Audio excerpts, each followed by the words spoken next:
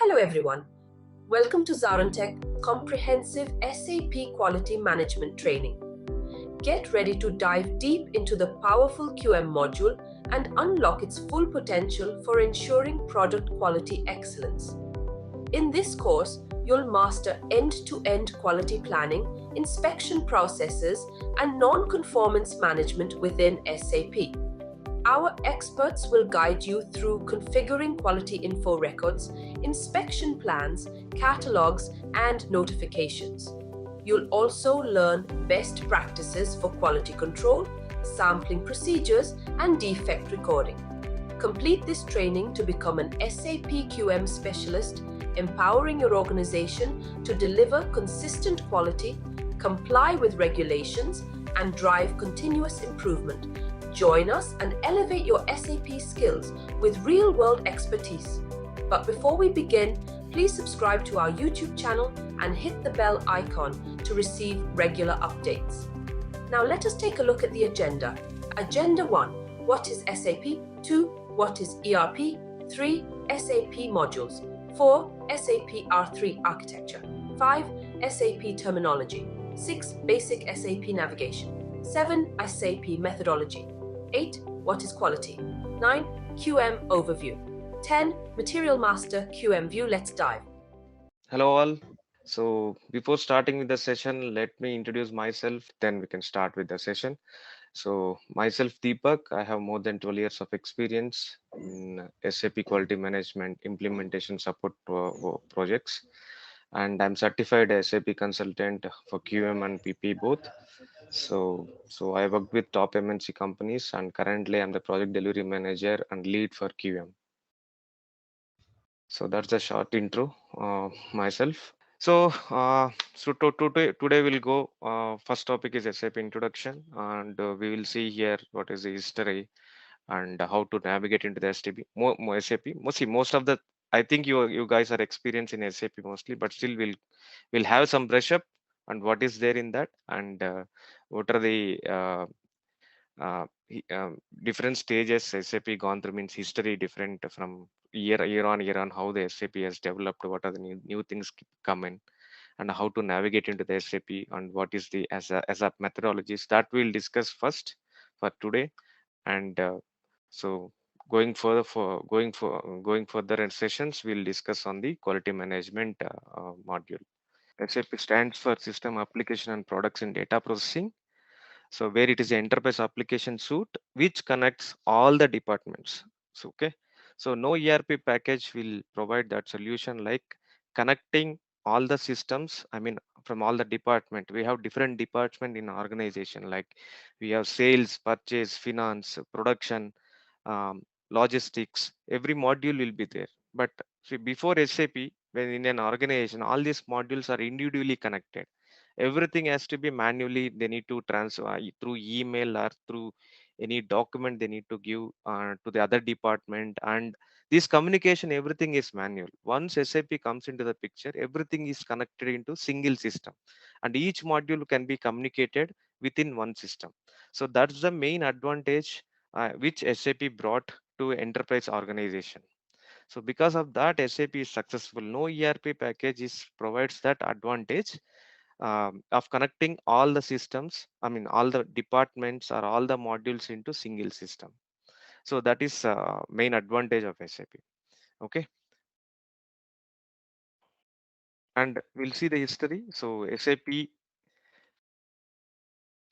software is founded in 1972 by ex-IBM employees. So there are 5 entrepreneurs named Dietmar Hopp, Hasso Plattner, Hans Werner Hector, Klaus Schira, and Klaus Wellenruther. So the main goal is like single system for all the industrial applications in the real time. That's the main goal, and they started this software headquartered in Waldorf, Germany. Okay, any questions? Clear? And this is the history of SAP. Okay, in 1972, first they started with MIAS, the software system name MIAS, where it is a limited, I mean, applications included here. like materials management, like account information. Uh, so this is a minimal, minimal applications is included in here in 1972. But the main era of SAP started uh, in after 1991, and still in 1981 to 1990 is the R2 era, where they have added some additional features and additional facilities for MIAs. So in that they included some multi languages and multi currencies, where mostly European companies is using this. But the main revolution started in 1991 to 2000, where R3 come into the picture, and a new software of R3 architecture of SAP comes place. So with this, actually what they have done is, like in R2 era, there is only specific modules are included, but in R3 architecture, business, uh, most of the modules, everything is included in R3 architecture. That's where the globalization of SAP started, and this is the main era where SAP is successfully um, absorbed or meet to many customers in the world globally. So during the period 2001 2010, it is called e-business era, where the SAP was integrated with e-commerce applications and other portal, where multiple systems can be connected with the existing SAP system. And through internet we can log in into the web portals, and we can send the data to the customers. So this is mainly for e-business era. The SAP R3, whatever the functionality is there, additionally we connected with e-business. So everything like yeah, third party applications can be connected easily with this solution. Okay. And 2011 to present is a digital revolution. So where SAP HANA came into the picture, cloud, SAP Ariba, SAP acquired SAP Ariba, Hybris. There are different companies actually, they acquired them. So SAP Ariba majorly into procurement, and SAP S4 HANA is included, and currently Rise with SAP. That's a new thing SAP brought in, and SAP BTP. Now aggressively SAP is targeting on BTP, business transformation process, where cloud implementation, everything is happening under BTP.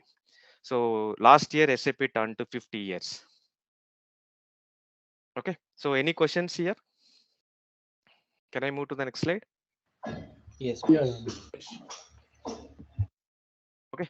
So when the R3 come into the picture, so this is the R3 system business module. So where before in R2 there is a limited modules is there, but R3 majorly. So all the modules are included here, like uh, metals management, sales distribution, production planning, quality management, plant maintenance, human resources, financial costing, and asset fixed management project system. So office communication and industrial solutions is a separate box. It's not a part of R3. So this is the R3 system business model. And coming to R3 structure, before R2 we have database and application layer in single layer, servers in single layer, and presentation server is there is R2 means it's a multi-layer, means with the two sections only. One is database and application server is only in single box, and presentation server is in one box. But R3 uh, R3 separated the database server and application server and the presentation server. So this is R3 architecture. What is the advantage here is you can connect um, or you can customize the applications directly to the application server, where the ABAP everything is in application server. Through custom solutions, you can connect the boxes to the application server, and database server means there is a load decrease and speed increase to with the R3 architecture.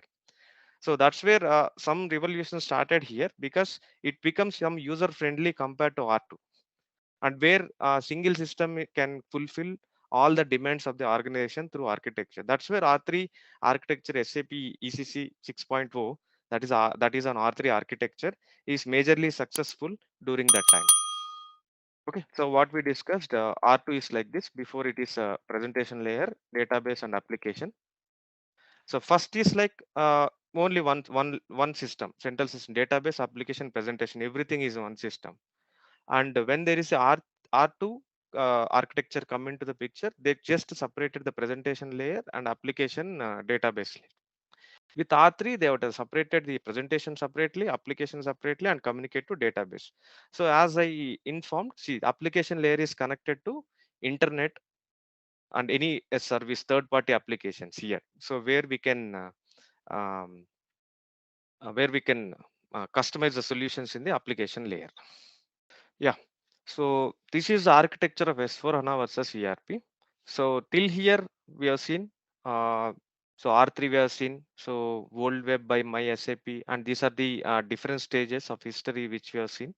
Memory computing. So 2011, it is in memory computing, that is S4 HANA we introduced, and yeah, business warehousing in 2012 by SAP HANA. Business warehousing is a model where the analytical, all the analytical information will store in business warehouse, and here we can develop a reports, analytical reports, majorly where actually it comes with, once HANA DB comes into the picture, where the analytical things and speed of the database increased when compared to R3, normal traditional SAP ECC. And more analytical reports development become easy because of uh, increase of the speed on the DB. That is one advantage they took. They brought in for SAP Business Warehouse by SAP HANA, and 2014 they created one more module like Simple Finance, which is a separate box, and that fulfills all the finance solutions. Okay, so with us for S4 HANA, all these separated modules like APO, EWM, TM, these are separate boxes before. So they brought in entire other modules, which is like a separate boxes before, they brought into single system now. Okay. And one more advantage with SAP S4 HANA is like before in SAP ECC, we have separate tables based on the your transactional data or master data. Now S4 HANA, what they have done is they clubbed all the important tables, which is interlinked. Before we need to, if you want to develop any report, you need to link multiple tables. For example, in quality, if you want to develop a report, you need to go to calls table, and you need to go to the QM or results table. You need to go to the different tables to build up a logic. Now SAP brought up a model in S4 HANA, like clubbing of multiple tables, like 4 or 5 tables into single table.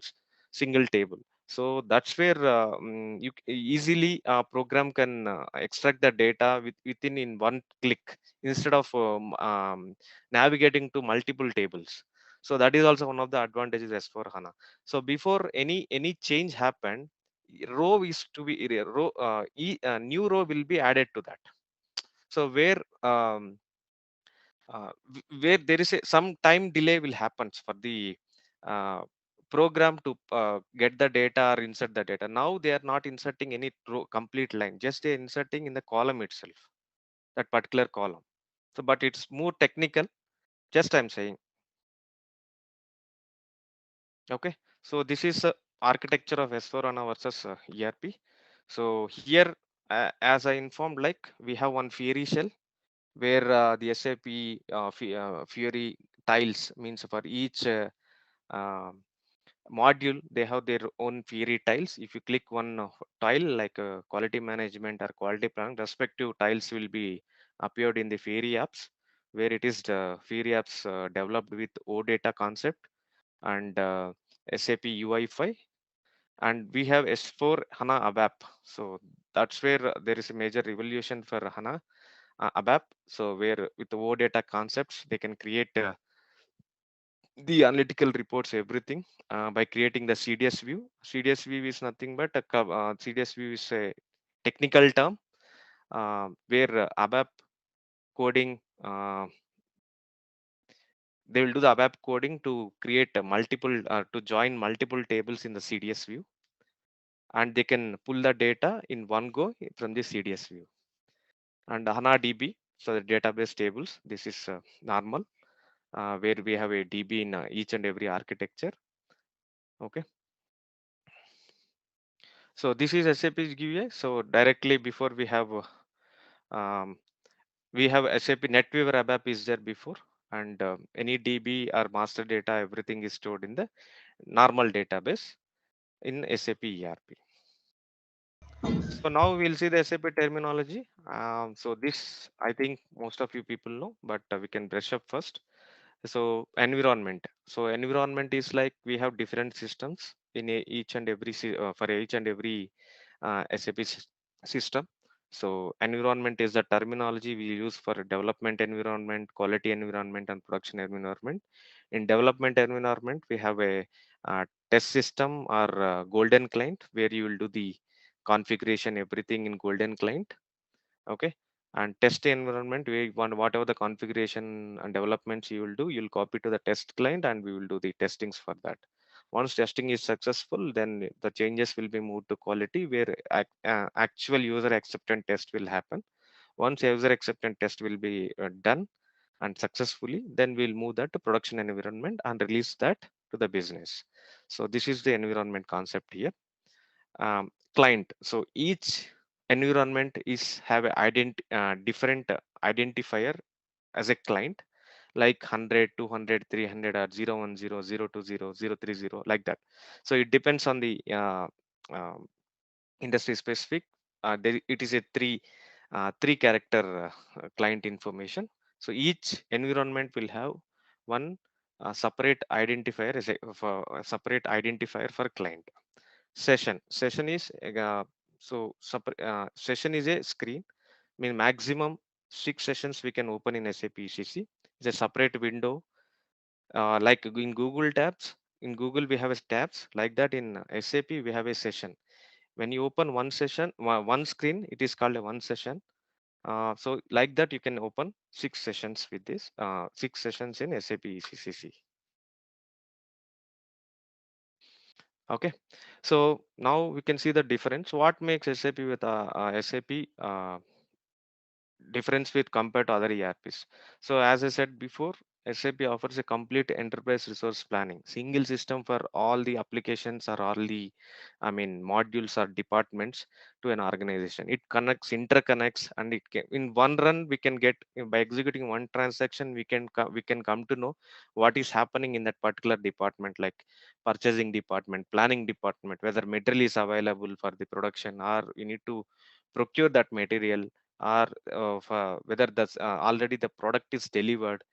Especially for top management, what is the sale happened, what is the profit margin, everything can be seen in by executing particular transactions in their respective modules, and we can get all the information. So that is the one main advantage of SAP, and that's where SAP stands uh, in a top place when compared to other. Still, the other ERPs have their own advantages compared to SAP, but still they have only limited solutions. So Oracle majorly will use for procurement purposes, or finance purposes, but not for all the applications. For example, for QM we cannot use Oracle. For PP we cannot use Oracle extensively. So that's where SAP stands different when in top when compared to other ERP solutions. Okay, yeah. So these are the different modules in SAP. So financial accounting is a core module, and financial supply chain management, controlling. So these three are terms as A2R. Okay, or it comes for industry terminal. I mean, in industry terminology, they'll call A2R, or it is like FI modules completely. So they will take these invoice settlements and asset management, GL accounting, and product costing, cost settlements for the process orders or quality. Everything will be done by these FI modules. Metals management, all the procurement activities. right from procuring to right from procuring goods receipt, issues to the process order, entire things will be managed here in materials management.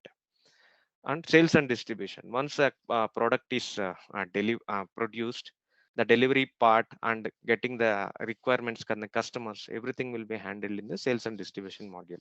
So logistics execution, so logistics part is taking logistics part is majorly we have MWM, EWM, TM, transport management. Transport management is linked with sales and distribution, and MMEWM is linked with materials management. So materials management, I mean inventory management, they will get, they procure the material, they have done the goods receipt. From there, WM and EWM comes into the picture, and they will properly store that material in respective bins and respective to storage location and in respective storage types. These things are taken care by warehouse related activities will be taken by WM and EWM modules.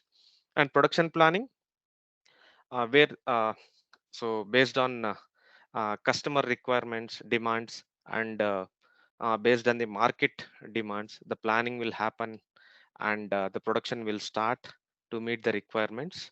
And APO is a planning tool which will be integrated with production planning module, and IDB is the S4 HANA planning module, and PPDS also we have in S4 HANA, where the planning will be taken care over there. And quality management, so this is quality management where all the quality activities, whether whenever you are procuring a material, whether that material is as per our quality standards. When you're producing a material, once the material is completely produced, it is as per our standards it comes. And when you're delivering to the customer, as per the customer requirements, we are delivered or not, these kind of things, everything is handled in quality management module. And quality management is linked with all other modules. It's integration module actually. It's not individual. It is interconnected with each and every module. So we can see that in coming sessions. And plant maintenance. Plant maintenance usually for breakdown maintenance, preventive maintenance. So for equipment management, everything will be handled in the plant maintenance. Like coming, if you have any industry, we need a, for example, in chemical industry, you need a reactors, you need a some machinery, so and you have some trucks in the plant. So instead of giving to the external vendors, so organization will have this plant maintenance team where they'll maintain all these equipments, calibrations, everything will be done for the equipment. And these all, that facility also can be accommodated in the SAP project system. So there are some products where for example, there's a in project system major, for that project only they'll produce and deliver it. Once the project is completed, then that production will stop. So these project, all these kind of requirements will be taken care by the project systems. And human resources, so they will take care of these employee, uh, what we call employee relevant information, the database maintenance, salaries, everything will be taken by login, logout, and timings, everything will be maintained by the human resources. Okay, clear? Any doubts here? No. Thanks. Okay, so you know this. So this is the daily terminology we'll use. Transaction codes in SAP. Each activity will have one transaction code. Okay, so like QA32 and QA33 for you, if you want to see this um, quality relevant inspection lot list. So this is a main terminology we use. So it has a unique numbers. So for each screen or transaction in the business process, whichever you want to execute to create master data or transactional data. Okay. So this is the logon pad. So you guys know. So where the system ID, everything will be loaded here. By one click, you can open the system. This is a logon screen where you can change the um, initially. Whenever you log in, this screen pop-up will come to change your new password, because temporary password will be provided by your security team here. So once you enter the temporary password, then this pop-up screen will comes where you need to change your password. Okay, and this is the screen. So where in SAP, each session is divided into three main areas. One is screen header, where you can see some of the buttons which have their own functionality, and in the screen body you have all the SAP menu here, and status bar. Status bar, you can see all the messages at the below. So whatever the information or error messages during your transactions, during creation of your master data transactional data, you can see that messages here in the status bar. Okay, so this is the menu bar where you have some additional buttons. If you click that buttons, then you can navigate to different functionalities, and application toolbar and title bar. For each session you have one title bar with respect to your transaction. Okay, and these are the different types of button: enter button, save button, back button, exit, cancel, print button. Okay, so if you want to find something, instead of manually searching, click on the find button, you can enter, then you'll SAP can directly take you to that button. And whenever you have a print, if you want to see the first page, previous page, next page, to navigate the multiple pages, so these are the buttons you have. Okay, and these create session, create shortcut. If you want to have any help, or you want to customize your layout, and this is the execute button for the reports. Okay, and this is the application toolbar. So where you can see the user menu, SAP business workplace, where you can get this workflow related emails into the business workplace. And you have some add and delete buttons, and favorites, move down buttons will be there.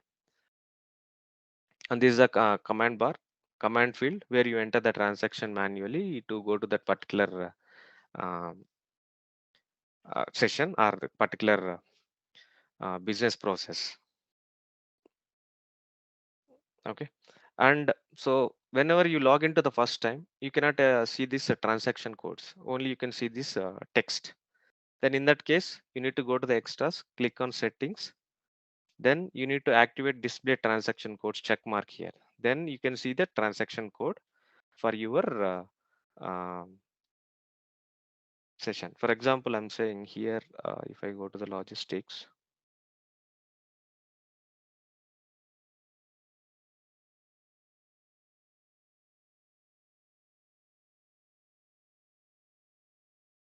so you don't have any technical names now. So if you want to see that technical details, I mean technical transaction code, then you need to activate this. Okay, now you can see here that respect to transaction codes.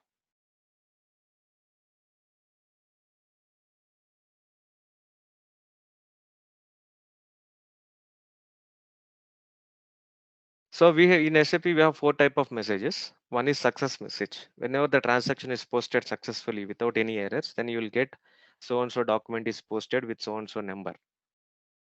Okay, so this is a success message. Sometimes you'll get information message. So information message in the sense, it's like it's not a warning, it's not a error message, it's just information it will provide.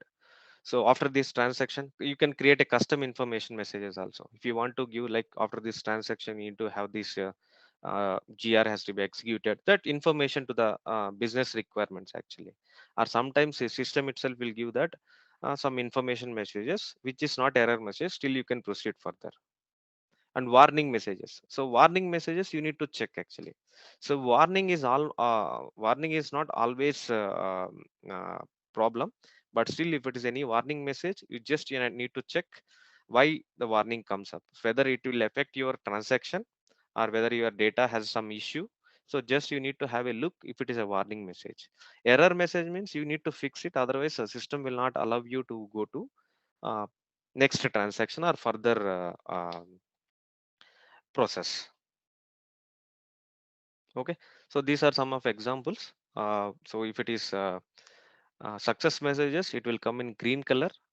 So it will give that document number or inspection lot number created, or a GR number posted, like that it will give. It's a warning message.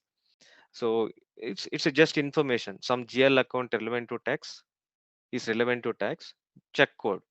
So whether you are posting to the current GL account or not. So majorly warning messages we'll use for financing to have a recheck whether they are posting to current GL or not, or something. So majorly impact on money, right? So there they'll use majorly more information messages.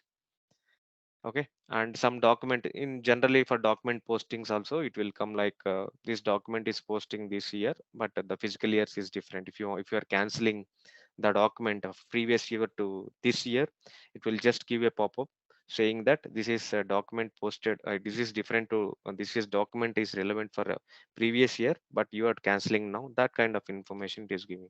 And if any error messages, directly system give that error message.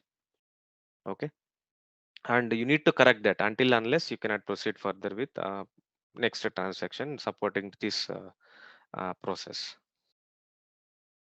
Okay, so if you want to see your own data, means your profile, you need to click on user profile here under system user profile own data.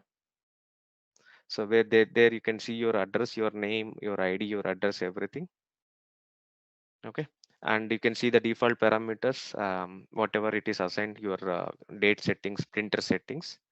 So that you can see here. This is just your settings relevant for your ID, which will be maintained by security and basis teams. So anyone worked on SAP methodologies?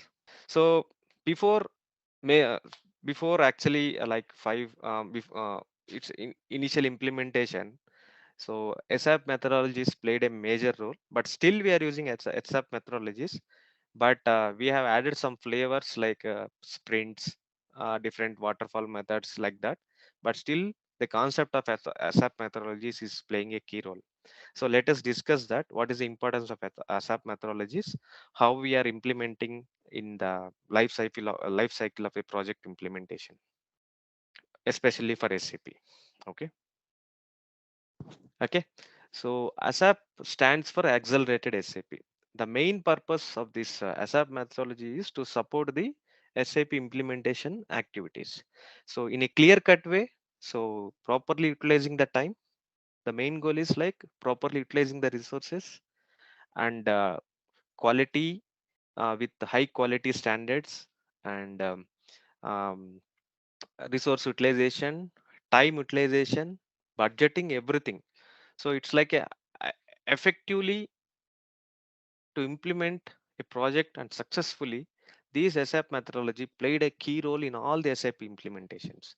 Till this flavor is there in all the new approaches. Waterfall model, you can take it. You can take sprints. We are following this. But only thing is like it is mixing. All the phases are mixed in particular things now. So they mixed up 2-3 phases into one phase, and they created the new models. But still, the SAP methodology is the main um, backend for that. Okay, so these are the ASAP methodology roadmap. So the phase one is project preparation. So this is the first step where uh, here most of the consultants are not involved. Only the project managers or senior leadership, business stakeholders, and senior business architects, they'll involve here, and they'll plan everything what are the resources are required, and um, resource in the sense what is the hardware is required, what is the software is required, and um, or to understand the at least high level of the business requirements, whether we can fulfill this requirement, and what is the timelines, project planning, everything will be done in the project preparation phase. So this is the initial phase. All the kickoff activities will happen here. Once the kickoff activities and resources, everything is onboarded, then we'll go to the business blueprint phase. So business blueprint phase is very important, where we'll study the existing solution, means whichever is currently business is running, and based on the study, of the current and understanding the current business process. So we will say like we can club multiple business scenarios into single business scenario. So you guys are doing in different way. Let us have a best practice, and this is what we are going to implement, which adds a value to this value to your business. And this kind of modifications, everything we will propose, and whatever as is we study as is the current business, and we'll prepare the to be process flows. Means to be means after implementing of the SAP, this is how your process looks like. This is how your business has to run. This is what we will prepare here and will present to the business. Once the business blueprint is accepted by all the business stakeholders, then we'll go to the realization phase. So realization phase is the main the development phase we can call. So where we will do the baseline configuration first, and after doing the baseline configuration, we'll start unit testing. Then at least 80% is fulfilled. Then we'll go with the customizing process, where we need to do any custom solutions. Means we need to develop any reports, forms, labels, or any enhancements to be done, any custom transactions to be created to meet the business. That entire things will be done in the relation phase. And main thing is system integration testing will do here. So cross with all the modules, cross functioning modules. So end to end business scenario execution, everything will be done by the functional consultants in the relation phase. So phase 4 is the final preparation phase. So final preparation phase is we are ready. We are ready here, and we will give system to the users, and all the user acceptance test, everything will be happened here, and the end user training. So end user training also will be done here. So here final preparation phase means we will finalize all the business requirements, and no more changes accepted here. So whatever the business blueprint is there, if any changes is happening, at least realization phase we can consider. If it is a final preparation, all the requirements will be freezed, and we are ready for go live. So whatever the master data, whatever the transaction data is required, whatever the cutover data is required, that we will freeze it here, and we will ready for go live. Then once the final preparation is completed, then we'll go for the we'll have a go live. So in go live we have two phases: technical go live, business go live. Technical go live is we will uh, move all the changes, developments, everything into the production system, and we will not release the system to the business. Okay, where the functional consultants or respective SAP consultants will, cut our activities, right? So we need to maintain some custom tables. We have to upload the master data. We have from purchasing side, we have to upload the initial inventories, like stocks, whatever is available in the plant, that inventory stocks will be maintained over here. Some of the FI activities. So that these kind of things, master data, everything will upload in the technical go live place phase. Once technical go live is successfully completed, then we will release the business to the actual go live, where business can use the system and run the day-to-day transactions. So once the business system is released to the business, we'll provide the go live support. So go live support is a free of cost for certain period of time. As per the contract, it will be 3 months, 1 month, 5 months, 6 months, where the production team, I mean implementation team, will support. So whatever the issues in the production user spaces, they'll create a ticket or a request. Then the implementation team pitch in, and they'll support the business users to run their day-to-day business without any issue. Once the support hypercare phase completes, then it will be given to the support team, where the support team will take care. Later on, implementation team will come out of this project completely. So this is the this is one roadmap. So this is by SAP AG only. Okay. So where first is a project preparation, as we discussed, initial project planning, how to project approach. Okay. So training relevant, and project kickoff presentations will be prepared over there. Technical requirements means what is hardware required, what is the softwares required to support this process. and so any quality relevant checks is required to implement, because if it's a validation systems, we need to complete the quality relevant activities also, means validation relevant activities also for that particular what we call organization to proceed with the project kickoff. So that kind of activities will be done in the project preparation business blueprint. So here, as I explained, we will explain what is your current business process and organizational change management, means how your business organization currently happening will change once the SAP implementation is done. I mean, SAP implemented and SAP system is in place. That kind of change management, everything will be discussed in the business blueprint. So here we will do the business process analysis and we'll define the business process definitions, everything. So realization phase, baseline configuration to the system, and we'll manage the development system completely. We'll develop a programs, interfaces, or any enhancement required, etc., which is a complete custom solutions. And final integration test, so where entire modules will be end-to-end tested. And the final quality checks. Quality check, why the quality check is required in each and every phase is that is a final stage of that particular phase where we will check whether all the demands are met. Like in the relation phase, we need a documentation part, like business blueprints are signed off, our FRS, functional requirement specifications, are completely done and accepted. These kind of things will be there. Some project management side, so all this required sign offs, everything will be done. So that quality gate will be there. Okay.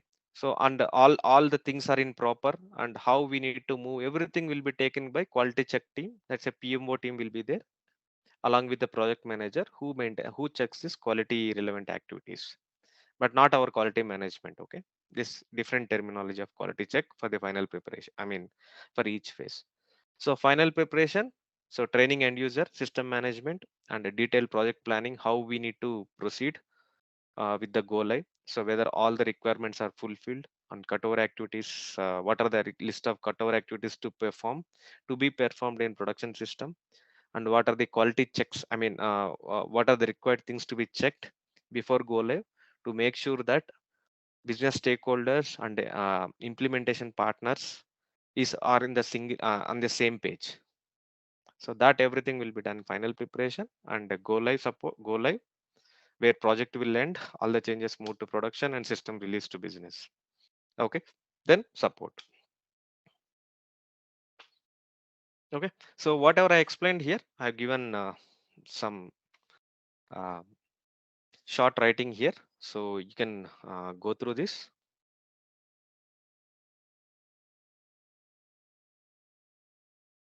Okay, so project planning, identifying the team resources, so everything we have gone through, so you can go through this slide.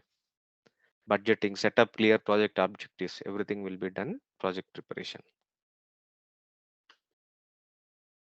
So business blueprint, so understanding the current business requirements and goals of the company.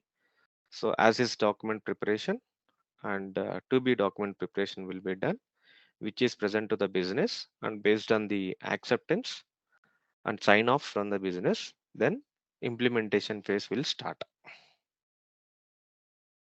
Okay, so this is like business blueprint requirement baseline configuration. Based on the business blueprints, we'll do the system configuration, and we'll finalize the configuration part also to meet the business requirement here. And yeah, above developments, configuration test, unit test, system integration test will be carried over here. And this is final preparation. So all the user acceptance test as per the blueprint will be completed, and user trainings will be done. System management and cutover activities will be finalized. So all the open issue. So at this, one more thing is very important in the final preparation. So whatever the open points and open issues which we get the feedback from the business during UAT or any phase before go live, we have to complete that in the final preparation, until unless business will not give go for the go live. So there is a instances happened like go live is postponed to 1 2 months, or sometimes it will be more, because if you miss some critical business cases. That's why this final preparation phase is very important. So see, if it is not like critical process, then we can take uh, situations like if it's not a critical process and we can proceed with existing solution, and later after go live we can fix this in within short time, short span of time, it's fine. Some critical phases will be there. These are especially in finance. We'll get finance side. We will, because of communication gaps, because of the user is not more knowledgeable to give to understand the SAP system, or he missed some business cases. In that case, during the testing, these things will come out. That time we need to act in urgency, and we have to fix it.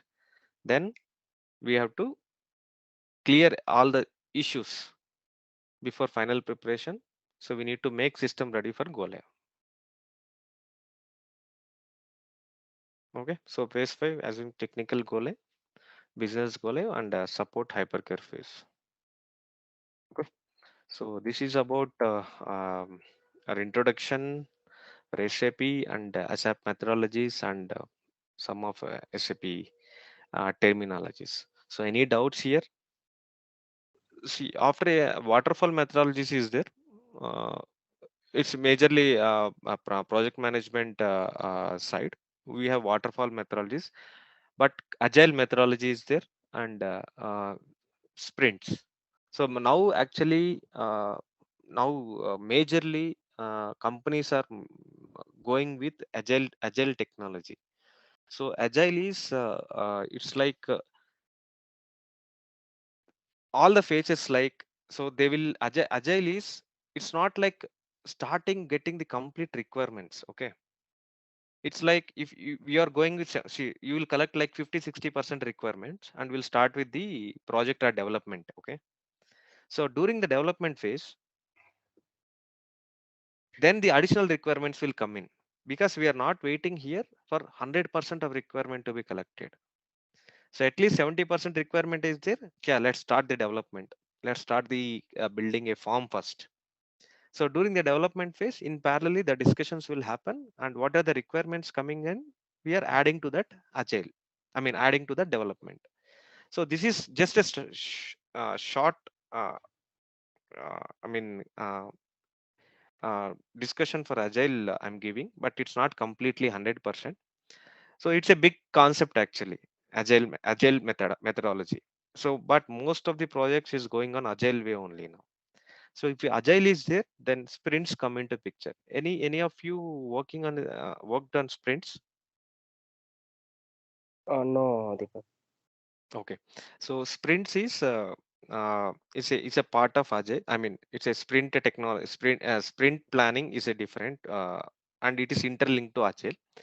So what the project management will decide is like, so there are like 100 objects. Okay, for example, custom objects I'm saying. Okay, so we need to develop, for example, 100 forms in simple terminology I'm saying. Okay, 100 forms we need to develop within 5 months or 6 months of time. Now what we will do is, we will divide this 100 forms: critical forms, okay, top priority forms, complexity forms, or medium complexity. Like that, they will divide these things. Okay, so then they'll create a sprint 1, sprint 2, sprint 3. Like 6 months, they will plan for 20 days each sprint, for example, I'm saying. Okay, so sprint 1, these are the set of forms to be developed. Sprint 2, these are the set of forms to be developed. Sprint 3, these are the set of forms to be developed, testing everything.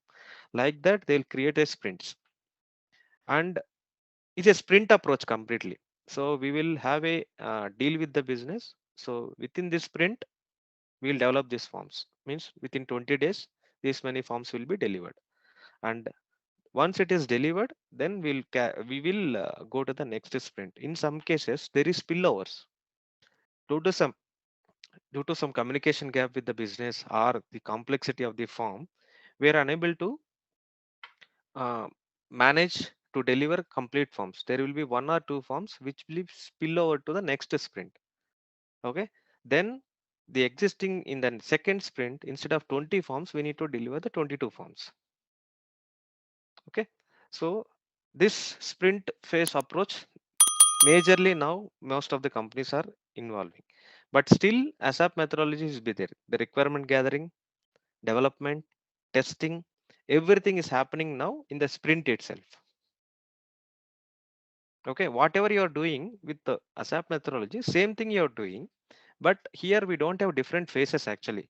After completing the project preparation, you are not going with, we will not start with business blueprint. So after, without completing business blueprint, we will not start with relation phase in ASAP methodology. But in Agile methodology, everything is included. So once the kickoff is done, then our development, requirement gathering, everything will be started, because there we will go with the high level requirement gathering. Okay, then we will deep dive. So going further in the next phase of the Agile, we'll deep dive into the requirements, level 1 requirement, level 2, level 3, level 4, level 5 requirements. That we'll go. Okay, that's a some of the uh, different types of models which currently majorly this our consulting companies are bringing to the client, and they are presenting like it's more advantages, and the delivery will be happens in well in advance. That's how the approach is happening now. Before the timelines whichever they are expecting, that's what we are presenting and we are delivering also. Okay, so what you know about the quality? Let us go through what is a quality here.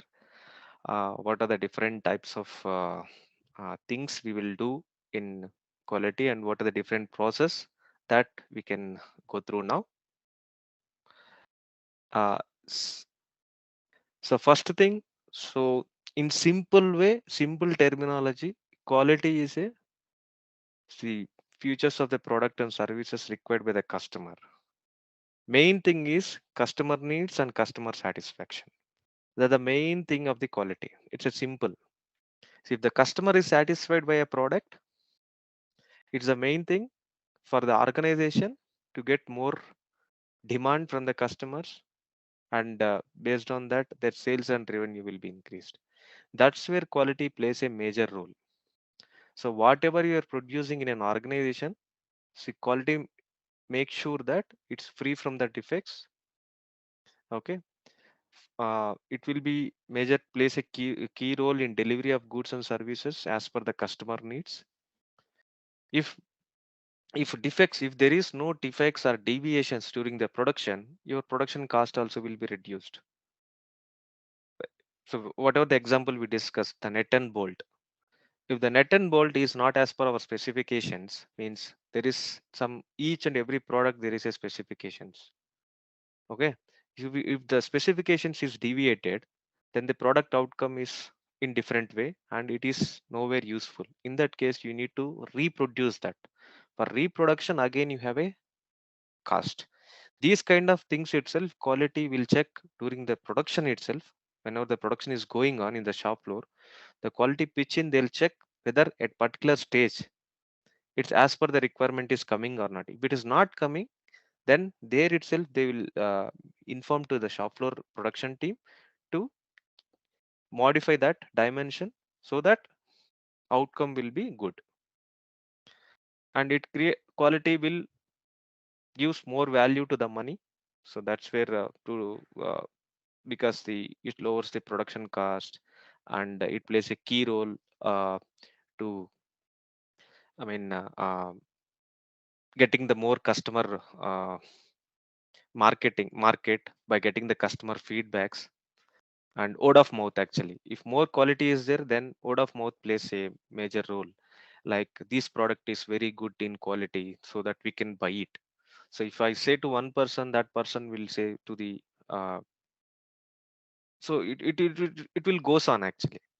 Okay, that's a word of mouth. So it's majorly quality plays a key role for any product you take. If you take any shirt, So if its quality is good, then we'll give a feedback, so the other person will buy. So that's where the quality plays a key role. And also quality decides. So if you check a t-shirt, you have a label on the t-shirt. It should be ironed below 30 degree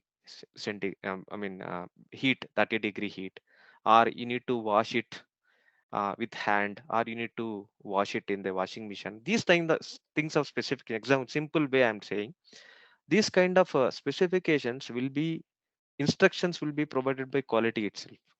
So coming to quality management is SAP. So quality is the only one module which is designed by following or including all the international organization standards for organization for standardization. We will call ISO standards. In India, we have ISO standards. In US, if you go to the FDA, Food and Drug Administration. So here in ISO 9000 and 9001, 9000 is for document management system. It's a quality document management system where the certificates or some procedures, everything will be comes under ISO 9000. And 9001 is like for quality management system. What are the activities to be done? We have different types of certifications for industry standards like 9000, uh, 2001, 2003, 2005. That is the year on certifications actually. So some of the organizations, if especially these chemical pharmaceutical companies which deals with drugs, pharmaceutical chemicals, so they need to fulfill this ISO standards. Until unless these standards are maintained, so these cannot be uh, sell to other countries. So there will be some stringent restrictions. So because of that reason, the company itself will certify, will go to the certification of these ISO standards. So we are maintaining these kind of standards, ISO 9000, 2005, 2008. So there are some certifications. If you can check uh, related to this certification, you can get to know what is this standards. Okay, they have their own setup in that. They have their own steps to be followed, and validation guidelines. Okay, we'll call as a best practices, GXP guidelines. um, okay, like good manufacturing practices, good laboratory practices. X is a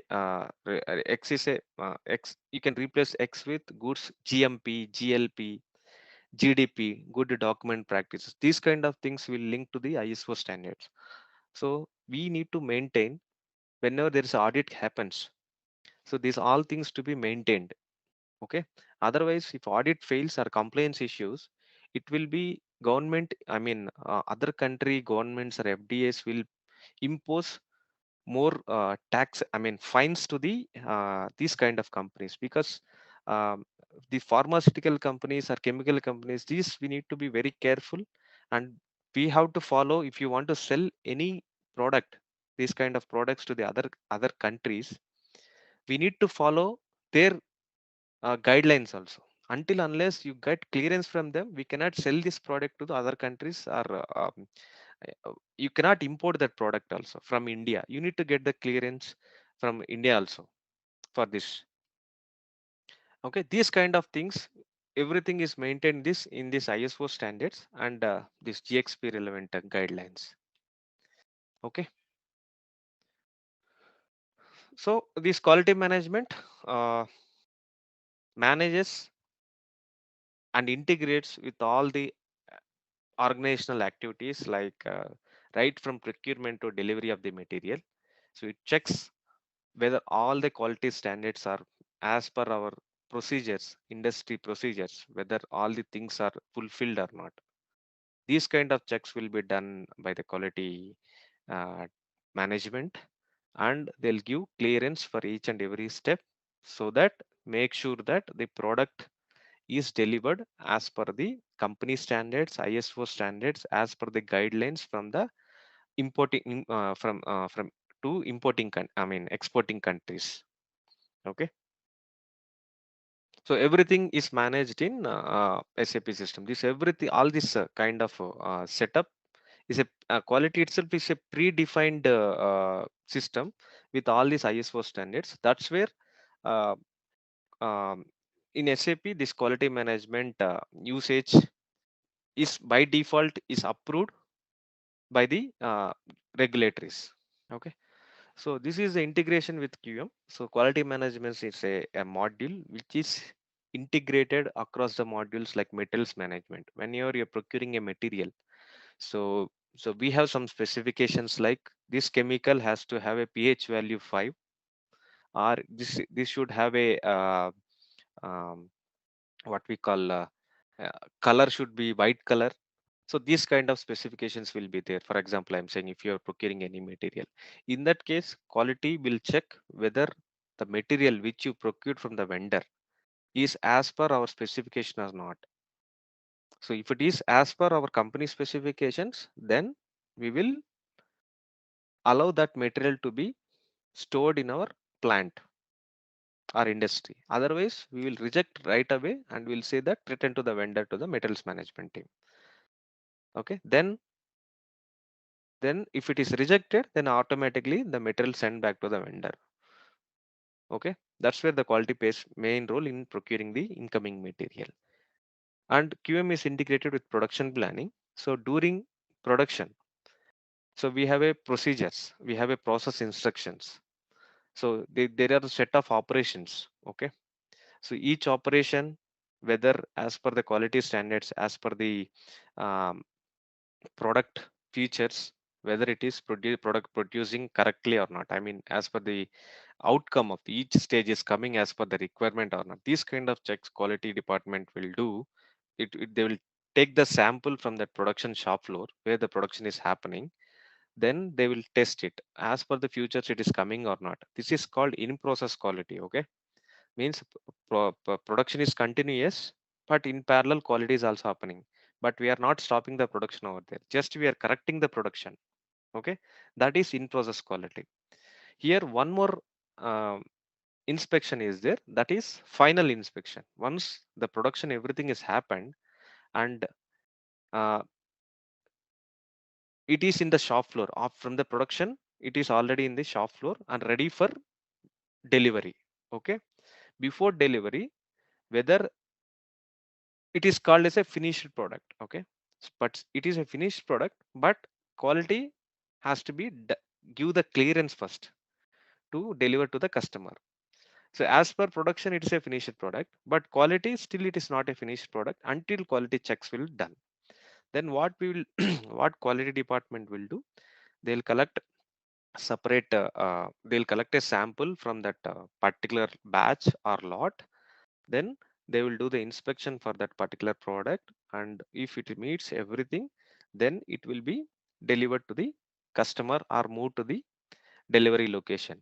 If quality finds some deviations which is not as per the market standards and as per the which is not as per the market standards and also as per the customer requirement or as per our industry standards, then we will inform to quality department will inform to particular production team. So you need to rework on this product, you need to correct this.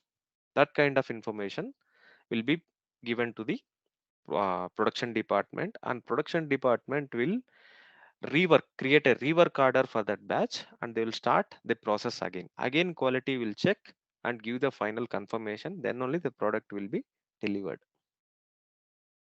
Okay, again, so there is a next, it is a delivery. Once the production is now procurement is done, I mean raw material inspection is done and prediction finished product inspection is done, and you can have a doubt why you need to have a inspection for delivery, because already we completed the final product inspection. There is a specific scenarios where customer will ask that I need this product to be delivered in so and so packing material, I need a dimension, so you need to deliver only in a box which is having some dimensions like 20 30 mm kind of thing. This kind of requirements will be there. So and there is some dangerous goods will be there. So then and regulatory also means some other country regulatories will give some instructions. So this has to be delivered in particular temperature, like that. There is some instructions will be there. So because of that reason, quality will also plays a major role during the delivery of this product. Whenever the sales order is created and a delivery is created, system will stop that delivery until quality give the clearance. System will stop that delivery. So quality here checks only the dimensions and as per the customer requirements whether we are delivering the product or not, but not it is a quality check for the product. It is like a specifications of the customer requirements. Sometimes customer ask like, I need one more characters to be checked. So in that case, only for that particular customer we will check that particular parameter. So because our batch is having already some 10 characteristics which is already checked, but one customer needs one more extra characteristic. Okay, for one characteristic, instead of inspecting again all producing batch again for one customer, what we will do is, in the existing material itself, means existing finished product, we'll check this additional parameter for that customer. If that parameter meets our demand, our product meets that characteristic requirement, then we deliver the same characteristic and we will provide that additional characteristic certificate to the customer along with the 10 characteristics. For one set of customers, we will provide a 10 characteristics as a certificate of analysis, and for this customer we'll provide 11 characteristics in the certificate of analysis along with the product. Okay, so fi will not plays a major role for QM, but only whenever there is a quality cost required to be captured. In that case only we have integration with fi. If majorly most of the i mean quality organizations so will not use the quality cost. So quality cost will be already included in the process of production product costing itself. So if any services is providing by quality, so there is a quality lab which provides a services to the third party organizations. So in that case we have a quality cost for this, and if they want to have a separate quality cost to be recorded, then we have integration with fi. Means we have a quality cost order will be there where it will be settled to the cost order all the activities which are incurred during the inspection, and it is settled to the cost order. Majorly this will be done by the costing team. Okay, so that's where FICO will come into the picture with integration with quality management. But until the uh, quality inspection is cleared for the raw material or finished product, the invoice clearance for the raw material will be restricted by quality team, and the production order settlement, so you do the technical completion is there, no? So until your QM is done, then technical completion of the production order or process order or invoice settlement will not happen. That's where we can control the FI also. Costing and payments to the vendors also we can control here. Okay, so if you want to know the quality management, you need to have a background of what is happening in materials management or purchasing, what is happening in production, what is the background in SD, and what is happening in FI. So this at least you need to have a basic knowledge, because QM is not an independent module, it is interlinked with other modules. So here we have an integration with plant maintenance, but that plant maintenance activities which we are doing, means calibration part, it's already within the QM. We have a test equipment management as a separate process. So there we cover all the quality relevant calibration activities. So that's a part of similar process which we will do in the plant maintenance itself. But plant maintenance is for equipments, industry relevant uh, machinery and all. But test equipment management is whatever we are using the equipment or lab equipments in the during the quality management process. For that we'll take care in the test equipment management. Okay. Okay. So this is some overview. Uh, so whatever we discussed, okay. This is also a typical QM overview where QM is integrated with other modules, how the entire process will happen. This is end-to-end flow actually. I have given one flow. Okay. First, we will get a customer orders. Okay. So our forecast, sales forecast, anything you can say. So first sale order will be there. Once a sale order comes in, then we will see whether finished goods is available or not. Okay. FG availability check will happen here. If finished goods is available, means ready for shipment. I mean, finished goods is available, then we will send directly that to that particular customer. If finished goods, I mean, finished product is not available, then we will run the MRP, material requirement planning. Production team will run the MRP. So during MRP run, if raw material is available, okay, then directly we'll create a process order. If raw material is not available, then purchase requisitions will be created through MRP and purchase order will be created through purchase order.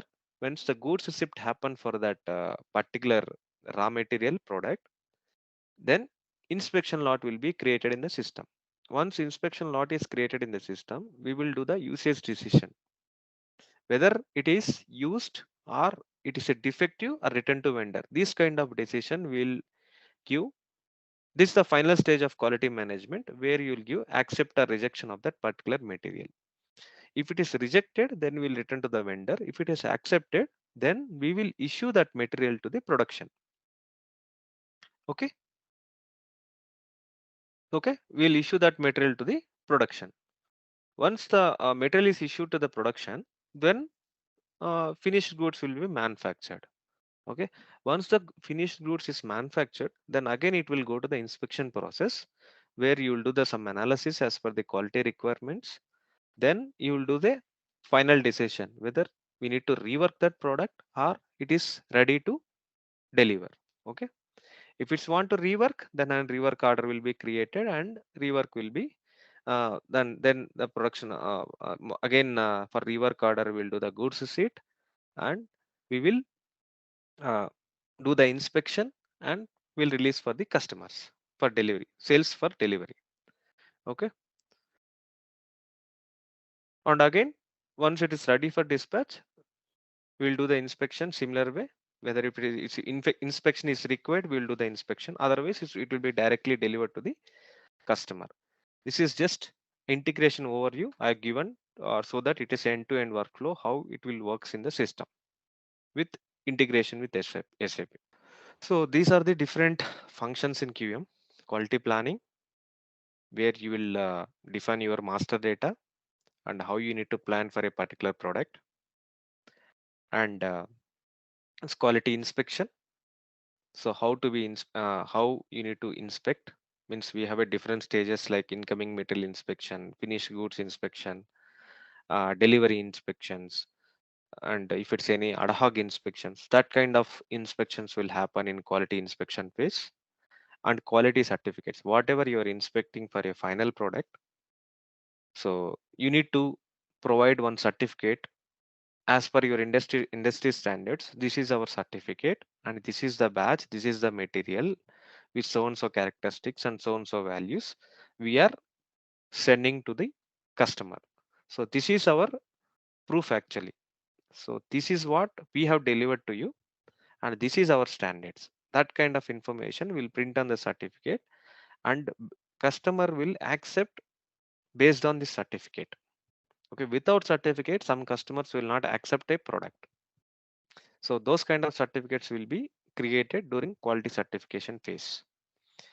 And quality notification. So quality notifications is for notifying the problems. If a vendor defect is there, if you want to record that vendor defects, any customer returns, customer defects to be notified, and internal problem notifications.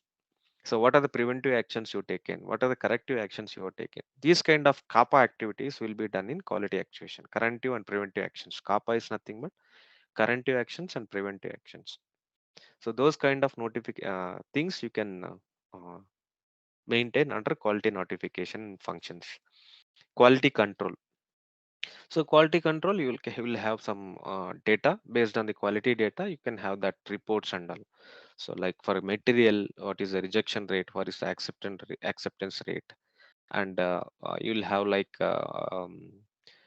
some charts you can see, and for particular characteristic you want the trend, that kind of data you can see in the quality control. So test equipment management, so where majorly we'll do the calibration activities in test equipment management. So stability study is the different topic completely. So majorly stability studies will be used by pharma food industries, but not by all industries. Okay. So discrete manufacturing, majorly we will not use the stability studies, only process manufacturing where this uh, food FMCG companies, where you need to have a shelf life to be maintained, batch, majorly batch management relevant, pharma relevant, you need to have a shelf life to be given to that particular product, where these kind of industries will use the stability studies. So this is the main part. You need to have more understanding, and this plays a major role in your quality management implementation in SAP. So for quality, see, everyone's thought that quality means just results recording, usage decision. Okay. So whenever you're working PPQM, they'll say that I'm working on QM. So PP, I know QM also. But what they know is just results recording, usage decision. But main thing in quality and critical part in quality is a master data. If your master data setup as per the business process is perfect, then your life is easy in quality management implementation, and the business runs in smooth. If you have a deviation in your master data, it will have more impacts. So that's where for quality management, master data plays a key role. Okay. So going further, we will see this master data. All right, let's test your knowledge. Here's a question for you. Which of the following is not a component of SAP quality management? Option A, quality planning. Option B, quality inspection. Option C, quality notifications. Option D, quality costing. Take a moment to think, and when you're ready, choose the correct option. Remember, each choice holds a key to unlocking the answer. Good luck. Type the correct answer in the comment section. Hey there, want to become an expert in quality management with SAP? Our SAP Quality Management QM course is here to help you master this essential aspect of business operations. You can take it at your own pace on our teachable platform. In this comprehensive course, you'll learn all about SAP QM, a powerful tool for ensuring product quality and compliance with industry standards. From setting up inspection plans to managing quality notifications and certificates, this course covers everything you need to know. Don't just take our word for it. Our students rave about the quality of our course and the expertise of our instructors. They found the course to be invaluable in enhancing their skills and advancing their careers. Best of all, our SAP QM course is affordable and accessible, making it a wise investment in your professional development. Are you ready to take your quality management skills to the next level? Enroll in our SAP QM course today and gain a competitive edge in the industry. Visit ZaranTech's website below for full details on the training. Quality planning. So quality planning. So majorly in quality planning, you need to plan what are the required master data is required based on your business process. Means what kind of inspections is required, what is the business process, where QM is integrated, and where QM plays a key role. Based on that, we need to plan our data. So that's where the quality planning function plays a key role to design the master data, and so to set up a master data which supports the transactional data during your business process execution in day-to-day activities. Okay.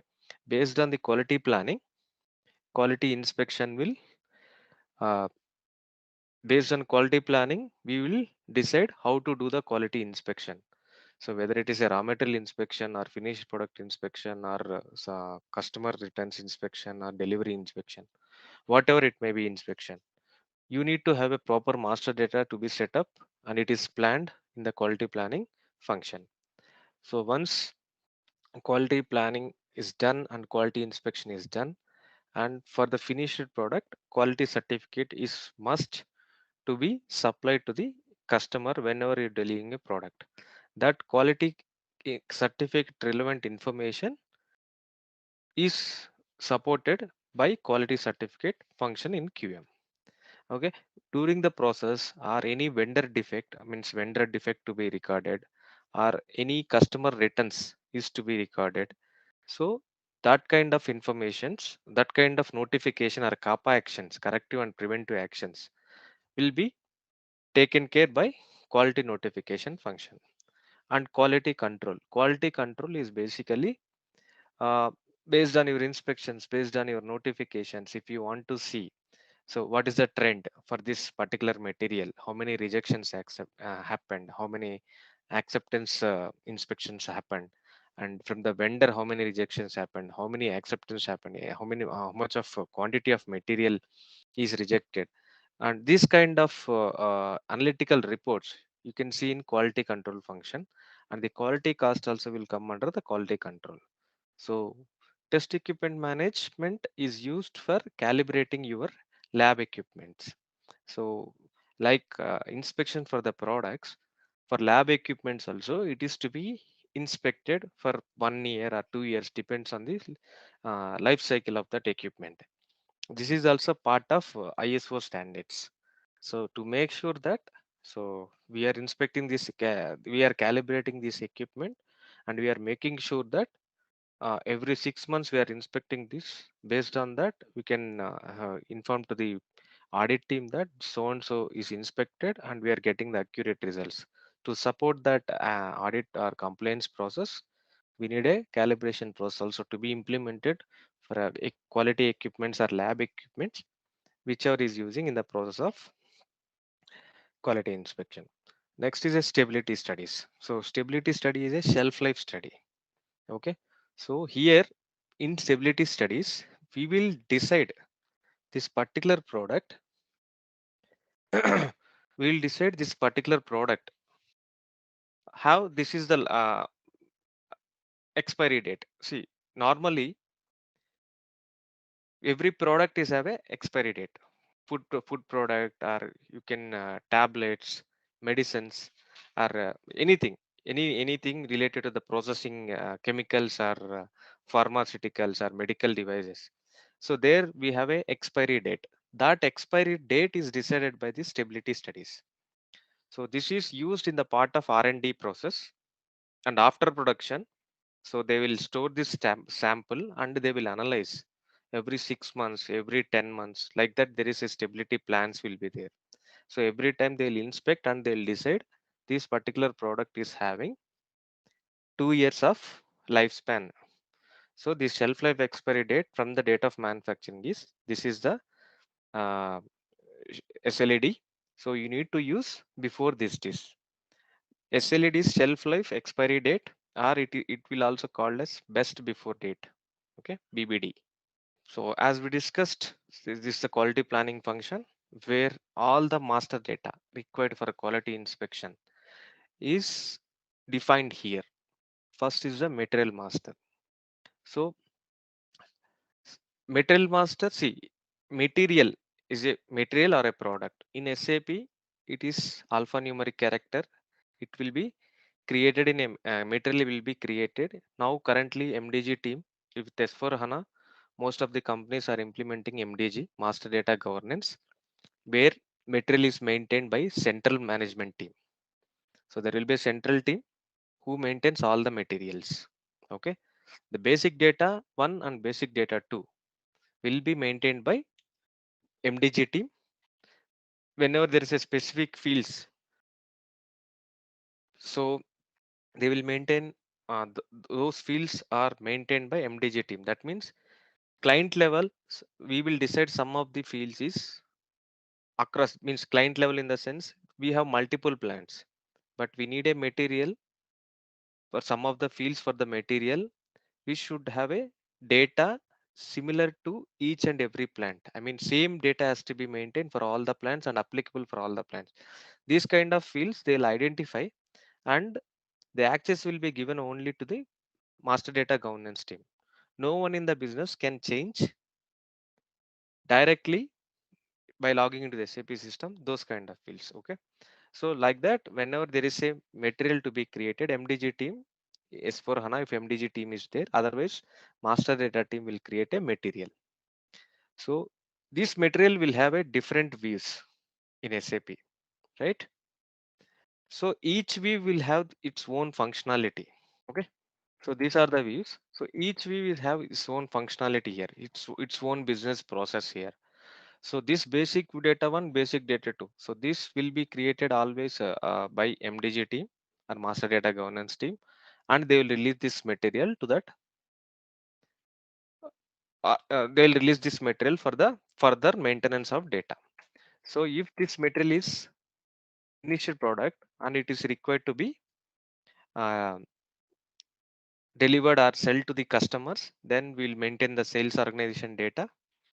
Okay, and if it is a material to be produced, then we'll maintain the MRP1, MRP2, MRP3, MRP4.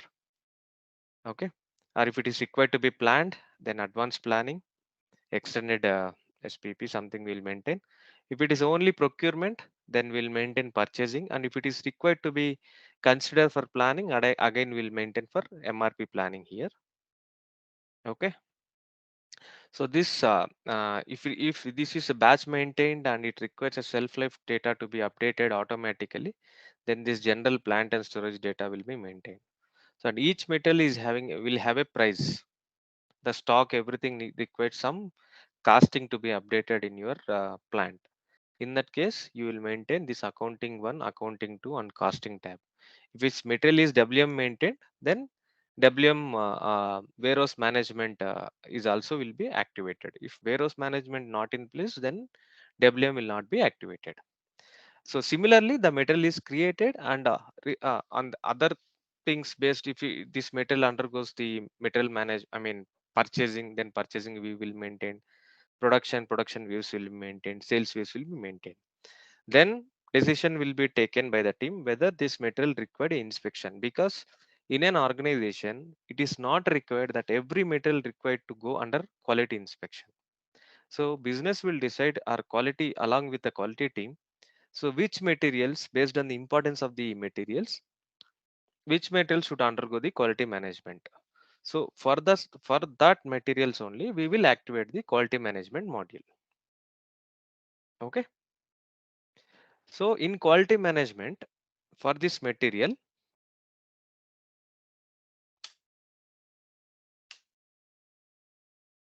okay.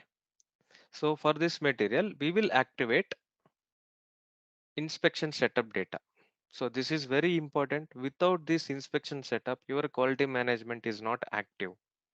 If you maintain the view without inspection setup, no quality will happen for this material.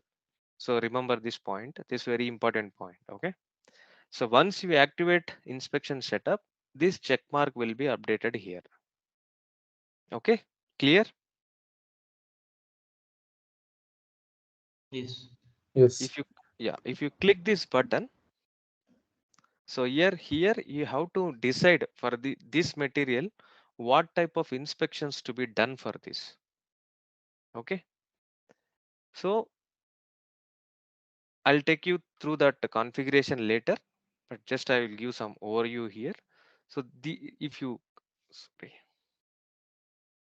yeah, so these are the inspection types which are available in standard, and some are the custom also is there because this is a test system.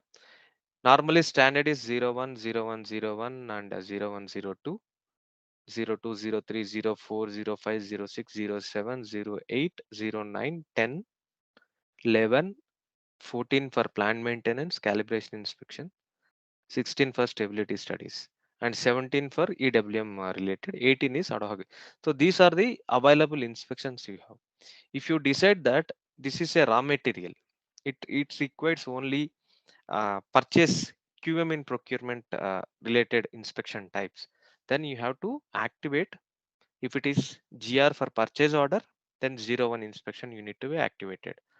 And if it is a stock transfer inspection also applicable for here, then 08 has to be activated. Okay.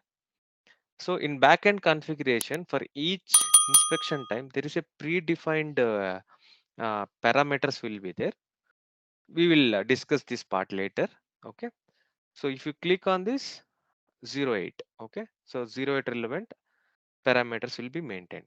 So first thing, inspection type is activated for this material because this is a raw material, and I will activate 01 and 08 inspection because whenever there is a goods receipt for order is happening, I need to be inspected for this material. Whenever there is a plan to plant transfer, stock transfer order will be stock transfer PO will be created, or intercompany PO will be created. I still want inspect for that particular material, then 08 I'll activate it. Okay, so clear here till now? Any doubts? Oh, Okay, and here we have QM material authorization key. So you can control quality related activities based on this QM material authorization key. Okay, so this plays major role during results recording. If you need any uh, means 4i we will call it as a 4i principle. So we can restrict with this only QA. We have two department, QA quality assurance and quality control team. Quality assurance team is responsible for doing the results everything. Quality control team is responsible for doing the usage decision. Means that a manager level they will check whether the results are correct, then usage decision will be done. So to maintain that, here we will maintain authorization key and we will divide the authorization. So this set of users will do only results recording. This set of users will do only usage decision. That kind of control you can do based on this material authorization key. Okay, and you can give access. For example, in a plant, there is only one plant in an organization, and you want set of materials to be inspected only by particular users, and set of materials need to be inspected only by particular business users. In that case, you can maintain this material authorization key. You can create two material authorization keys. You can give one for this set of users and other materials for other set of users. Okay, so that control you can do here, and also the signature process you can activate during results recording, and usage decision can be done by maintaining this material authorization key. Okay. Okay, then here procurement data. So this is one important thing which if you want to activate some procurement functions. Okay, so this tab plays a key role over there. So and here this is important point, you can note down this point. This QM in procurement active, if you activate this checkbox, okay, you can see my screen, you can see my pointer, right? This checkbox QM in procurement active, if you activate this checkbox, that means this material, for this material across the client, if there is n number of plants, for all the plants it is active because this is a client value, client dependent field. This one, if you activate for one plant, this will be activated for all the plant, means all the plants in the client. So your question is depends on your inspection setup. Based on yes. your inspection setup, you will decide whether stock required to be in quality stock or not. This is additional functions which you are activating during your procurement process. Okay, let me complete, then you will get clarity. But Oh, your question is relevant for inspection setup. Okay, when you activate the inspection setup, then it will go to Q stock based on your inspection type. Okay, okay, okay. yeah. So if you activate this, then the entire for all the materials means which wherever you activated for all the materials, it is applicable at a client level. Then if you activate this, then this QM control key and certificate type is a mandatory. Wait, let me go in change mode.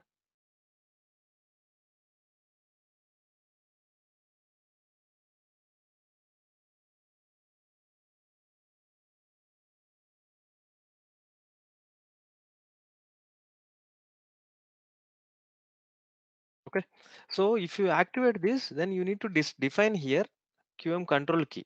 Okay, what is a QM control key? Okay, so QM control key plays a key role in deciding what are the functions to be active during your procurement process. So this is a configuration part where you need to define in the customization. So I'll take you through the configuration also, which is relevant for your master data. Okay, please let me know wherever you got it, you have any doubt, you need a further clarification. Okay, from now on, I need more interactive, because if you get more clarity on the master data, then only you can implement QM. Okay, without knowledge on master data, it is very difficult. So results recording usage decision is a simple process, but for doing that, you need to have a more clarity on the master data part. Clear, guys? Yes. Yeah. Okay. Okay. So in SPRO, you have a QM in logistics part. Okay. In under that, you have QM in procurement. So here you have defined control keys for QM in procurement. So already these are the control keys predefined. If you want to create a control key, you can select any one or copy, or you can create with the new entries. Okay.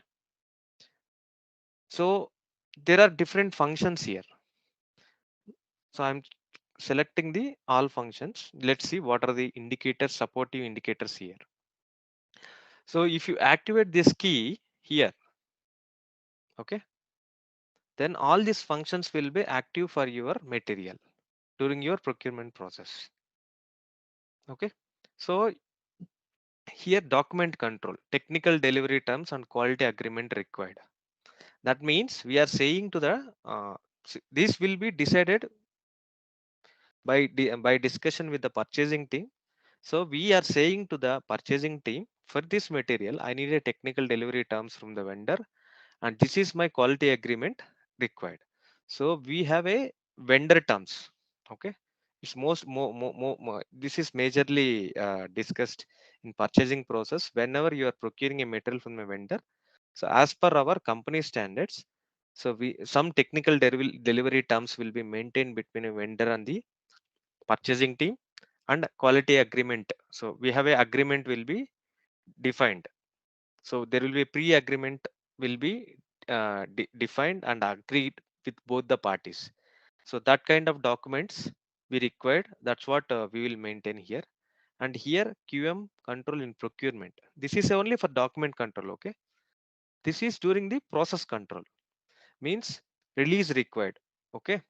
Release required in the sense I will discuss more on this part whenever during our QM in procurement process. We will create a quality info record. In that we will maintain release required in the sense I will say to the system, this vendor is released only until this particular period. That means this vendor, you can procure a material from this vendor only for 6 months of period of time. So if you activate this material and quality info record based on the quality required info record created for material vendor combination, system will check whether the vendor is still valid, means vendor is still in a release status, because 6 months is a time period. So if I want to check, I need to check manually. Instead of the system itself will give that during purchase order creation itself, system says that this vendor is expired, or this vendor is blocked because the release date is completed for this vendor. Okay, then decision has to be taken whether we need to extend this vendor or we need to block this vendor. That type of functionality this release required will give. Okay, certified required. Okay, so how we are uh, in a manufacturing company, how a certificate will be created by quality department and sending to the customer. Whenever we are procuring a material, the vendor will send the certificate to us. Okay, so to have that check during purchase or during the goods receipt for the purchase order, if you activate this check box, certificate required, then system will check whether the certificate is received or not at the time of GR. So purchasing team has to enter that value, yes or no. Okay. So that functionality will be activated by the certificate required checkbox. Clear? Block invoice. So if you want to block invoicing for the vendor, you can activate this block invoice. This is message control lock. Okay. If you don't have this, any of the above is not fulfilled, then we are saying to message mode is error. We have here warning, information, and error. If you want to not to proceed further with this vendor, if the above controls is not fulfilled, then you can keep error. No, we need just a warning message. We don't want any error. Then you can give warning message. If it is information message, you can give information message. Then system will give so and so is not received, or like that system will give. Okay, based on the message type. If it is error, system will not allow us to move further until unless the procurement team fulfilled above controls. Okay, clear? And this is source inspection control. So majorly we will not use the source inspection process in each and every company during implementation. So this is a special process actually. So this source inspection is inspection for the purchase order itself. It's not for the GR from the vendor. Whenever there's a purchase order created, then vendor sends a sample, or our business team will go to the vendor location and do the inspection. To capture that inspection, we will have a source inspection 0101. Okay. So here you have to decide whether after GR you need again inspection lot to be created, or you don't want to do any inspection for the GR. That kind of control you can go. So that control you can maintain here. No, you So will for get on example, the screen itself, right? You will get on the screen itself immediately. During the GR, you will get. During the GR it PO, you will get the error message. So we need to the supporting functionalities will be there. Okay. So for example, if certificate required is not updated, then one error message will come. If you keep yes or no, there is a box will be there. Certificate receipt confirm. Yes or no. If you keep yes, then error message will be removed. If you keep no, error message will be removed, but some data has to be maintained there. Okay, no. we'll see that process. Okay, you got it right now. Yeah, we got it. Yeah. So now you can have a doubt. See, I have multiple plans, 3 4 plans I have, but I don't want certificate or these quick procurement functionalities for 2 plans. I need only for 2 plans. In that case, how you will decide? Because I have activated already for one material, one all functions, but I don't want to this type of functions to other material. In that case, what you guys will do? Any idea? Or same material you have in 4 plants, only 3 plants require this quality and procurement related functionalities, and one plant I don't want to have any, I don't want to activate any such functionalities. How you can do that? So you can create one dummy, okay, without any functionalities. Just you give that control key 00, or you can define your own control key for that is called a dummy one. Okay, because every time if you activate for one plant, system will expect this procurement value for all the plants. So to have the to smooth flow and to avoid this error messages, we will create one dummy key for that materials, if for which plants this kind of activities is not required. Okay,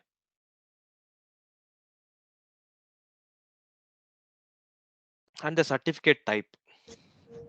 Okay, and here you have a certificate type. Okay, so this certificate type is plays a key role again during your vendor certificate. Okay, this is not your finished product certificate, quality certificate. This is functionality of vendor certificate. Okay, don't be confused here. Whenever you are procuring a material, so how you need to I mean, how you have a functionality to be activated during your GR process for the raw material. Clear? This certificate is a raw material certificate related. Okay. So here you have certificate for each PO item. So you need to have a certificate for each PO item, or you need to have a certificate for each GR item. Okay, that you can give. So whether certificate check required. So whether you need to have a certificate check required, then this check mark has to be activated during the GR process. So if you procuring a material without a certificate, how you need to uh, react? So how system has to react? That information we'll give here. So here we have different options. Without lot, blocked stock, or with lot, status means certificate is missing. Okay. Without lot, blocked stock, or with lot, error message. So these are the additional functionalities will be there here. So you can decide here. Okay. So based on this activity, I mean, whatever you maintain here. So during the GR, that kind of means whenever the goods shift happen for that particular purchase order, this plays a key role. Okay, okay.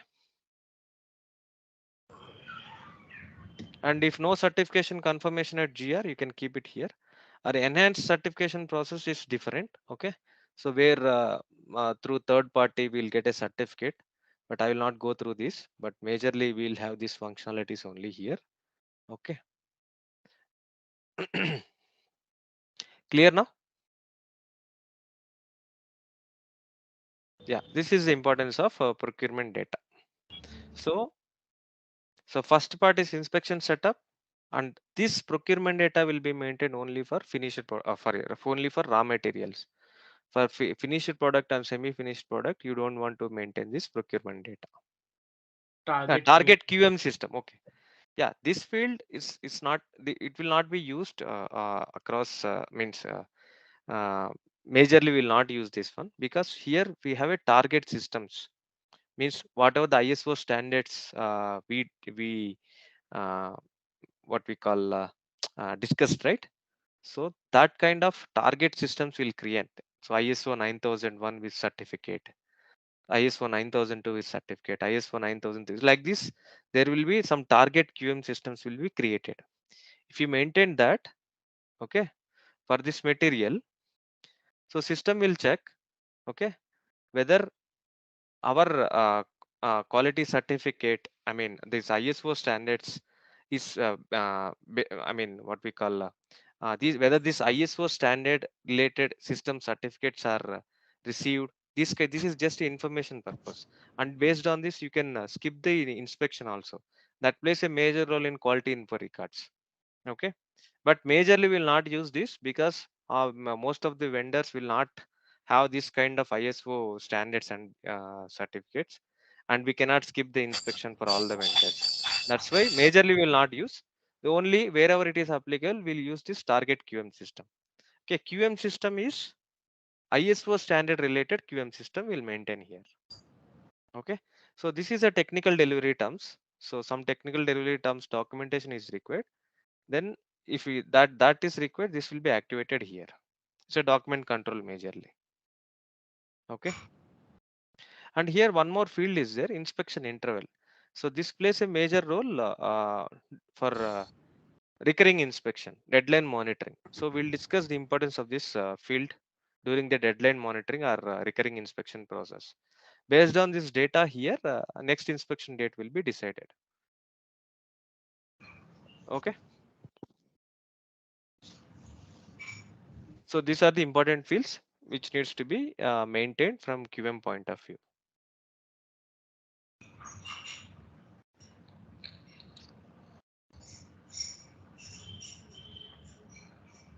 Okay, clear? Okay. Yeah. And the next is inspection methods. Okay, so inspection method is another set of master data, so which is used in layman term, inspection method is a test procedure. Okay, so there is a SOPs, standard operating procedures. Okay, and there is a test operating procedures. So this material should be inspected so and so characteristics, and each characteristic to be inspected with so and so methodology. So these kind of test procedures will be predefined for each and every product in any organization. Okay, for the quality management.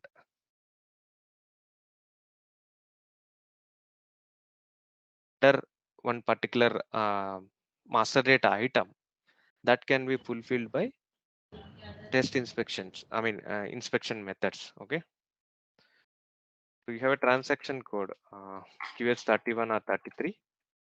I'll go to display mode.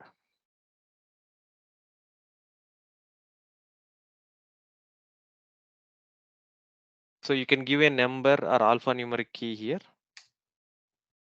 So here you can create a short text for easy identification, or there is a in some organizations you will have a code will be there for each test.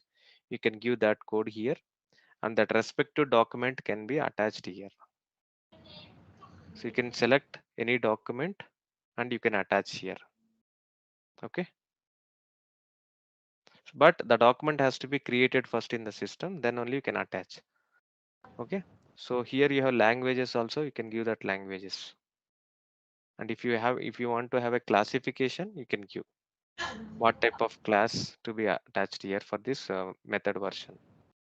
Okay, so majorly we will attach a document, because the document procedure, instead of maintaining manually, so we are digitalizing that document now. So just one click you can see that document for the what is the test procedure, everything. And this can be directly assigned to your characteristic, or inspection method can directly assign to the inspection plan. Okay, so that is about inspection methods. The third important master data is catalogs. Okay, catalogs. What is a catalog? So, okay, catalog. Why? What is the important? Why you need a catalog here? See, we have in quality we have two different types of characteristics. One is quantitative characteristic, and is a another one is a qualitative characteristic. So quantitative characteristics is a measurable characteristics. Okay, qualitative characteristic is not a measurable characteristics. It's a physical characteristics. Physical characteristics in the sense. So if you go to the food industry, how you will inspect the food industry? Means if you want to taste something, so you cannot measure the taste, right? You need to taste that. So whether salt is more, or what is the color of that product, what is the color of the food, these kind of things will be there. We cannot measure them, but we can identify them. So those are physically we need to identify by seeing, by touching, by tasting. So these kind of information, if you want to store or you want to enter during your results recording, capturing this result, you need to have a predefined codes to be created. Okay, so for example, taste is a, I'll create one taste as a code group. Okay, so in the taste, sweet, bitter is my codes. Okay, so I'm saying that this particular code group taste is having some sweetness, okay, some bitterness, okay. And if it is accepted or rejected, by seeing itself we can say this shirt is not good. Okay, this shirt is rejected.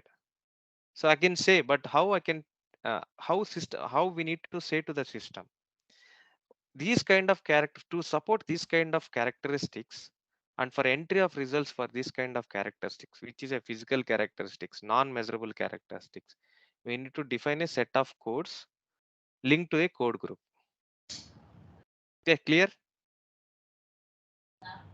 We can see that in the system now, how we'll create a code group and codes. So you can, if you go to the logistics, quality management, under the quality planning, all these master data relevant transactions are there. basic data. So we have seen inspection method before. Now catalog. Under that you have code group and selected set. Now I am going to the code group. So QS41 is your creation and QS42 is the display. So here, and one more important thing is you have different types of catalogs. Okay.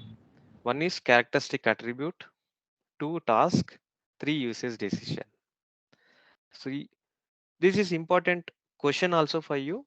So what kind of catalog types used for result analysis? So catalog type is one, okay, which is a characteristic attribute. Whichever code groups you are creating under characteristic attribute one, so those codes are used for creating a selected set for the results analysis. Okay, and the tasks is for notification part. For usage decision also you need to have a code groups to be created. So like accepted, rejected, blocked. Okay, these kind of things based on the business terminologies we can create a codes with the code group. Okay, events, causes, effects, activities, defective types, these and all supporting to our notification part. But majorly the important things is like 1 and 3. More majorly we'll concentrate on 1 and 3 because these two are plays a major key role in your quality inspection process. One is for results recording and three is for during your usage decision. Okay, so characteristic attribute, and these are the predefined. See here we have a color. Color is my one of the code group. Under color I have, see, different codes. Okay, red, brown, light red, medium red, dark red, violet. See like this I will create n number of codes here under one group color. Okay, so from these codes I'll create multiple sets which is required for my inspection process. We'll see that in selected set first. Okay, here in this transaction we'll create one code group. Under one code group you will create different codes. Okay, you got it now? Can I move to the next topic? Yes. Okay, and one more thing here, one more important point is this code groups codes are client level. Okay, if you create here it is applicable for all the plants which is at a client level. Okay, now selected set.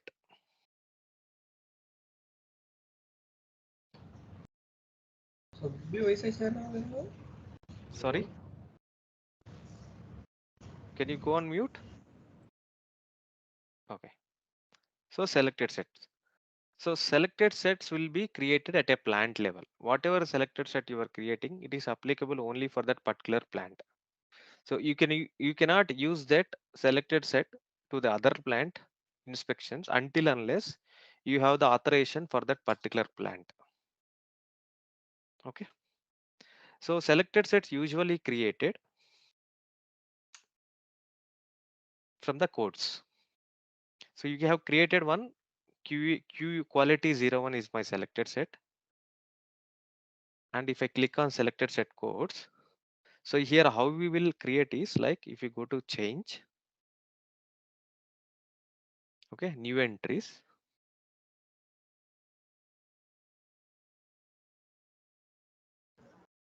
select item. Sorry,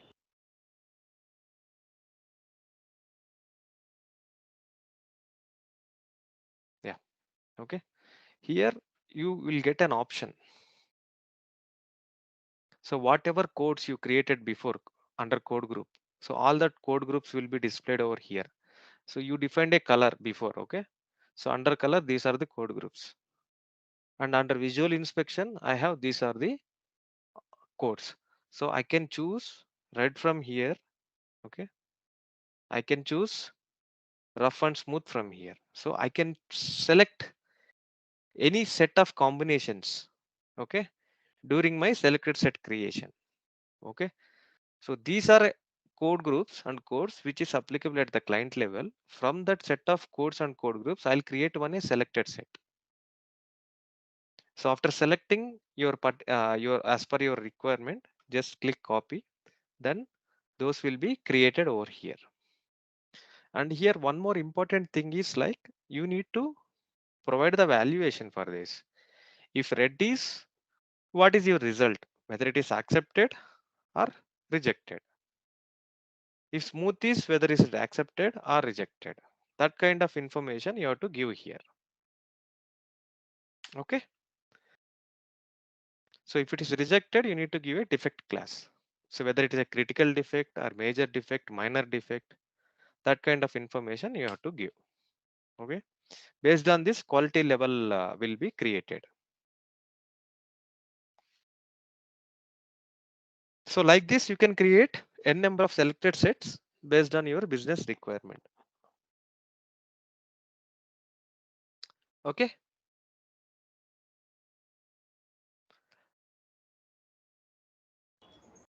Okay, got it. Yeah.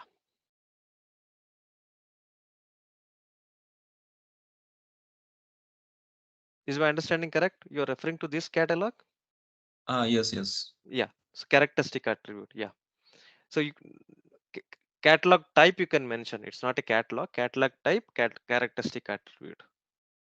Okay. So we'll have a question like, what is the catalog type we'll use during results recording? Then you can say that characteristic attribute. Okay. Catalog is the name of a master data. Okay. Now we'll Okay. see usage decision. Why you need a usage decision selected set. Okay. So this UD01, 03, these are the predefined by SAP itself.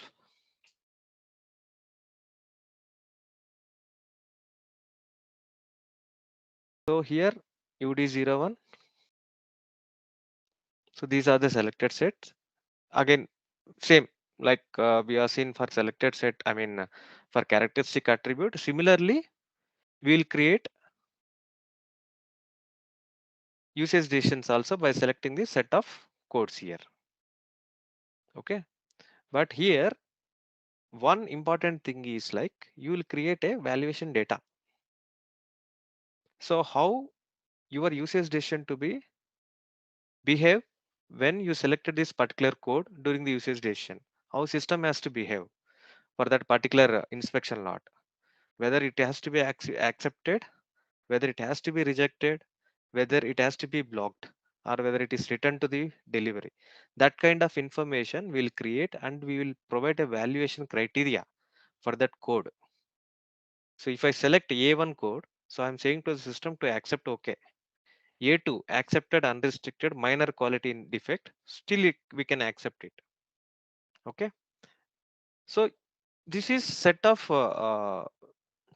based on your discussion with the business, we can decide how many codes can be created here for that selected set. Okay. If rejected blocked, then what is your valuation criteria? So rejected, not okay. Okay. This is the first case. Second case is here one more proposal will be there, posting proposal. Okay. So here you have a drop down and there are many options is here.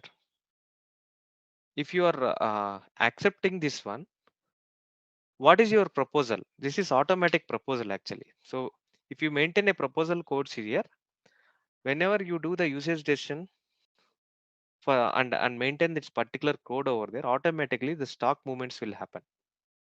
So it is not required manually. You can to post. It's not required. System will decide automatically whether to go to unrestricted use or whether to go to blocked stock. Okay. So these kind of functionalities will be predefined here. If I select OK, then unrestricted use. If select not OK, to unrestricted use. Not OK, then to blocked stock. Okay. And you can define the score also here. If A1 100%, 100 is my quality target score. If A2 90, if A3 100, A9 100. If it is rejected, then only 1. Okay, so we will define the quality level from 1 to 100. Okay,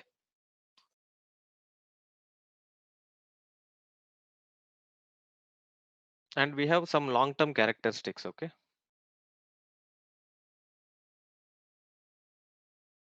so if you want to consider that long-term characteristics or not, that also you can give here. So but majorly we do not consider. So if you consider that, then system will not do the stock posting, because still that long-term inspection is pending. Because of that reason, because here we have a scenario, we can discuss that. Just I'm giving overview. There are some situation where the inspection of that characteristic, one characteristic of a material, will takes like 3 months, 4 months. But you cannot hold that particular material in quality until this characteristic result is completed. In that situation, we will have that characteristic as a long-term characteristic, and we'll do the usage inspection, everything. Then we will proceed further. Once that characteristic result comes, then we will complete the usage decision process. Okay, we'll see that. Clear right now? So you got the thing right here, how the selected sets will be created, code groups and codes will be created. What is the difference between codes, code groups and selected sets? Major difference. So without valuation criteria, code and selected set both are same. But why Yes, you yes. needed two different type of codes here? So in selected set, we will define a valuation criteria during results recording or usage decision. How you need to evaluate a material based on the selection of your code. That we'll define in the selected set. This is very important question on the catalogs. Okay. Okay, clear? I'm moving to the next master data topic, master inspection characteristics. Okay. So master inspection characteristics is parameters basically. So you want to inspect any material, you need a set of characteristics. Okay. Like for example, if you inspect a chemical, then you need to have a water content in that, sodium, for example, sodium content. There's some characteristics based on the product. Actually, I'm giving some examples, real-time examples. So there will be pH value, water content in a liquid, or if it is in any mixing of chemicals, what is the sodium content in that, what is the iron content in that. So these kind of characteristics will be predefined. Okay, so they'll have their own SOPs. So what are the characteristics we inspected in a particular, for the particular product. So based on the SOPs, we will identify for each material what are the characteristics to be inspected. Okay, the test procedure, whichever we discussed before, which will be created under inspection method, they'll have a set of characteristics. We will identify such kind of all the characteristics relevant for all the products in an organization or in an industry or related to a particular plant. Then we will create those characteristics in the system, because system want to know which are the characters to be inspected. Because of that reason, we need to create that characteristics into the system. Okay, so here we have three types of characteristics in SAP. One is quantitative characteristics. Quantitative characteristics are measurable characteristics, means they will measure with particular equipment, or you can use a basic scale, or you can use a vernier calipers, screw gauges, or you can use any systems for measuring that characteristic values. Okay, and once the measurement is done, that value can be entered in your system as a number. Dimensions characters, length, breadth, area, L into breadth, those kind of things, whichever is measurable, those kind of characteristics will create as a quantitative characteristics. Okay, clear? Any doubt here on quantitative characteristics? No. Okay, now qualitative characteristics. Qualitative characteristics are non-dimensional characteristics, which will be physical characteristics inspected physically by touching, by tasting, by seeing, or by sieving. So those kind of characteristics will comes under qualitative characteristic group. And for to support these qualitative characteristics, we will assign the selected set whichever we are creating, we have seen just now, will be attached to the qualitative characteristic. During results recording, we will select one of the code group, one of the code from your selected set. It's a red color, blue color, or it is a accepted, or it is a rejected kind of information we will enter during the results recording. That's where the selected set plays a key role for for inspecting the qualitative characteristics. Okay, clear? Third part is class characteristic. So class characteristics is combination of both quantitative and qualitative characteristics. But you will have a you can ask me why we have already a quantitative character and qualitative. Why you need a class characteristic again? So the main functionality of the class characteristic, this is important point you can note down. The main importance of the class characteristics is it transfers results whichever you enter during your quality inspection directly to the batch. Okay, so these are also known as batch characteristics actually. So these characteristics majorly defined and assigned to a batch class, and the batch class will be uh, maintained at a material level. Okay, whenever a batch is created, what are the characteristics? I mean, inspection is done, results recording is done, usage dation is done for that particular batch of the inspection lot. Directly that characteristics, I mean that results will be transferred to your particular batch and sit and assigned to your class characteristics. That's the importance of class characteristic. Okay, clear? Any doubt here? Okay, let us see in the system.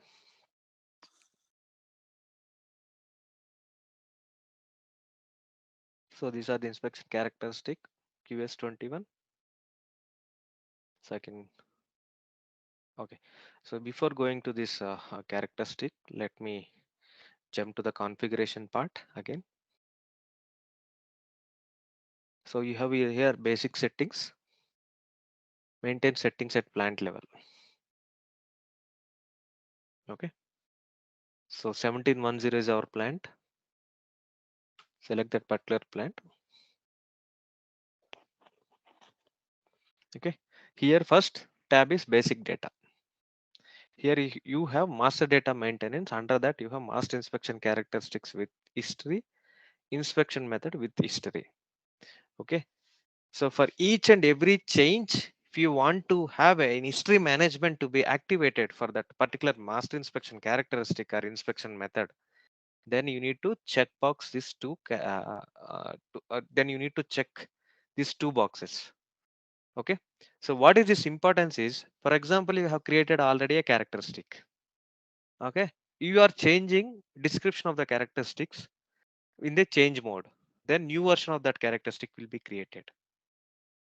Okay, if you are changing some value, again new version of a characteristic will be created.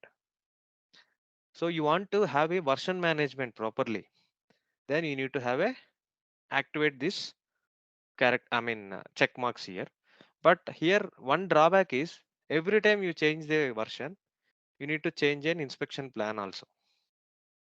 Okay, so that also you need to update, because whatever you are changing here, the same version to be there in inspection plan. So that you need to do. Okay, this is one configuration which supports your master inspection characteristics. Okay, so let me go to change.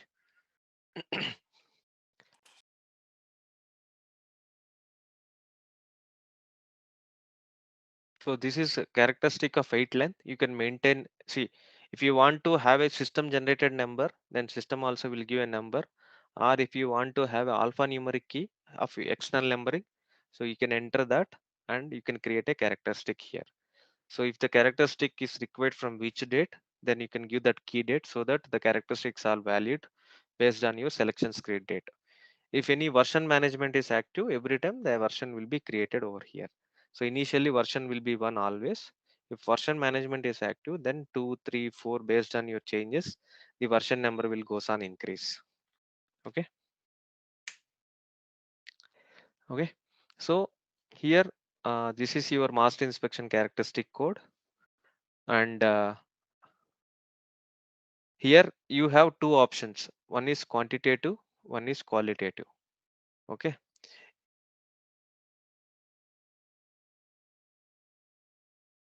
Characteristic, I mean, checkbox is qualitative characteristic. Okay. So then system will activate qualitative relevant control indicators.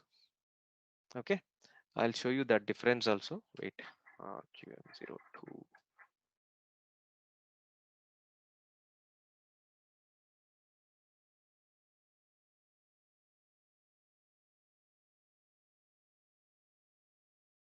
Okay. So here see valid from. Okay. Date. So if you want to have this valid from 01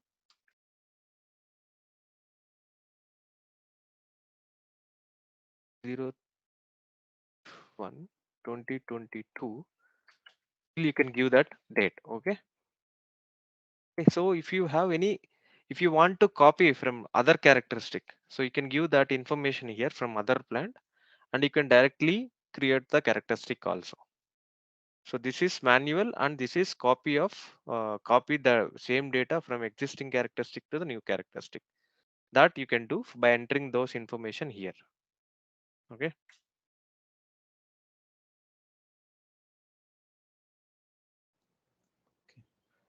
So this is preset indicator. So if it is quantitative, just to select this quantitative.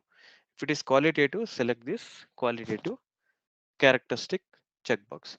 So first I'll do the quantitative, and I'll show this difference. And here the status is there. Okay. If you create a characteristic and the status is being created, then you cannot use this characteristic and it will not be displayed during your inspection plan creation.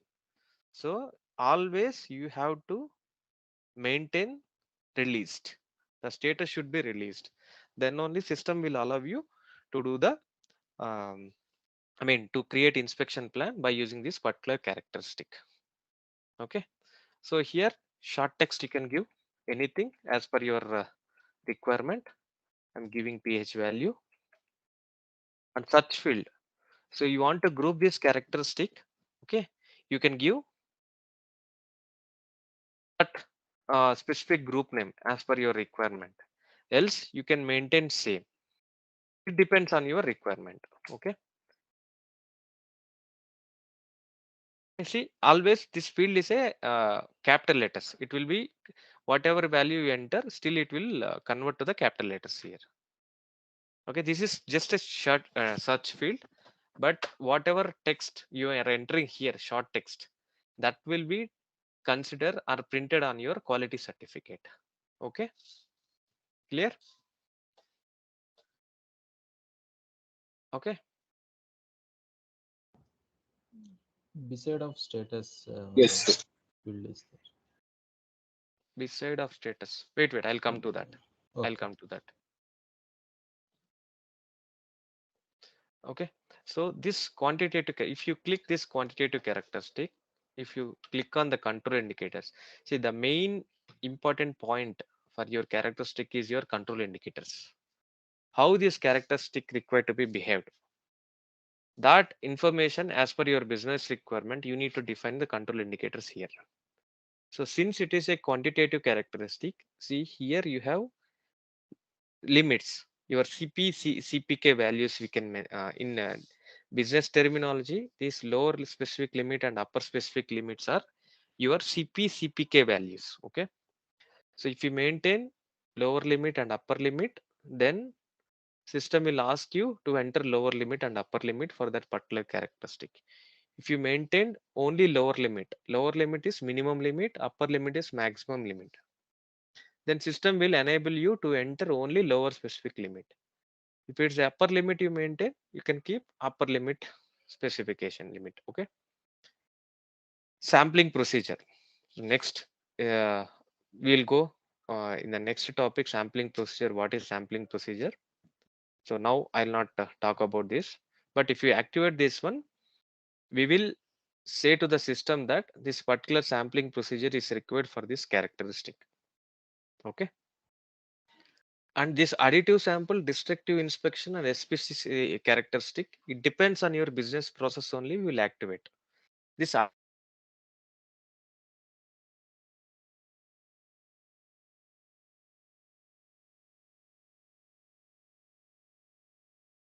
We have set of characteristics. Okay. And this is one of the important point you can note down. So in certain business cases, for inspecting one characteristic, I need 5 grams of sample. For other sample, I need 10 grams of sample. Okay. So in that case, I'll give this particular characteristic requires additive sample, means additional sample. The fixed sample is 10 grams, but for this characteristics, I need a 15 grams. In that case, I'll notify to that particular inspection plan creator, this characteristic needs additional sample.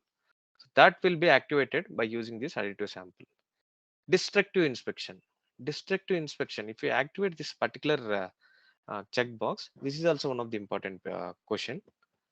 Whenever there is a during usage decision, whenever the inspection lot is created, your sample size will be 5 grams. Okay, from 100 kg of sample, inspection lot which you received during the purchase order, goods receipt or your finished product, I will collect 5 grams of sample, and that 5 grams of sample will be inspected. So if you want to track that 5 grams of sample is consumed, this destructive inspection checkbox required to be activated. If you activate this during your usage station stock posting time, automatically that 5 gram sample will go to the sample usage tab. Means that is consumed for your quality inspection. So it should be consumed from your clear. Any doubts still here? SPC characteristics. This is the statistical process control characteristic. If you activate this characteristic, then the charts for this, the different types of charts will be there, right? That charts will be activated for this particular characteristic. So you can see the trend for that particular characteristic. That scenario can be activated with SPC characteristic. This is during the results confirmation. Summing recording in the sense, if you have one characteristic, if you are inspecting for one sample for that particular characteristic, it will be summing record. Or if you want to have a single result, in some cases, there is for each characteristic, there will be 5 samples will be there. Okay. So you want to have a individual result for each sample, then you will maintain a single result. So if you don't want to inspect all the sampling, uh, means if it is a 5 sampling points, sizes will be there. So if you don't want to inspect 5, just one value you need, then summing record will be activated. If single result, the result needs to be entered 5 times for each confirming each sample. If it is summing record, if you have 5 samples or 10 samples for that particular characteristic, still you will enter only one result. Okay. Required means mandatorily you need to enter the value for that particular character. Option means you can skip. Without entering, you can do the usage decision for that uh, inspection lot. If it is required, if you miss the characteristic during your results recording, at the usage decision time, you will get pop-up saying that so and so characteristics is still pending for the inspection. That kind of functionality will be activated with characteristic required characteristic. If you activate no characteristic recording, then system will disable entry of result just for information. Some characteristic will be only for your information purpose. No results entry and quality inspection. Such kind of characteristics you can go with no characteristic resulting recording. Okay. After acceptance. So this is a specific case. Okay, which we will not use in regular scenarios. After, if you activate this characteristics after acceptance, so system will allow you to enter result for this particular characteristic, only your previous characteristic is accepted. Okay. Until that, system will not allow you to enter the result for this characteristic. Okay. You have three characteristics here, A, B, C. Until A characteristic is accepted, B characteristic will not allow you to enter the result if you activate this after acceptance. Okay. After rejection, if ABC characteristic is there, okay, if A characteristic is accepted, then it is not required for you to enter a B characteristic. If A characteristic is rejected and B characteristic is having this after rejection functionality, then system will enable you to enter result for that B characteristic. Okay, you got it right? Till now clear?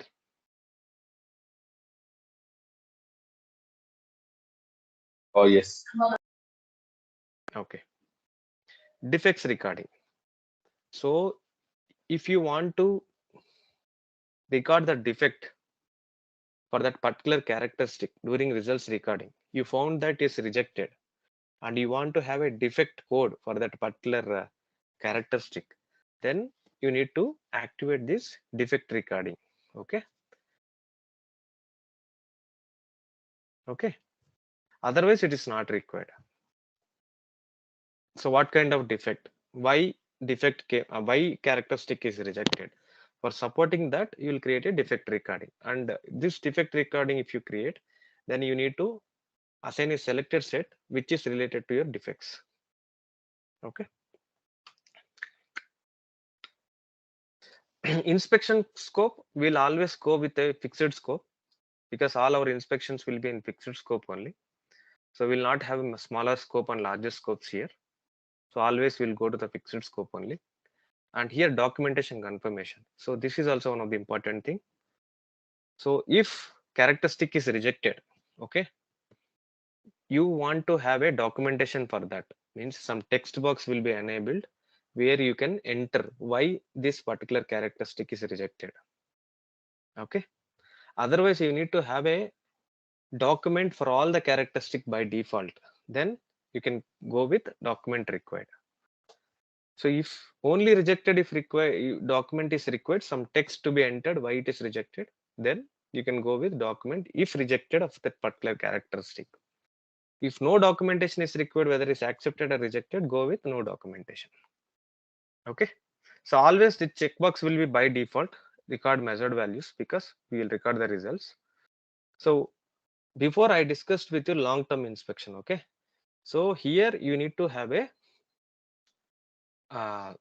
long-term inspection. Means this characteristic is a long-term characteristic which is required sometimes to be inspected. So then we can activate this characteristic, and if you activate this characteristic, if still it is a required characteristic, you can do the usage decision. System will allow the usage decision because system is expecting that this particular characteristic inspection will take some time. Okay, still usage decision can be saved. That kind of additional functionality will be activated with the long-term inspection. Okay. So this is scrap share and Q score. If want to record for this particular characteristic, you can maintain over there. Based on your results recording, this quality score, everything will be updated. And you want any results recording change docs to be updated for this, then you can maintain over here. And any test equipment required to be assigned for this. So in production planning, we have that PRT tools, okay, where you will assign to the operation. Similar way, you have any test equipment is to be assigned for this particular characteristic, you can have this test equipment assignment. But in general, we will not assign any test equipment assignment. And here in miscellaneous, we'll go with majorly record measured values and long-term characteristic. Okay. So whether this characteristic is required to be print on COA, so you can have a print option. If you don't want to print this, so you can give a do not print. And if you want, if any skip inspection lots will be there, you don't want to print this characteristic, then you can do not print it, skip, that you can give. Okay. Means skip in the sense if you activate a dynamic modification rule. So in some cases we'll skip some of the characteristic. So in that case, if you activate this, if the characteristic is skipped, then it's not required to be printed. But always we'll have a print option, because whatever we inspect, the characteristic is required to be printed on COA. And you have a formula characteristics, okay? For example, area is my characteristic and my formula is length and breadth. Okay, so how I need to define the formula instead of manually entering by calculating through calculator or through any other device, and to avoid a manual entry for such kind of formula characteristics. Okay, we will select a calculated characteristic here. If you select this calculated characteristic, then this characteristic will enable you during inspection plan creation to enter the formula for that characteristic. Okay, so whatever the formula supporting characters always should be assigned before this characteristic in the inspection plan. So we'll see that also. Okay,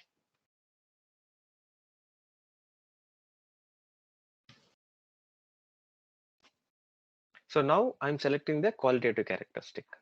So clear, right, for quantitative characteristic? Any doubts? No. Okay, so qualitative characteristic. Okay, so see, before you have this upper limit, lower limit, check target value. Okay, now this particular box is changed. Here this characteristic attribute came. So what is the characteristic attribute here? What is it? What is its importance here for qualitative characteristic?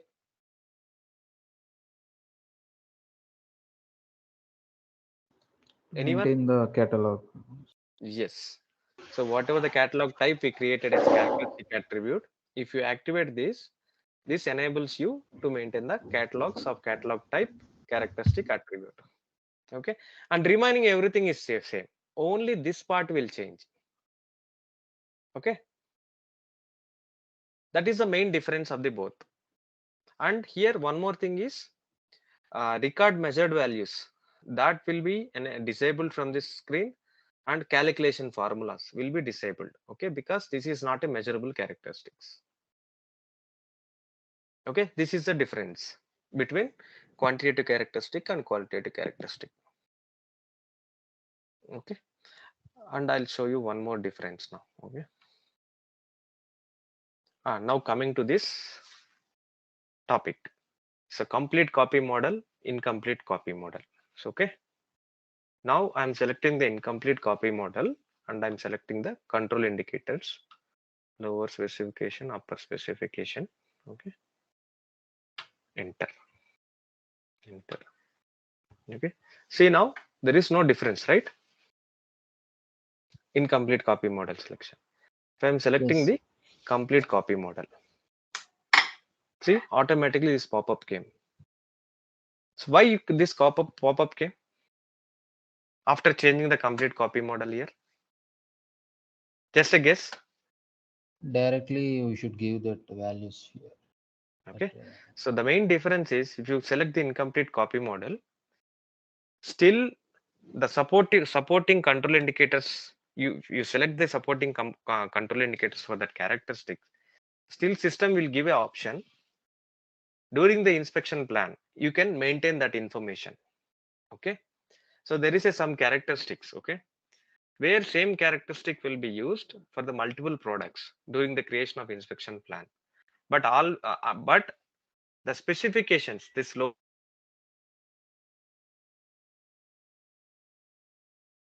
is different based on that particular product. In that case, we have to define a characteristic as an incomplete copy model, because you will define which value suits for that characteristic with respect to that material during the creation of inspection plan. Okay, this is very important question. Okay, if it is a complete copy model, you need to enter all the information here only for this characteristic, until unless system will not allow you to save this characteristic. And whatever you are entering values here, it will be carry forward to your inspection plan during your inspection plan creation. Okay, clear now. What is the difference between complete copy model and incomplete copy model? Yes. Okay. So now you selected the complete copy model. So here you have these two are mandatory. Okay. First you need to enter minimum 10, maximum 100 is my upper limit. And here you have decimal places. You can decide how many decimal places is required. So 1, 2. So based on this decimal place entry here, whenever you're doing a results recording, if 2 decimal places, if you enter a 10, then system automatically considers these decimal places and it will add 10.00. If you are entering a value 10.236, system will what it will do, it will round off to 2 digits and it will give 10.24 is your value. That's the functionality of your decimal place. Okay, unit of measure. So if you want to define the unit of measure, you can define the unit of measures here. Okay, so these are the additional supporting functionalities. Okay, depends on your stringency and their SOPs. So first lower limit, second lower limit, this will be maintained. But majorly we need this lower limit and this upper limit. And target value is like we will set up a target value on an average. So this is my target value where I can accept this characteristic. My limit is 100%, but my target is 19.99.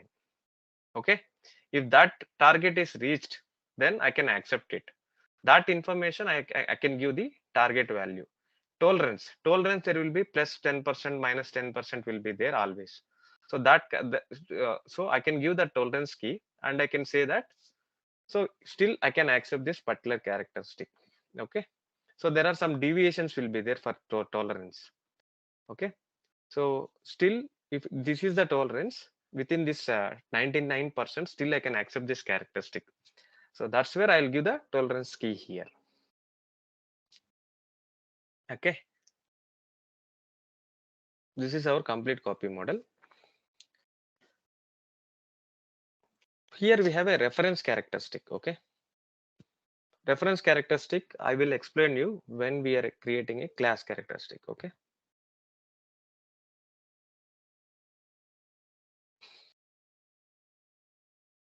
okay, if you are maintaining a qualitative characteristic, then this characteristic is a mandatory. If you click on attribute in characteristic attribute, see now that quantitative tab is disabled from here. Whatever you maintain a maximum limit, minimum limit, and the unit of measure, everything that is removed from here now. Okay, so here you have a catalogs.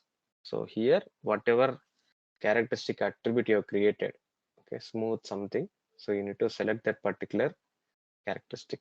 So here based on your valuation criteria, so before you have created rough is rejected, smooth is accepted, scratches rejected, dents rejected, miscellaneous rejected.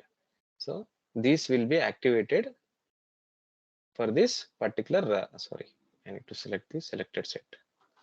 Okay, so this will be activated for this characteristic. Okay, if any defect codes is required, you can add that defect codes here. During the results recording, if any rejection happened, you need to have a defect to be recorded, then you can enter defect code here.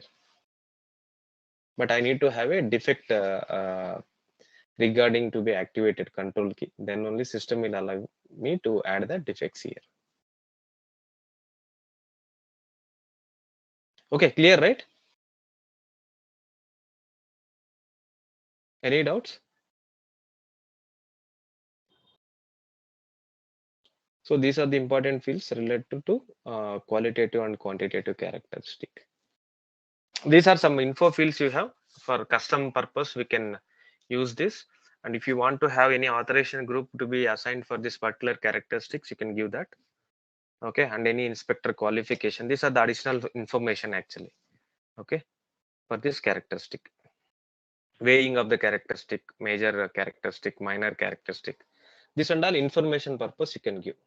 It will not have any other impacts. Okay, so based on this you can have customized solution, but system will not have any standard impact based on this information stored here. Okay, these are just like additional information and info fields.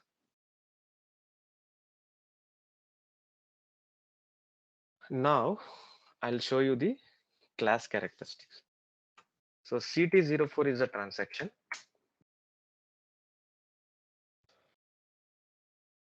CT04.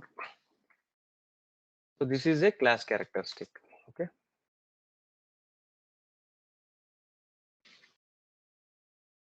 I have already created one characteristic. I'll show that.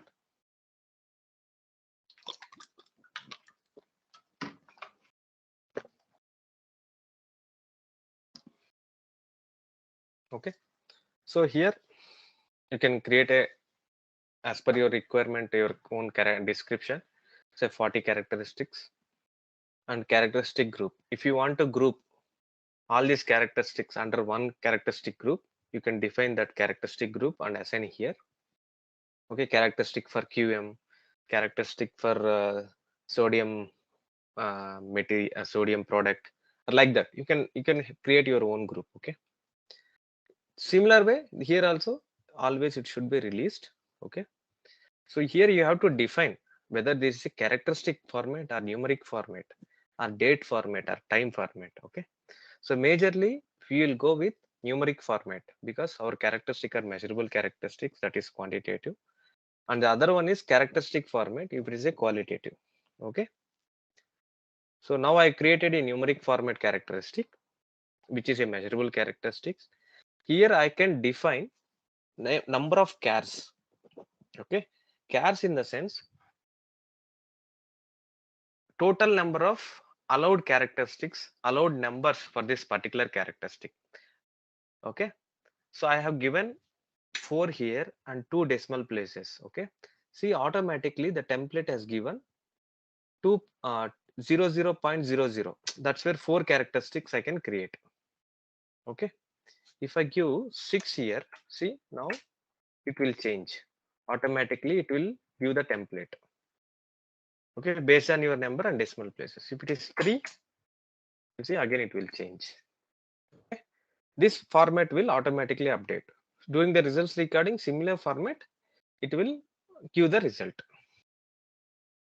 Okay, so value assignment here. If you want to assign single value or multiple value, you can decide over here. Okay, and in any interval values are allowed, negative values allowed, that information you can give here. Normally we will go with single or multiple values. It's okay. And description, now I have given only English. If you have any other languages, you can maintain that language and you can give that particular description. Here values. Okay, if you have only minimum value, okay,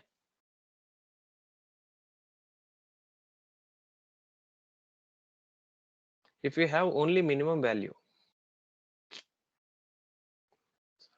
yeah, you need to give greater than or equal to 1 and enter.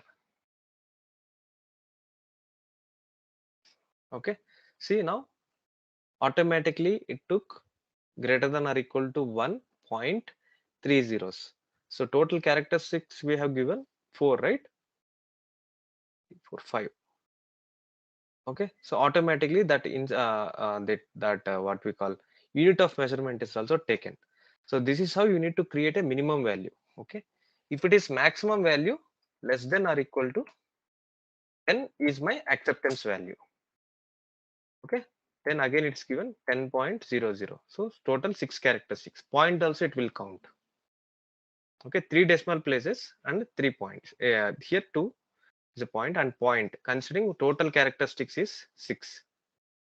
Okay, and it is, sorry,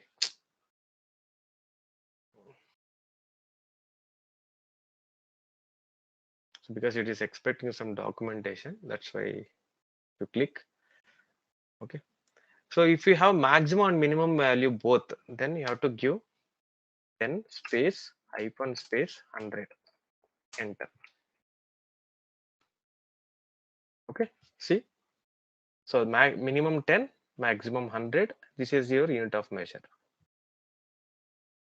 So this is how you need to define your characteristic values here. Okay, clear?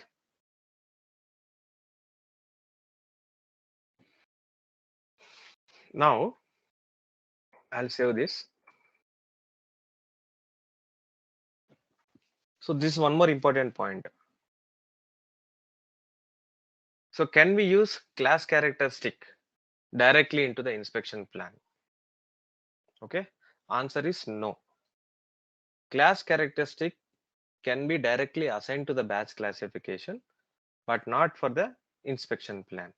So if you want to use this class characteristic to be used in the inspection plan, you have to define a class characteristic as a reference master inspection characteristic. Clear? Get it right? Got my point? So whenever you are creating a reference characteristic, you need to give your class characteristic code here, and just if you want to have link to your own characteristic, you can give, else system will create a one number for that. Okay, so I'm giving some characteristic QM003 and I've given a class characteristic here. Click enter. Okay, see here values and control indicators are reset according to the class characteristic. So whatever values you maintain in that class characteristic, it will be automatically copied to your master inspection characteristic. Okay, see now, so I entered pH value there, that is copied over here. Okay, see, this is by default a quantitative characteristic, means measurable characteristic. That's why it is given check quantitative characteristic. So if I click this, there is one message will come. You can only change certain control indicators, and see by default here reference characteristic is updated. Okay, so the lower, so there we have entered 10, 100, right? Because of that reason, these characteristics lower specific limit and upper specific limit is automatically updated over here. So whichever is in enable mode, only such control indicators you can activate. So I will activate a sampling procedure. So summing record, I'll have this characteristic as a required characteristic. Okay, and any additional things is required, then I can maintain this. Okay. Okay, so you can skip this if not tolerance key is required. Otherwise, you can enter the tolerance key. Okay, this will just information purpose it will ask. So whether you need to have any target value, so you can have the target value also here. Otherwise, you just enter. It's not a mandatory field. Okay. Okay. Save. So your characteristic is defined, and if you go to the same characteristic again, you can see here this is your class characteristic reference with respect to this characteristic, and quantity data is updated. And here one more thing is like these class characteristics will be locked, always locked. Whenever you do the change in the class characteristic, it will be automatically transferred to your inspection plan. Okay, because this is a reference characteristic. Whenever the change in the reference, then it will be locked here. Okay, clear, right? So that is the main difference between these quantitative, qualitative, and class characteristics.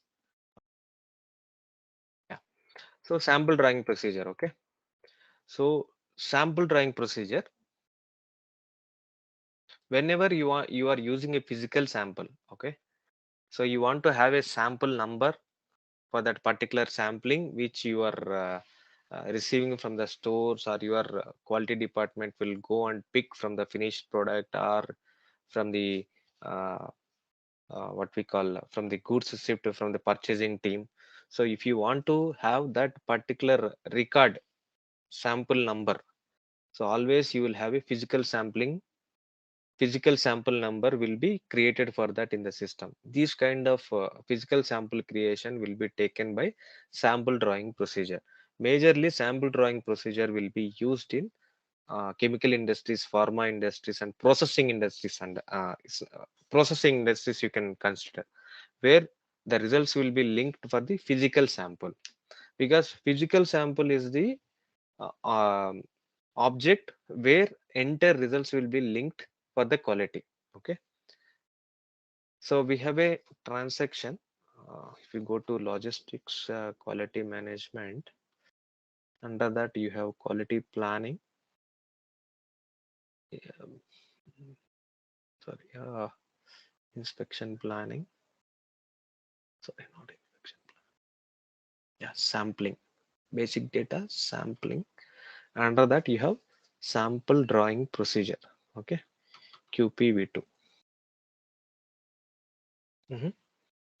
Okay, so this is the name of the sampling drawing procedure.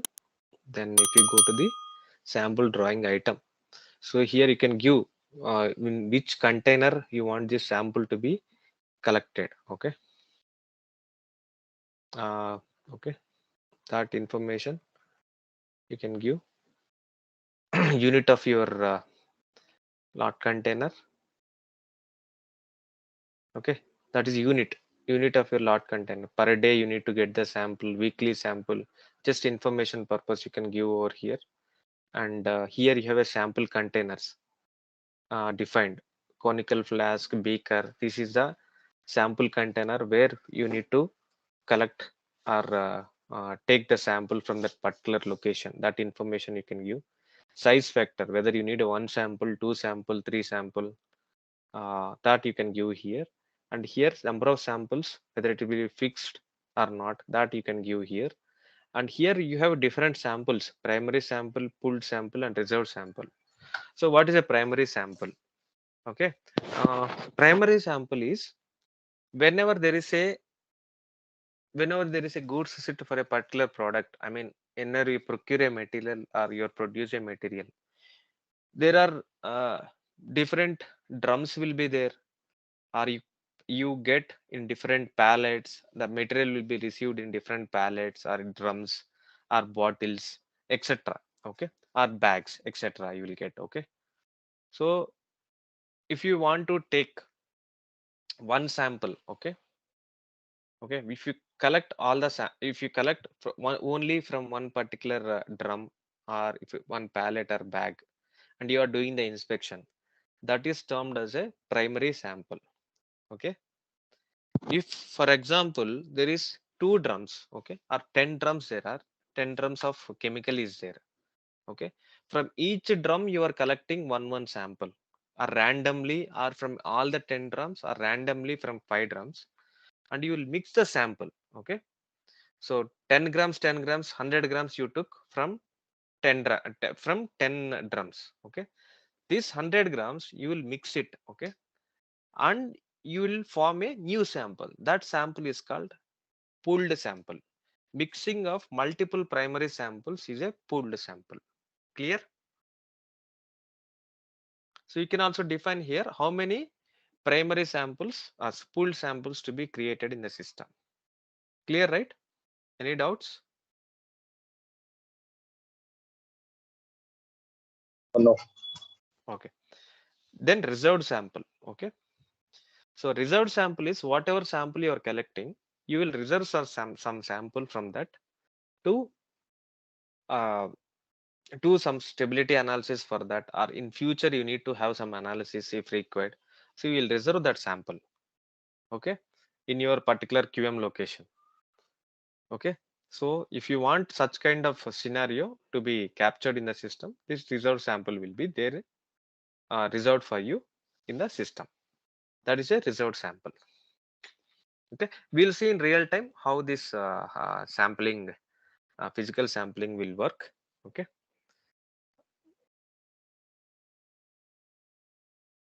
so this is actually whenever there is a physical sample requirement is there, then only the sample drawing procedure will be used. Else sampling drawing procedure will not be used. Okay, it's not a mandatory always to use sample drawing procedure. Whenever there is a process industry manufacturing and you need to capture the data for the physical samples, okay, then only sample drawing procedure is required to create a physical sample. But majorly in all relevant related process industries, okay, like food manufacturing, chemical manufacturing, pharmaceutical industries, life science industries, we will go with sample management. Okay, Okay, clear? If you want to see, generally organizations will not bother of this sample, because there is hundreds of kgs you will procure. In the 10 grams, 20 grams you will take, or like 100 grams or 0.5 kg or 1 kg you will take. Okay, so it's a lot quantity, means it's a big quantity they'll procure. Generally they will not bother of 1 kg. Okay, because there will be always, there is a tolerance, wastage will be there. So still they will consider this as a part of production process. We consume 100 kg of raw material itself. Okay, so if you want particularly to show the consumption, then they will take this as a destructive sample. Whatever the sample you use, that is consumed for quality inspection process. That's where the quality, that's where the cost will impact for this consumption, or it will be removed from your stock. Majorly, this destructive sampling is used only for the high valued products. You want to have the means what we call tracking, high level tracking, each and every gram to be tracked because of costly of item like diamonds, gold. Okay, for example I'm saying, so it's a high valued items is there, no, for that items only. If you want to track for consumption everything, this department is used this particular kg or gram for doing the inspection. So to track that purpose, we'll use the destructive sampling. Otherwise, the quality sample will not be tracked. It is a part of your storage. If you take 100 grams of sample also, still the quality after inspection and you are posting the stock, 100 kg will be in your stock itself. Okay, clear? All right, let's test your knowledge. Here's a question for you.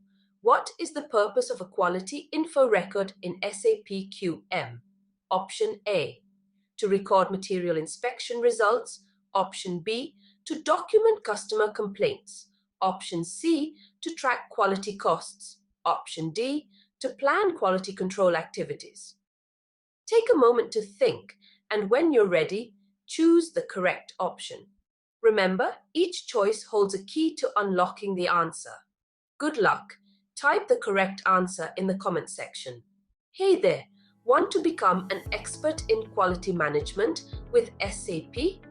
Our SAP Quality Management QM course is here to help you master this essential aspect of business operations.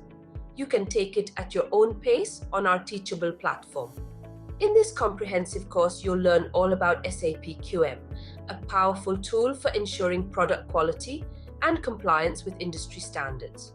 From setting up inspection plans to managing quality notifications and certificates, this course covers everything you need to know. Don't just take our word for it. Our students rave about the quality of our course and the expertise of our instructors. They've found the course to be invaluable in enhancing their skills and advancing their careers. Best of all, our SAP QM course is affordable and accessible, making it a wise investment in your professional development. Are you ready to take your quality management skills to the next level? Enroll in our SAP QM course today and gain a competitive edge in the industry. Visit ZaranTech's website below for full details on the training. Okay, so so what is the important part for the material master, or what are the important things we'll maintain in the material master QM view? It's a once a QM procurement is active, it will be at a plant level, right? So if you active a QM procurement key, it is at a client level where you need to maintain the dummy data at least. Otherwise, system will ask you every time you log in into the system for other plants, system will ask you that this data is missing for for QM procurement. Okay. Okay, what is the importance of catalogs? Why you need a catalog here? During quality inspection and results recording time, so we need to inform to the system that so and so characteristic is this red color, blue color, or green color, or accepted, rejected. So to have that functionality into the system and to inform that this is the result of that particular qualitative characteristic, this catalog plays a major role.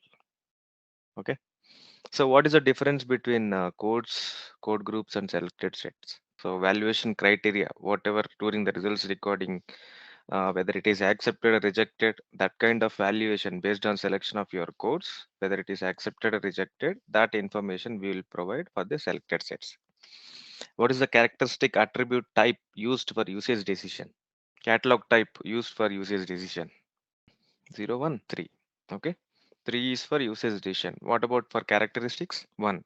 1 will be for characteristic. Whatever the catalog codes, I mean code groups which you create for catalog type 1, you will use for results recording purpose for the qualitative characteristics, and whichever you created for catalog type 3 usage decision will be used for during usage decision. You will use these kind of codes for evaluating and closing the inspection lot.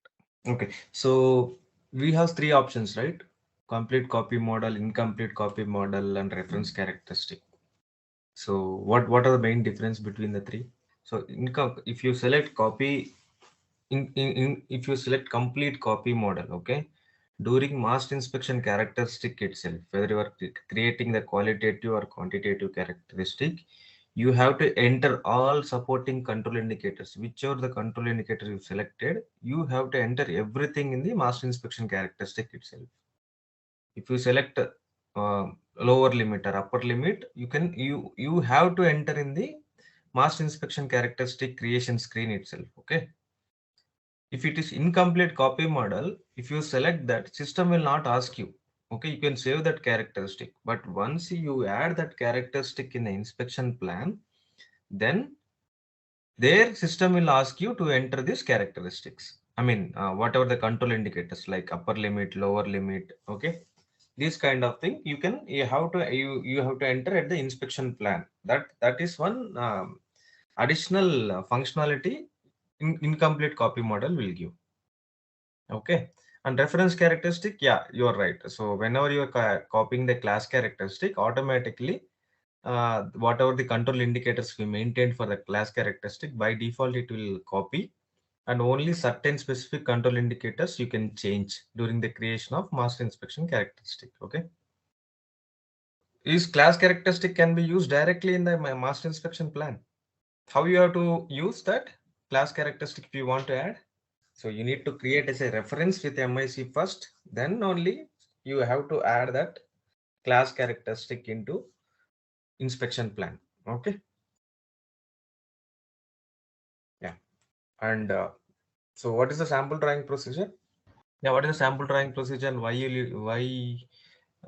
it is required, and what are different types of samples we have in the sample drawing procedure? Here we will define what kind of physical sample. It's a sample drawing procedure where we will use to calculate the physical sample. Okay. So here we will define what kind of sample is required to be drawn, whether it is a primary sample, pooled sample, or reserve sample. We have discussed this point, right? So what is the primary sample, pooled sample, and reserve sample? Okay, let me we'll go through it again. Okay. Okay. So yeah, let us start. So yeah, sample drawing procedure is used to see basically in a chemical industries or process industries, all the inspection results will be recorded for the physical samples. Okay. So there is a sample record will be there in the system, and against the sample record, all the inspection information will be recorded, and it is like they have sample labels, everything will be there. So they need to have one identity for that physical sample. Because of that reason, in system for this kind of samples we use the physical sample, I mean sample drawing procedure. Okay, each physical sample have its own identity, means one number will be created for that. Against that number we will enter the results. So this sample drawing procedure will define what is the size of physical sample to be created. Okay, and what kind of sample, whether it is a pooled sample, reserved sample, or primary sample. Okay, and what is a primary sample? See, whenever there is a goods receipt for that, any raw material or production is done. Okay, so quality team will be informed, and quality team will go to the certain location and collect the sample. Okay, See, for example, if there is uh, drums, 100 drums or 50 bags or 50 pallets or 50 cotton boxes, okay? If we pick a sample from any one of the bag or any one of the drum or any one of the container, okay, and directly do the inspection, that is primary sample. Okay, if it is like getting the sample from multiple drums or multiple bags or multiple pallets and mixing that all the samples, okay, because we will collect from 10 bags and we'll mix it and prepare one sample, that is called pooled sample. Clear? And whatever the sample you collected, if you reserve some sample for future analysis purpose, okay, so that is a reserved sample.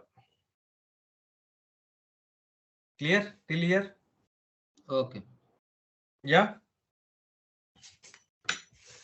Yes, sir. Okay, so this is the use. Sample drawing procedure is used to plan drawing of physical samples, which we discussed. Okay, using of sample drawing procedure, inspection plan calculate the size of physical samples and creates the physical sample record. Okay, physical sample record in the sense there is one identity for the physical sample with unique identity.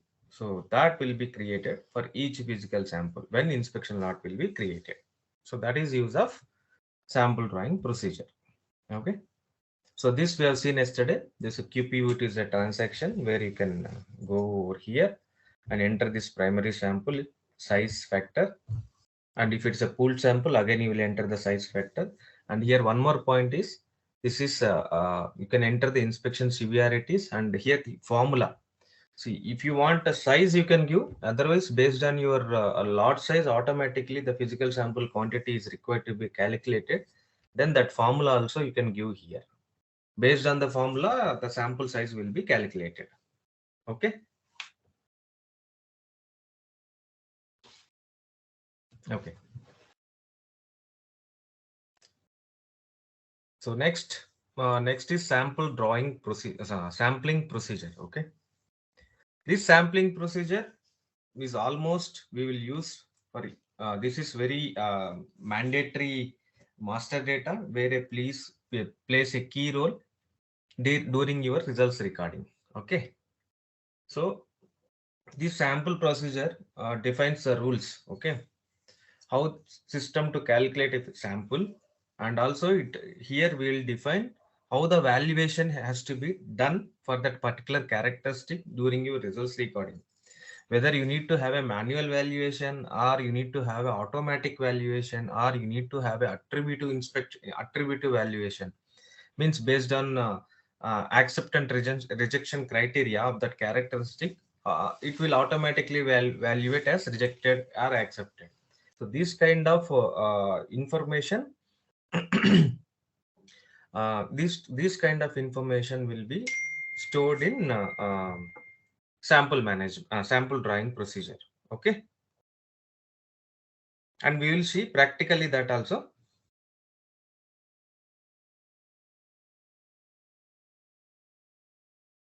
But this plays a major role here we have different types of inspection points, means how to calculate, I mean without inspection points, or whether the sampling procedure is accepted for the plant maintenance or it is through sample management, okay, or others. So we have multiple options here. Okay, with inspection points, without inspection points. Okay, plant maintenance, if it is in equipment, for inspecting equipment you need a different sampling procedure, because for equipments and products same sampling procedure will not be used. Okay, if you are using sample drawing procedure, then always you have to go with sample management. Okay, so this is important. Okay, if you are using combination of sample drawing procedure with the sampling procedure, then you have to go with sample management radio button. Okay, if you are planning for inspection points, then you need to go with others inspection points. Okay,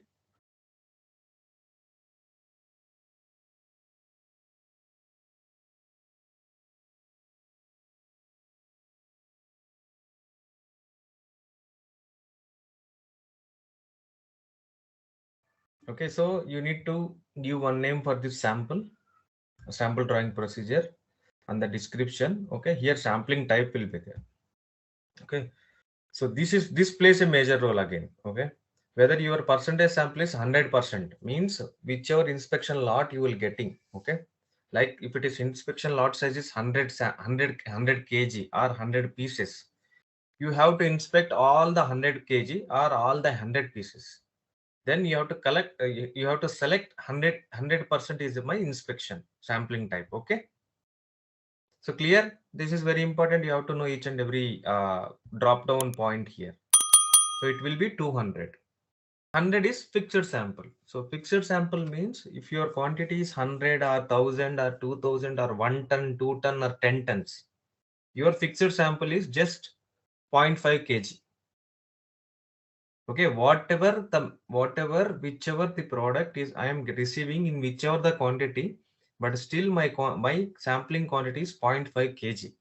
Then you have to fix that sample by selecting this 100 fixed sample. Okay. Okay. Yeah. Then percentage sample. If it is my sample size is 1000, okay, my inspection lot quantity is 1000 for that material, but my sample size is 10% or 5%. In that case, system will automatically calculate based on this percentage whatever you are entering here. That is percentage sample. Clear? Based on lot quantity, your sample size will be automatically calculated. Okay.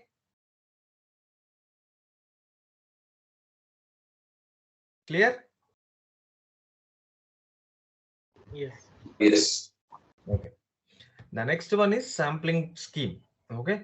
So sampling scheme, I'll take you through. That is a different type of master data. So in sampling scheme, we'll create sampling plan based on lot size. What is your sample size to be calculated? If you enter this sampling scheme here, then based on that master data, sample size will be calculated. Okay. Now it is clear with sampling type, right? So what is 100% inspection? There will be many questions on this topic. Okay. The But entire lot has to be inspected. yes. What is a fixed sample? We can give any number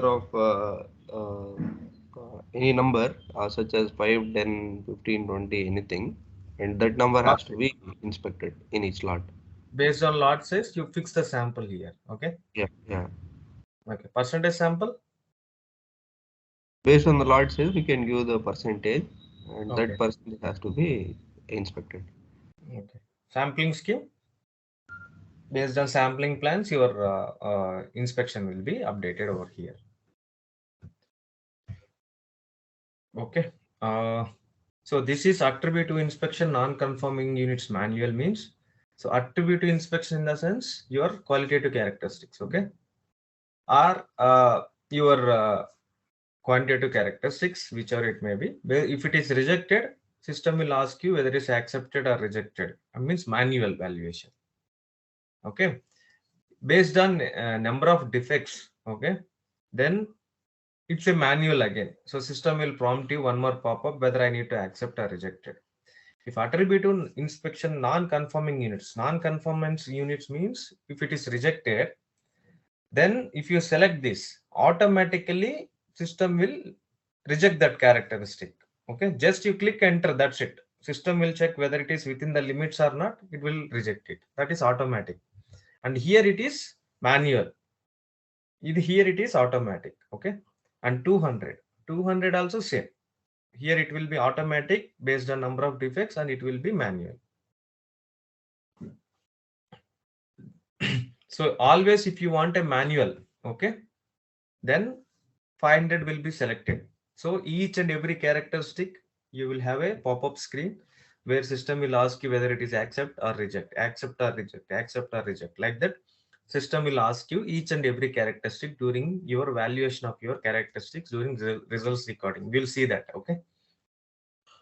Mean value within the tolerance range. If you have any specifications is maintained, so it will based on your mean value, whether it is accepted or rejected, that will be here.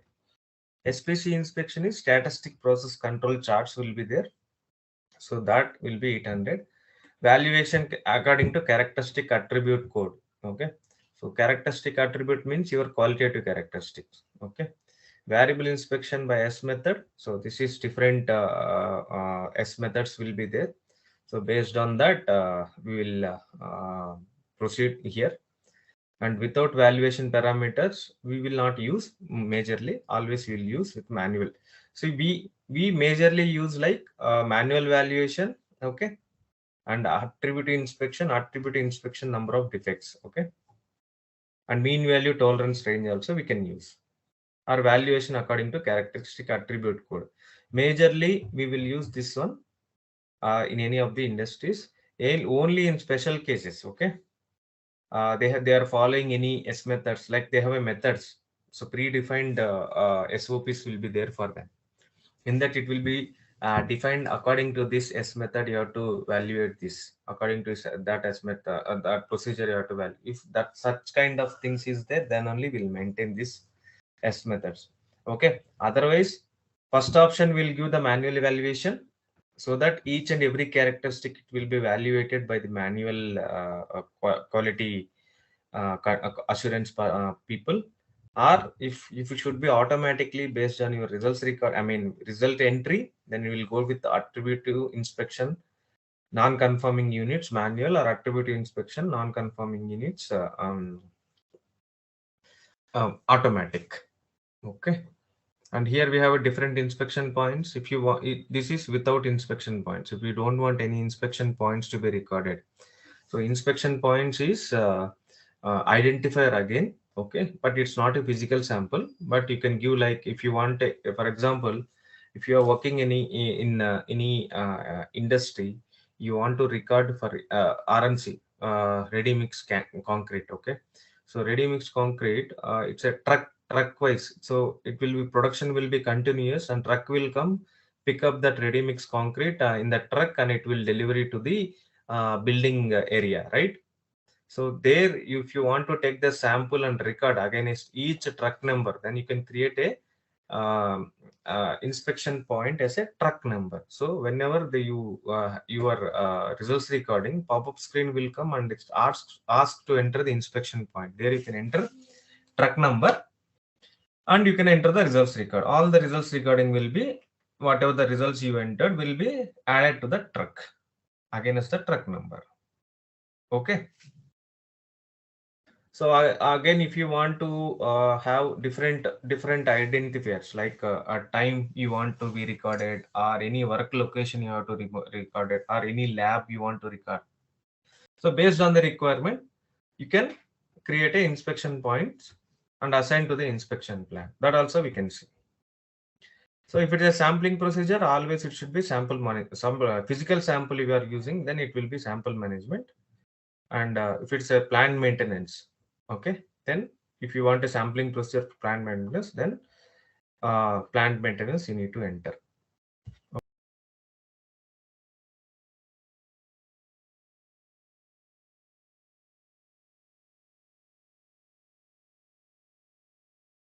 So here, if you are fixing a sample, then you have to give sampling size here. So this is not quantity, okay? This is sample size. One sample, or two samples to be created, or three samples to be created.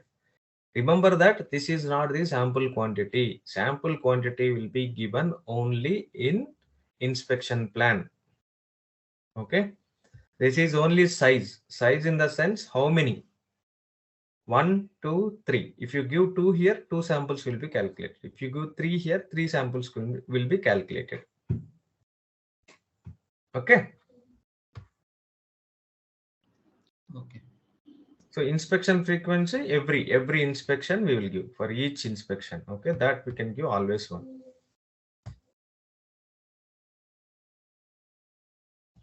So if you select the SPC sampling, then you have to give the control chart here. Okay, otherwise it is not required. It's not a mandatory field.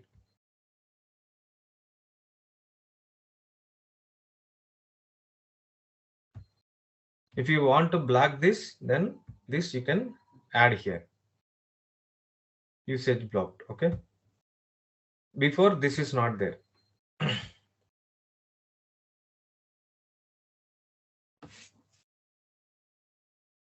And in S4HANA, this others button also added. Before this is not there, others button. Before we have with inspection point and without inspection points. Now they added for others. Others as a new functionality they added in S4HANA. Okay, clear sampling procedure. So there will be many interview questions on this particular sampling procedure. Okay, you have to know all these functionalities in sampling procedure because it is main. You can name it like it's like a in sample management. It is the heart of sample management. Okay.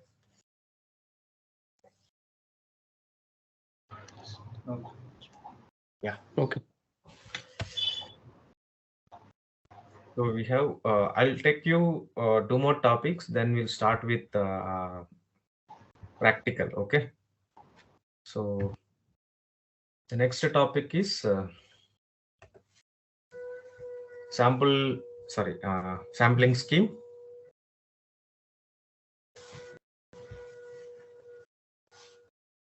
Okay. So as I informed before, it is a collection of sampling plans. Okay. So here, why it is called a collection of sampling plans?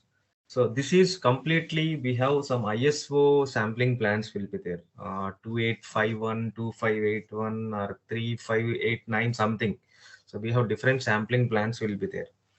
So here, why we need a sampling scheme and sampling plans is, so here system will have we will give one advantage to the system. I mean that so the if my lot size is like 1 to 100, okay, take 2 samples.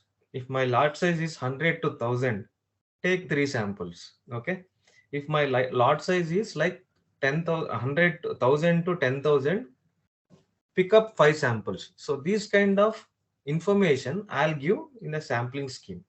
Okay, these inspection criteria will be predefined in the procedures for them, sampling plan procedures. So based on that, so we will create this sampling scheme. Okay, majorly it will be used in the process industries sampling scheme.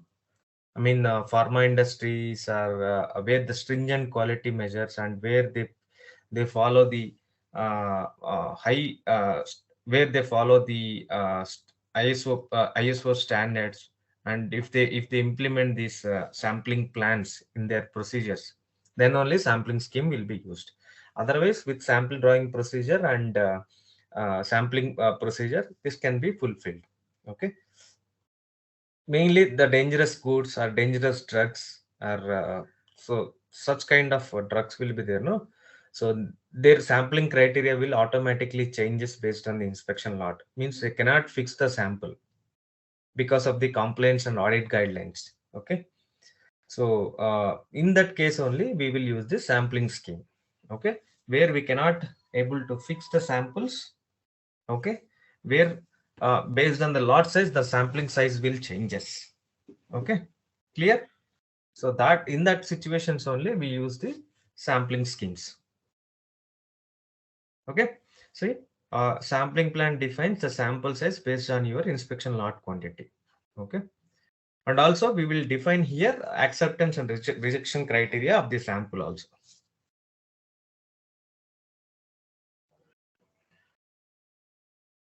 Okay, and here also we will define the inspection severity, whether it is a normal inspection, tightened inspection. Okay, that kind of severities also we can define here. Okay, acceptance quality level, so that also you can create that acceptance quality levels also. Everything will be predefined in the sampling plans. Okay, let us see in the system so that you will get more clarity.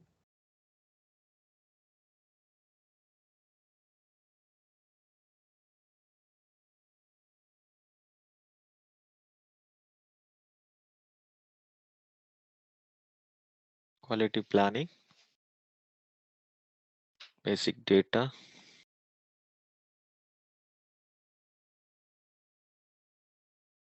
sampling, sampling scheme. So go with QP2, QDP2.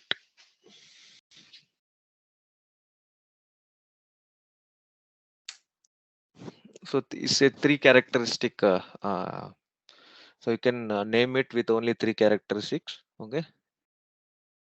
So attribute inspection will be there. Attribute inspection in the sense our characteristics. Okay.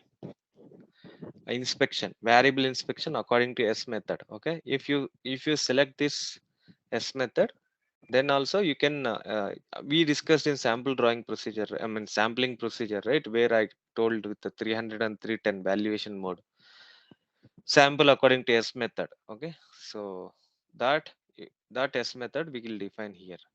Sample table for inspection severity. Okay, so inspection severity, whether you can go with inspection severity, tightened or normal inspection, that kind of info. If you select this, you have to enter there. If it is severity or AQL, acceptance quality level, you need, then you need to define the sampling table along according to that. Okay. So we will not use without valuation parameters. Always we will define with valuation parameters only. Okay. This is the sample table. Okay. So now you are selecting inspection severity here. So you have only inspection severity. If you select severity AQL value, then one more field will be added here and it will show like enter the AQL level. Okay. So this you can define whether it's a reduced inspection, normal inspection and tightened inspection. Okay. If it is a reduced inspection, this is my sampling plan. So I'm saying when this is a 10, so my sample size is 10 kgs or 10 pieces, take one sample. If my lot size is 100 kgs or 100 pieces or anything, okay, take two sample size, means two samples to be calculated. If it is 100, 1000, 5 samples. Okay. If it is, this is your lot size, 50 samples to be calculated. That means during results recording, you will enter 50 times for that characteristic. Okay. And C1, D1.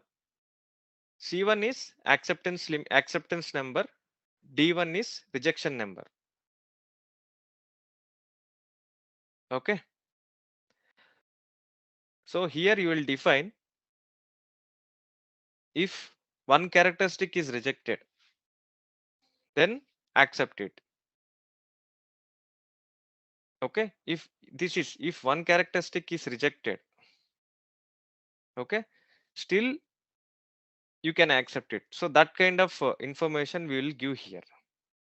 So based on this, the rejection criteria will be created. Okay, like here one will be there.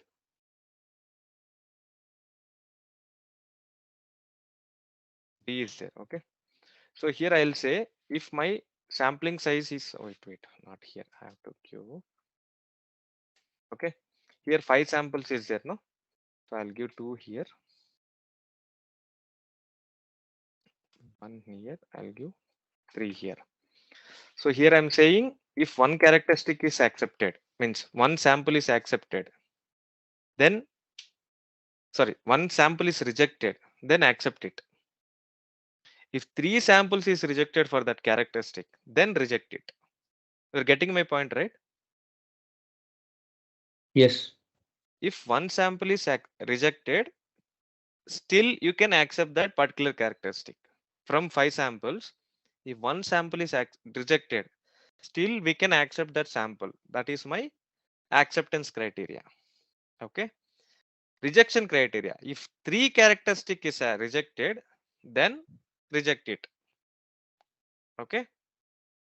Otherwise, still it is accepted. So these kind of criteria we can define. Okay. I'll show you clearly in the system when we start with the results recording. Okay. I'll set up a complete master data clearly, and then we can discuss more on this point. This is little bit confusing. Once you see in the system, then you will get complete picture. Okay. Okay. Clear.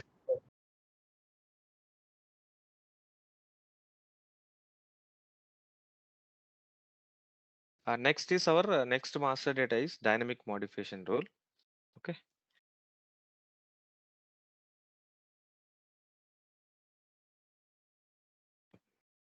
And this plays a major role in your procurement process majorly. So this can be used anywhere, means in any of the inspection, but majorly dynamic modification rule uh, is used during the procurement process. Okay.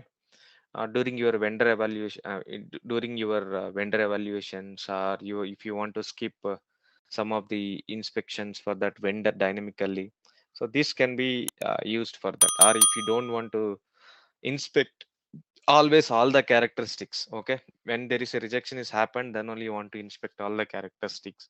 That kind of functionalities we can use using the dynamic modification rule. Okay.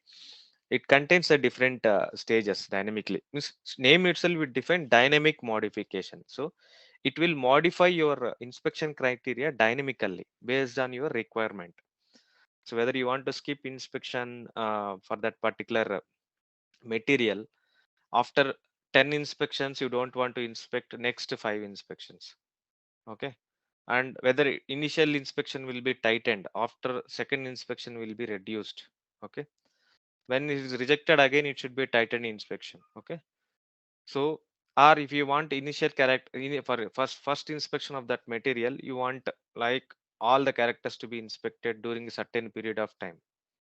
Then again, if it is accepted, then you are inspecting the next inspection. You want to have inspection only for 5 characteristics instead of 10 characteristics. That kind of functionality you can achieve by using the dynamic modification rule. Okay. And it is whether after usage decision you want, or at the inspection lot creation itself, that kind of when this to be activated during usage decision or during inspection lot creation, that criteria you can define in dynamic modification rule. Okay.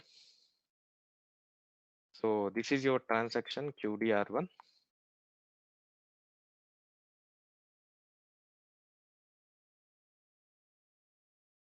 So see here you have two options. So dynamic modification rule for usage decision means once the usage decision is done for that particular inspection lot, this dynamic modification rule will be applicable for every usage decision. Wherever you assign this particular dynamic modification rule 100 in the inspection plan, so it will trigger after usage decision.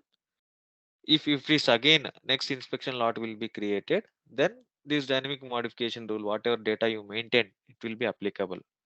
Okay.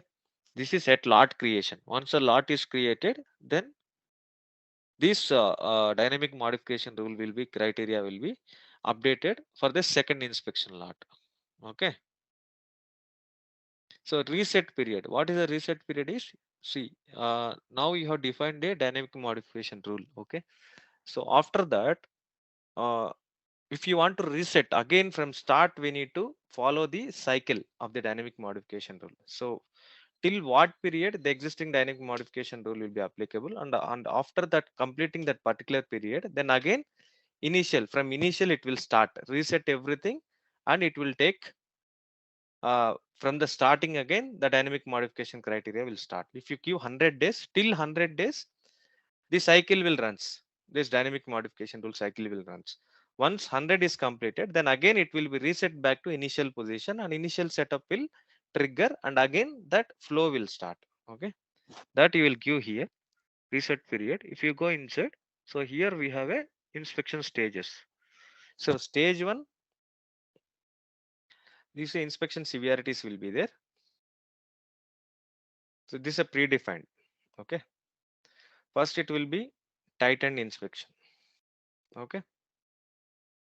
So always this is initial stage is tightened inspection. Stage 2, I am saying first I am doing the tightened inspection, then I'll go to normal inspection. Stage 3 is reduced inspection. Okay. And stage 4 is skip inspection. Okay. So you can define like this.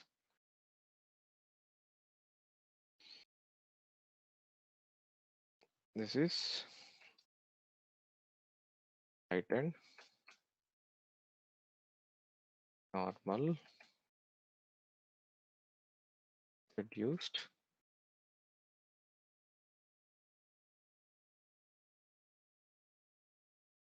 skip. Okay. So here you are saying initial inspection is tightened, means first inspection lot for that material, and first inspection lot is accepted. Then next inspection lot will be normal inspection. If next inspection lot is also accepted, then I'm saying reduced inspection. Okay. If continuously 3 inspection lots is accepted, then I'm saying to skip the inspection for that.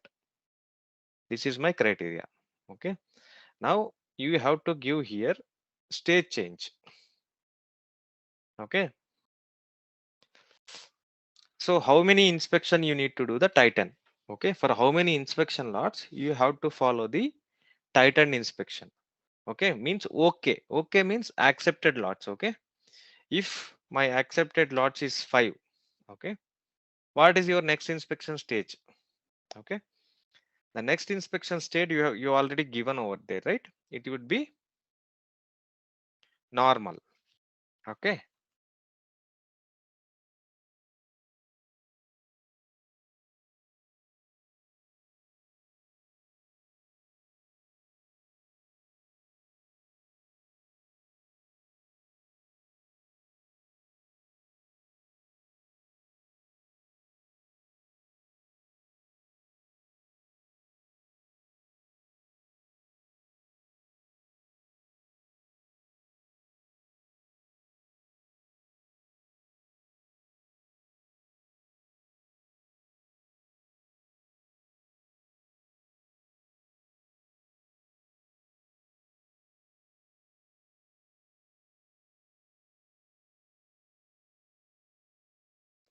Rejection, new inspection stages again 1. Okay.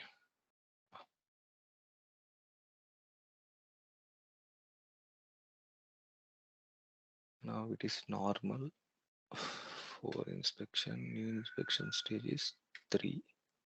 Rejection 1, it will be 1.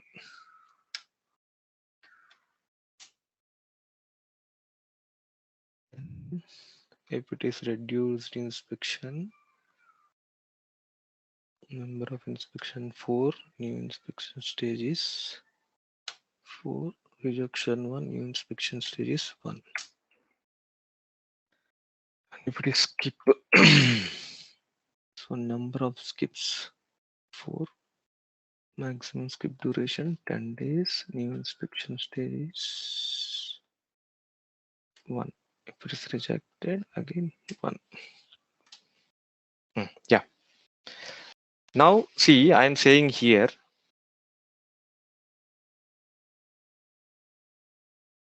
okay. So tightened is, so we will follow the stringent quality inspections. Means if it is a 50 characteristics is there for that character, for that inspection plan. Okay. So first inspection, when I'm doing for the inspection lot, I will calculate all the 50 characteristics. Okay. So here we will give a stage change. Stage change means here first I'm giving, you carry first 4 inspection lots, initially 4 inspection lots, first all 4 inspection lot, calculate all the 50 characteristics, means as per my plan. So once the 4 inspections is completed, then for the 5th inspection I'm giving a new inspection stage, means all the 4 is accepted. Okay, not rejected, accepted. If it is accepted, then go with new inspection stage 2 is normal inspection. Okay. In normal inspection, what I'll do, I will not calculate all the 50 characteristics. I will calculate only the important characteristics. From 40, I will calculate only 20. Okay. Or I'll skip, I will calculate only required characteristics, whichever is to be inspected. So in that case, I will define normal criteria related characteristics will be inspected, but not okay. Okay. If it is rejected, means once the initial inspection lot is rejected, then I'll say you stay in the tightened inspection only. If it is accepted, then it will go to stage 2 after 4 successful inspection lots accepted. If third inspection lot is also rejected, then again my cycle start from the tightened inspection only. Okay. Only after fulfilling of 4 accepted, then only it will go to the new stage. Else it will stay in the tightened inspection only. So that kind of criteria I'll define here. So I need to give that stage information for each and every inspection stage you are creating here. Okay. So here for normal, see your tightened inspection 4 is done, then it comes to the normal inspection now. Okay. So here I'm saying, so after 4 inspections completed, then go to inspection stage 3, reduced inspection. In reduced inspection, what I'll do, I'll calculate only 10 characteristics. I'll not calculate all the characteristics, 50 characteristics, because based on my inspections and the quality of that product from that particular vendor or for that product, so I don't want to do always all the inspections, uh, because of my quality standards is good. As per requirement, we are getting a material. So I don't want to do always for all the inspection, for each and every inspection lot, all the characteristics. Okay. So it's like ad hoc time I need to do. Okay. But I don't know, right? How many inspections completed till today, whether I have to do this entire characteristics, or I need to limit to certain characteristics. So to automate that kind of functionality, we'll use the dynamic modification tool. Okay. So now we have given for normal inspection, then reduced inspection, in the sense, if it is now I will inspect only one characteristics every time. I don't want to inspect all the characteristics, then my inspection is all again reduced. Okay. Again same, till how many characteristics, I mean how many inspection lots accepted, this reduced inspection should be there, and next where it has to go to the next stage, that information will give here. Skip inspection means, so after completing all the above criteria, the next inspection lot, whichever it is created, it will not have any inspection. It will directly move to unrestricted use, the quantity. Okay. And the lot will be created, but lot status will be in skip status. No resource recording is required, no usage dation is required. Okay. That is a skip. So until how many skips we have given here? Okay. Only 4. Okay. And here maximum skip duration we have to, because we don't know, right? So that 4 will be created for 100 days or 50 days, we don't know. Okay. Means inspection lots that 4 inspection lots can be created in 100 days or 20 days or 50 days, we don't know, right? So because of that reason, we have given a maximum skip duration. Within this 10 days, if 4 skips is completed, then it will go to the next stage. If within 10 days that 4 skips is not completed, till it will go to the stage 1. Okay. Okay. We should not give skip duration is more. Okay. Okay. Clear. Okay. If it is inspection lot, okay, then you have to do the UD. Okay. You need to skip the usage decision criteria, then you can skip it. Okay. Okay. So this option decide that. Good question. I am expecting this from the audience. Okay. So dynamic modification rule will be set up in 3 different places. Okay. This is one of the important bit again. So at the inspection type level, at inspection plan header level, or characteristic level. Okay.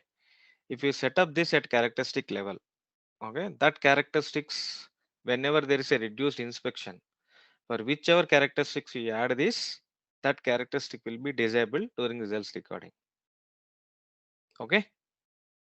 If you set up at a header level of the inspection plan, that inspection plan is that dynamic modification rule for the entire characteristic will be disabled.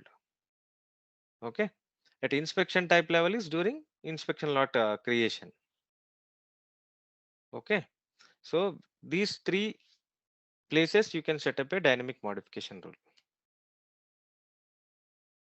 Okay, whichever characteristic you want to skip, you can add that dynamic modification rule at characteristic level. If it is for entire inspection lot, then you can add it inspection plan header level. Okay. All right, let's test your knowledge. Here's a question for you. Which of the following objects can be inspected in SAP QM? Option A, materials. Option B, equipment. Option C, operations. Option D, all of the above. Take a moment to think, and when you're ready, choose the correct option. Remember, each choice holds a key to unlocking the answer. Good luck. Type the correct answer in the comment section. Hey there, want to become an expert in quality management with SAP? Our SAP Quality Management QM course is here to help you master this essential aspect of business operations. You can take it at your own pace on our teachable platform. In this comprehensive course, you'll learn all about SAP QM, a powerful tool for ensuring product quality and compliance with industry standards. From setting up inspection plans to managing quality notifications and certificates, this course covers everything you need to know. Don't just take our word for it. Our students rave about the quality of our course and the expertise of our instructors. They've found the course to be invaluable in enhancing their skills and advancing their careers. Best of all, our SAP QM course is affordable and accessible, making it a wise investment in your professional development. Are you ready to take your quality management skills to the next level? Enroll in our SAP QM course today and gain a competitive edge in the industry. Visit ZaranTech's website below for full details on the training. So we have created material master QM view, code groups we have created. After inspection characteristics, three types of characteristics we have created: qualitative, quantitative, and class characteristics. Okay, and in characteristics we have created complete copy model, incomplete copy model, and reference characteristic, and one class characteristic we have created. Okay. Sample drawing procedure also we have created. So now sample drawing procedure and sampling procedure also we have created. Okay, today we'll create sampling scheme and dynamic modification rule we'll create, then we'll move to inspection plans. Okay, so you log into the system.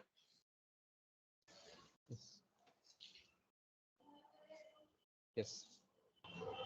Yeah, guys, log into the system. You have the template also with you, right, for sampling scheme and sample drawing procedures. Sorry, dynamic modification rule. Okay, so before creation, let us have short.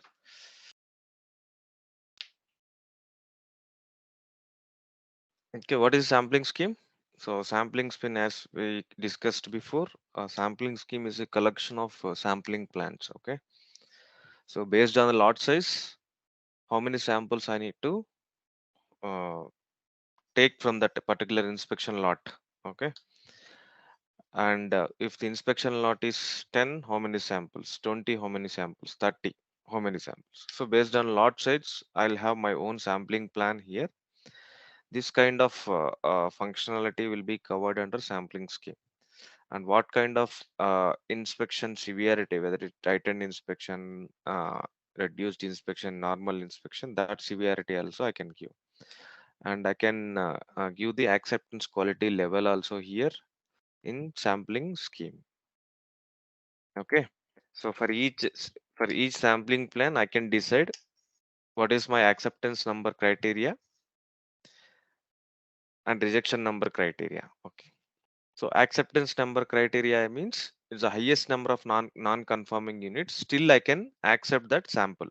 Okay, rejection number of criteria is it's the lowest number of non-conforming units, means defects. Non-conforming units is defects, where I can reject that sample. Okay, or we can reject the inspection lot based on the sample rejections. Okay. Here both acceptance number, rejection number related to the non-conforming units are defects only. But still, based on my sampling plan, I have facility light, right? If there are 10 samples, if 2 samples is rejected, still I can accept that particular characteristic or inspection lot. That is my criteria. In some cases, if one rejection, then I can accept. If 2 rejections also I can accept. If more than 2 rejections, then I'll reject. That is my rejection number criteria. Okay. So that also we have to give against the sample size. Logistics, quality management.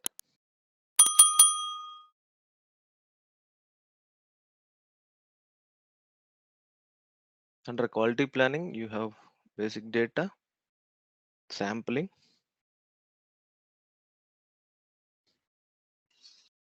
sampling scheme. Okay. Or QDPN P1 is the transaction. Yeah. So sampling Yes, sir. scheme is a 3 characteristics. Okay. So these are the standards one, ISO 3951 level 1. This is predefined samplings which is already available and provided by SAP based on the ISO sampling plans. Okay. So if you are any of your business sampling plans, okay, fit to this, directly we can use this sampling plan itself. No need to create any other sampling plans.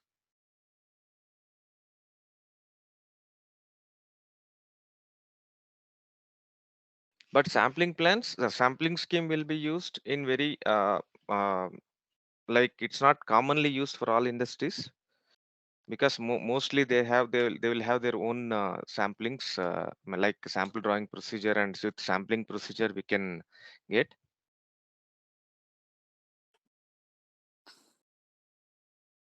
Okay, so you can give any number.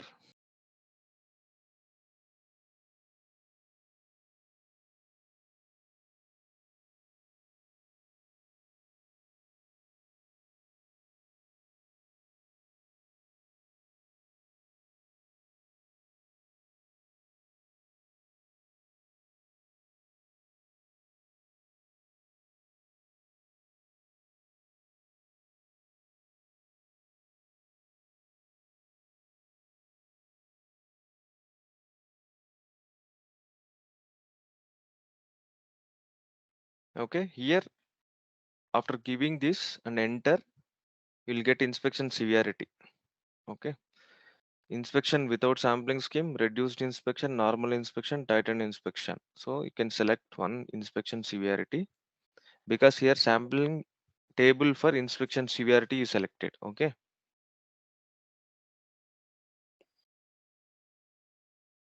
so we are creating for reduced inspection now.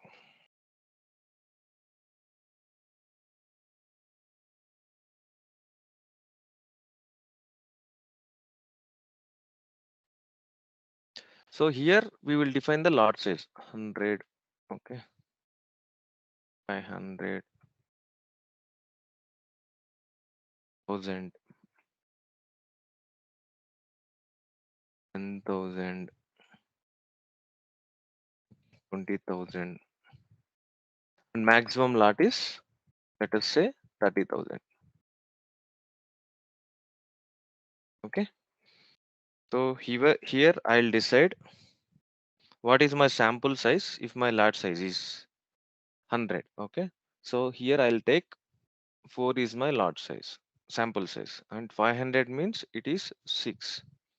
1000 means I'll take 8. 10,000 means I'll take 10. 20,000 is 12. 30,000 is my maximum is 14 is my sample size. Okay, so here I'll give the acceptance and rejectance criteria. So acceptance number is the number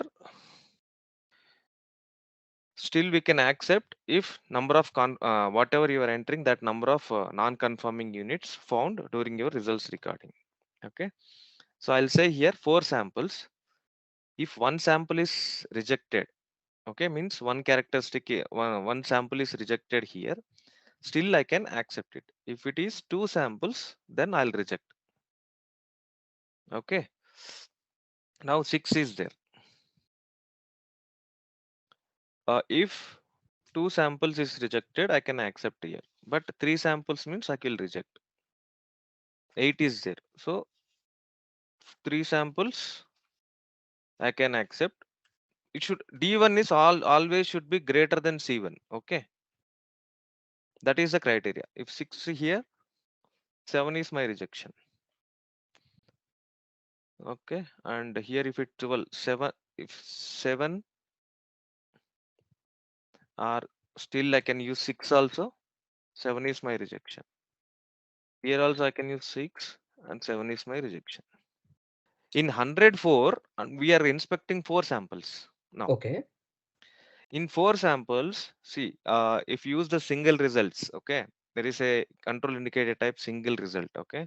Yeah, You will single and enter summary, yes. summarize. If you use the single result, then you Okay. will enter 4 results for each characteristic Okay. because Nice. our sample size is 4. Oh, yes, yes. So 4 results you will enter there. So if you while entering 4 result, if one is rejected, Okay. okay, from 4 samples, 1 sample is rejected, still you can accept that. Okay. Okay. Okay, if 2 rejected, then that entire characteristic is rejected. You're getting my point? Okay. Okay. Okay, so that is the acceptance and rejection criteria here. That plays a major role. Here is both are rejection only, but you are Both. saying that if this sample is rejected one time, but still you can accept your lot. Okay. If it is 2 samples rejected from 4, then reject it. This is for rejected samples, but this is based on rejection, still you can acceptance. That is the acceptance number. Okay. Here, this is rejection number. If 2 samples rejected, reject it.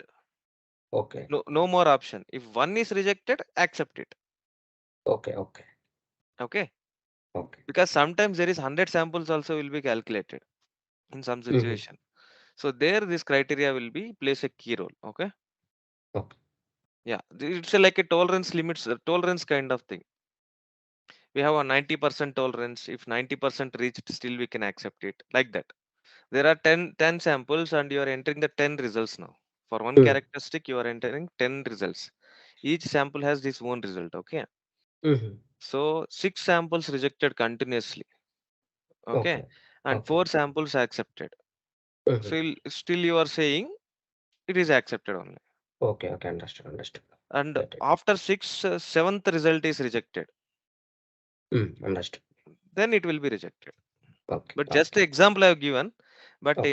in real time scenario, 6 samples will not accept. Okay, so that's why first we'll go with basic. So once you clear with basic, then we will deep dive into this by performing the multiple test with changing the indicators. I'll show you that. First, you need the basic understanding how it is behaving. Then we'll go in the next stage. So if you change in different ways, how it will behave. I'm going simple way first, okay? Then I'll take you to deep dive. So if you change and based on different indicators change in that particular data, how during the results recording system will behave. That also we'll see. Okay. Okay, just save it.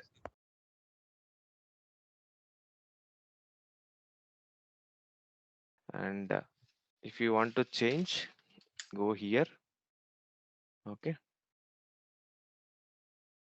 So if you want to add one more severity here, you can add that severity also.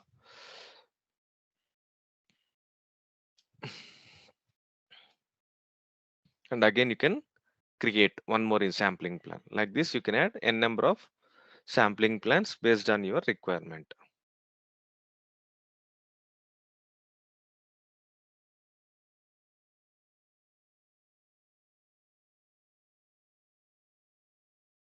And these S methods, okay, and K methods will be there. So that is again your ISO plans, okay.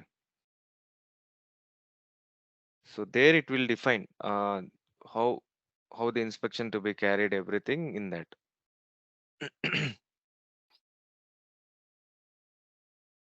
If I find some document, I'll show you. Okay. Let me check in my repository whether I have some in sampling plans with me or not. Okay. I'll show you how the document looks like. Based on that, you'll get more clarity. Okay. What is this ISO samplings? Okay. So now we created the sampling scheme. Okay. Clear?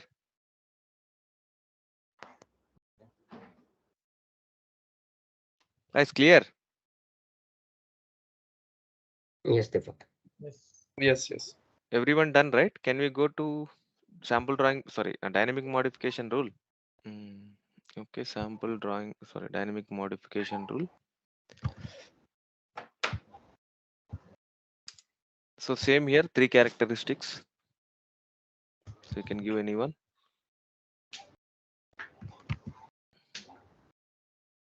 So I'll do QM3.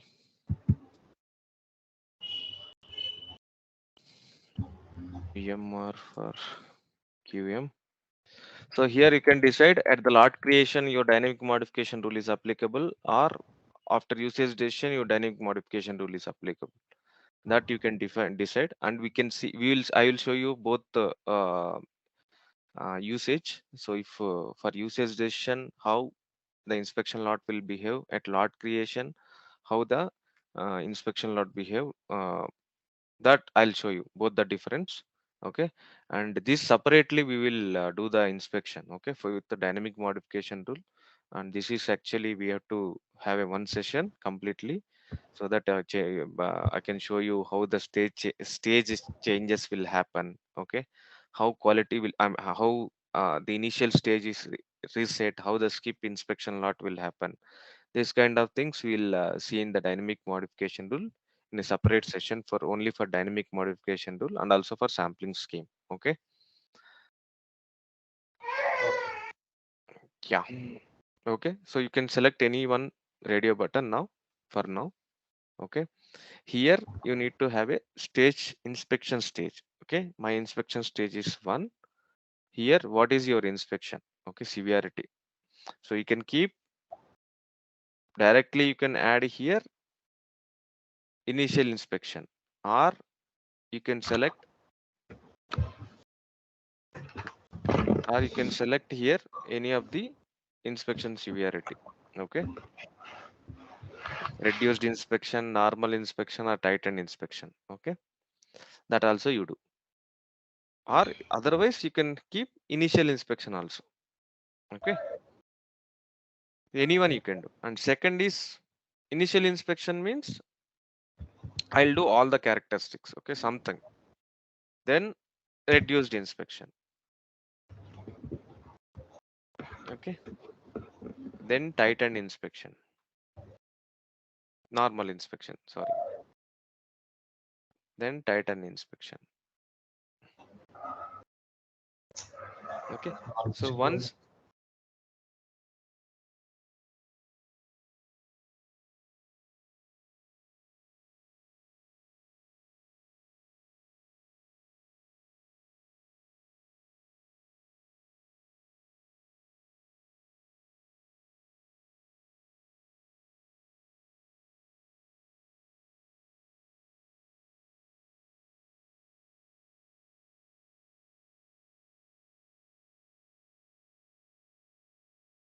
so once you define here, you need to have a stage change.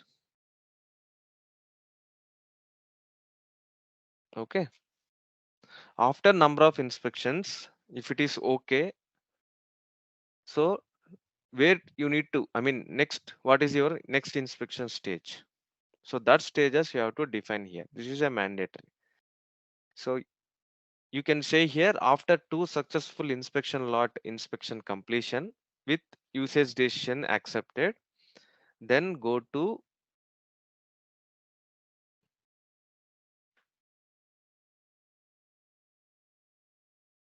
sorry, wait, I not select here, then go to based on your stages here you have to give. Okay, not, you should not select from this, you have to select from this. Okay, so now what is your reduced inspection stage 2?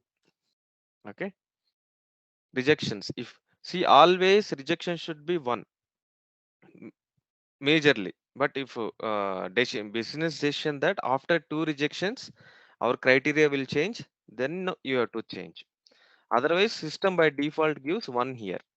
Okay, again new inspection stage, if it is rejected then your inspection will be tightened, 4. Okay,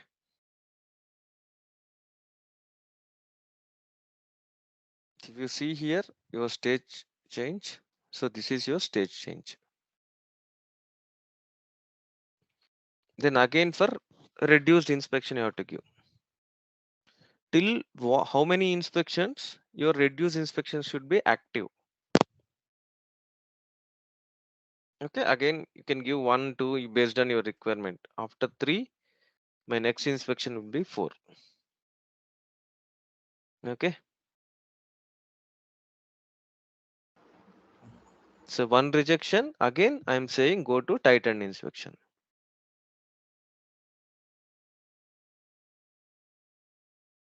For normal inspection, number of inspections 2, new inspection stages, initial inspection 1. Okay, so rejection, new inspection stage is 6, sorry 4. Okay, so for tightened inspection I am saying number of inspections, so tighten I'll do the 2 inspections now, then new stage is again initial inspection, means I'm repeating the cycle. If rejected I'm repeating the cycle, and rejection again tightened inspection 4.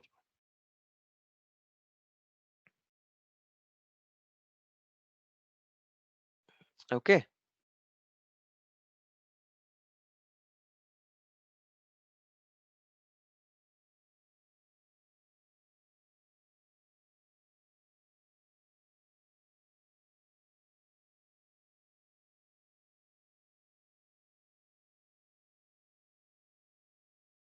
wait I'll we can add skip also.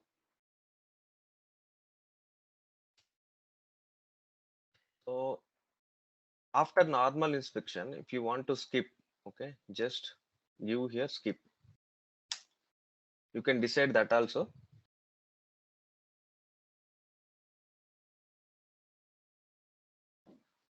So skip inspection,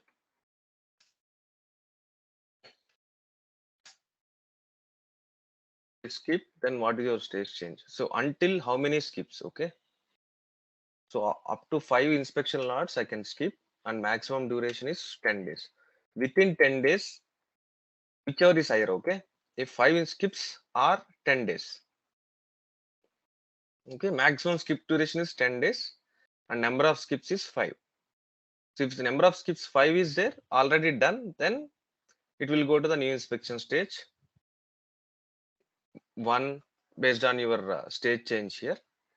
And if it's 1 rejected, then means your usage decision rejected for that particular batch during the skip, then it will go to 6 again, tightened inspection, sorry.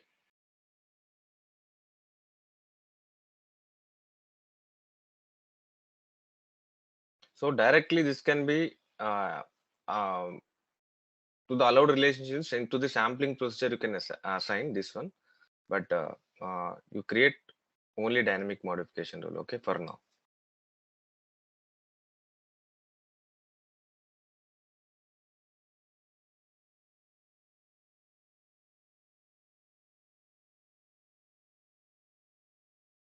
See now our QM3 whichever you have created, that stage is shown here. Okay,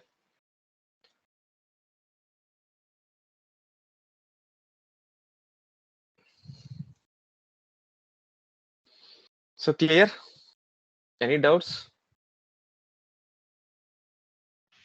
Yes, so in skip stage, Hmm. if after 5 skips, it will go back to the first stage, and if the first stage is rejected, then it will go to 4. Based on your stage change. If first stage is after skip duration, it will go to the initial Yeah. stage. Okay, Okay. initial stage, what is your stage change for rejection? what you are Okay. given for the stage change? 4 only, right? Yeah. Which is your Yeah. tightened inspection. Yes. Then it will go to the tightened inspection. Okay. Okay, if it is accepted, okay, then again it Mhm. will go to the initial. Okay. Okay, because your tightened inspection stage, if you given initial, then it will go to the initial. Otherwise, it is a reduced inspection, it will go to the reduced inspection. That's based on your stage change setting for the tightened inspection. It will go accordingly. Okay. Okay. Yeah. We will touch base this again during our practical session. Okay. So this, Okay. yeah. Now we came to the important part. Okay, inspection plan. This is very important master data. Without this, your quality inspection will not happen. Okay, and inspection plan drives many functionalities in QM. Okay. Okay, so whatever the master data which you created till now, so that entire master data will fits into this inspection plan. Okay, you have to use all that data and you have to create a inspection plan. Okay, so inspection plan will have header data, operation data, and characteristic data. Okay, uh, okay, and it defines how the inspection should happen, what type of characteristic to be inspect, how the sample to be calculated, and what is the sample size to be calculated. Okay, what are the specifications for that characteristics? Okay, what is the qualitative acceptance rejection criteria? Everything we will define in the inspection plan. Okay. Okay, so inspection plan mainly divided into 4 parts. One is header, operation, characteristics. Sorry, 3 parts. Characteristics. Okay. I'll show you in the system and explain each and everything. What is the importance of inspection plan and what are the important things we will maintain in inspection plan. Then we will create a inspection plan for your own material by using your own data. Okay. Keep your data handy. Okay. I'll take the existing inspection plan.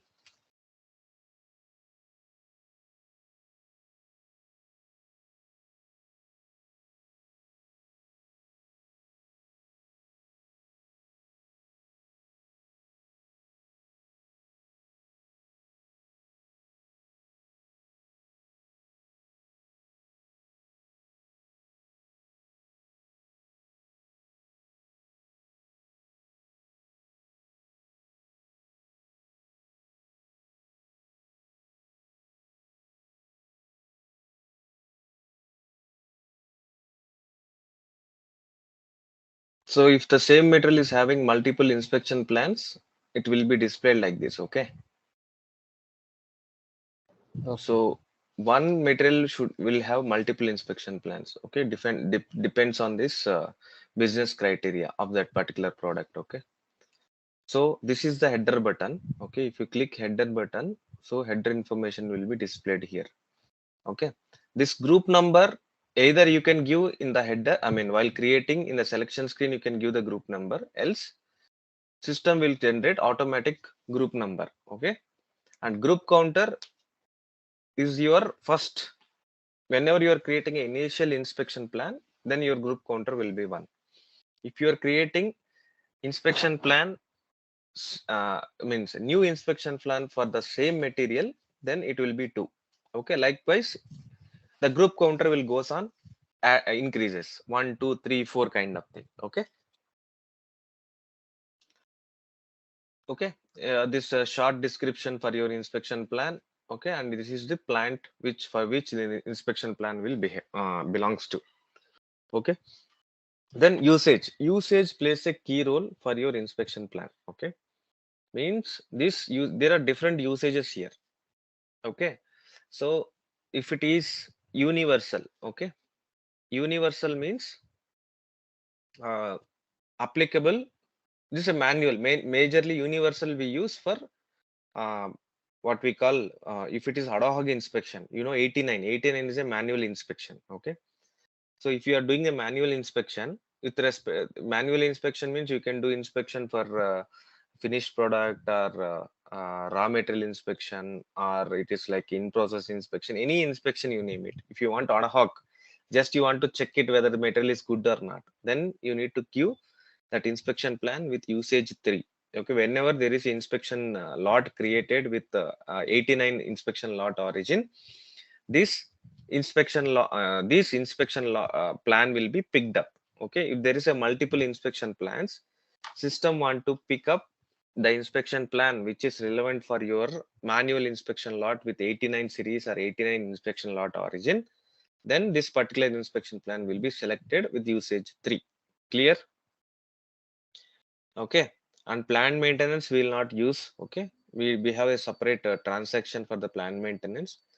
5, goods is shipped. Okay, whenever there is a goods is shipped for that particular material, if it is a process order or if it is a purchase order or if it is a goods receipt other, then in that scenario we have to use usage 5.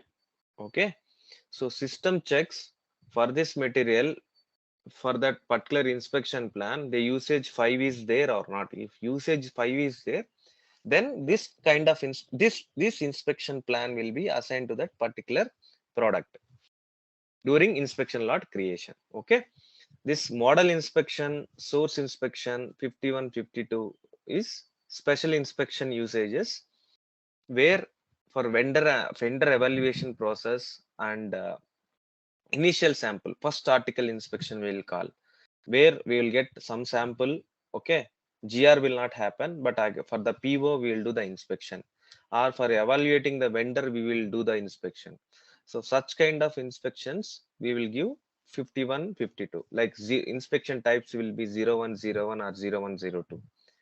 Okay, goods issue inspection. Okay, if it is for the production, sales relevant delivery inspections, so we will use 6. Okay, material check, it's a recurring inspection. Whenever you are doing a recurring inspection, means deadline monitoring, our recurring inspection is 09, so you will use the usage 9. Okay, so based on your business process, your usage should be selected accordingly, and they have their own background functionality where you need to decide and assign that usage.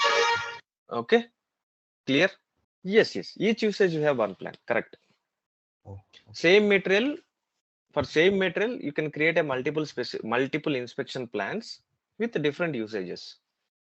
Okay, for example, if the material is procured, okay, means it is a raw material. For raw material it is not required, raw material inspections is majorly goods receipt inspection, so you will give 5. Okay, for that material you are doing any model inspection initially while procuring, then 51 will be there. Okay, for that material you will have a manual inspection. So whenever you say that this material found defective, I will do the inspection manually. Okay, manually in the sense, I'll create a manual inspection lot and I'll do the inspection, and I'll say that okay, I inspected this material, this is good, you can proceed further, because that material is already in the stock. To create an inspection lot, we need one document, supporting document should be there. But if I ask again, which is already procured, inspected, and it is in unrestricted use, if I go and ask the warehouse team or purchasing team, I need to check this, you create one more purchase order, this is not right, correct. As per the process, this is not correct, because it's already procured, everything is settled. Again, purchase order creation, GR for the purchase order, and creating inspection lot, this is not possible, because some supporting functionalities will be there to their particular module also. Because of that reason, in quality we have a facility without any background document, still we can create an inspection lot. Okay, and we can do manual inspection, and we can say that I have inspected this particular, it's ad hoc inspection. We'll say whenever inspection is required, just create one manual inspection lot and do the inspection and say that this is okay or not okay. Based on that, we'll move to stock to block, or still we can use the material. Okay, in that type of scenario, we'll create 3. If same material undergoes the deadline monitoring, means recurring inspection. Every 6 months I need to inspect this material again and again, or every 1 year I need to inspect this particular material. Then in that case, I'll give 9 as my inspection plan. So for the same material, you are creating 3 inspection plans here. One is 4. Okay, one is 9, one is 3. Okay, 3 inspection plans you are creating. Okay, for month wise and week wise also we can plan that material for checking, right? For quality check. Why you need month wise, week wise? That is recurring inspection then in that case. Every month you need to inspect means for the material, then you have to have a recurring inspection. You need to block that material. No. And you need to you want to have a inspection stock to be in QI, quality inspection. That is your scenario. Yes. Okay, that is a recurring inspection concept. If you want to have a every month inspection, that is a recurring inspection we call, where we use the 09 as the inspection type. For that, you can take the material check 9. Okay. Okay, that is a different concept. We'll go through that also. Okay. Yeah, thank you. Yeah. Okay, so this is one part usage, and here overall this is again different. So if it is created or release for order or release for caustic, release general. Okay, so based on your uh, I mean different business cases. Okay, you see this release for created, we will not use it, but if you have any approval process, then initially it will be in created state. Once it is approved, then we can change to release for order or release for costing or release for general. But here we will use always release for general, so that all the other functionalities can be activated for this by default. Okay, if it is released for costing, if you have any costing relevant inspection plans, then this plan is only for release for costing. Okay, if it is released for general, it is applicable for all. Later you can do the costing also for this. It depends on your requirement. See, majorly we will use release for released general, and sometimes you can see some custom statuses also here. Okay, depends on your respective business functionalities. To meet their business requirements, custom business requirements, will create this statuses also here. Customized status. Okay, in SAP standard we have only this 4. Okay, we will choose always 4 release general in simple way. Okay, and here you have, if any work center you want, then you can assign a work center here. Okay, otherwise it's not a mandatory field, it's optional. Okay, so you say that this particular inspection will happen in this particular work center, then you can enter that work center here. Lot size, till which lot size this inspection plan is applicable, you can define that here. Okay, 1 to 1000, 1 to 100. So if you have a multiple inspection plans where you say that till 1 to 1000, I need 1 to 1000 lot quantity, I need this inspection plan to be inspected, or I need from 1 to 3000 or 1000 to 3000, I need different inspection plan. Then you can define your lot size here. Based on that, system will automatically pick your inspection plan. Okay, and this is just old task list number. If you have any old task list number, if you want to refer, just reference actually. Okay, before my task list is this number, and now my task list number is this. For information purpose, you can add that. Inspection points. Okay, inspection points. So if you are using sample drawing procedure, your inspection point is 200. Always you need to select 200, which is inspection point for sample. Okay, because you will have a physical samples, pooled sample and reserve sample will be created in the system. Okay, and physical number will be generated in the system. To have this physical sample number to be created, this inspection point is mandatorily to be assigned to the inspection point field if you are dealing with sample drawing procedure and physical sample inspection for the physical sample. Okay. And you have different samplings also: time based sample, inspection point based on event, work shift, container based. So these are some of the additional samplings where you can create the samples, and like if it is a time based, based on the time, you can pick that, and you enter the results. And work shift, first shift, second shift, third shift, if you want to have an inspection, then that kind of inspection points you can define over here. And also inspection based on container 10, container 12, container 14. So if you want to enter that kind of things, if you want to be recorded in the system during the results recording, then you can keep that particular sample. Okay. And freely defined inspection point, means, so you have a number, you can enter manually text, whichever the text, like sample 1, sample 2, sample 3. But we are freely defined in the sense you can write your own text for the sample name. You can type in the sample name, and you can enter the results. Okay, that is freely defined inspection point 100.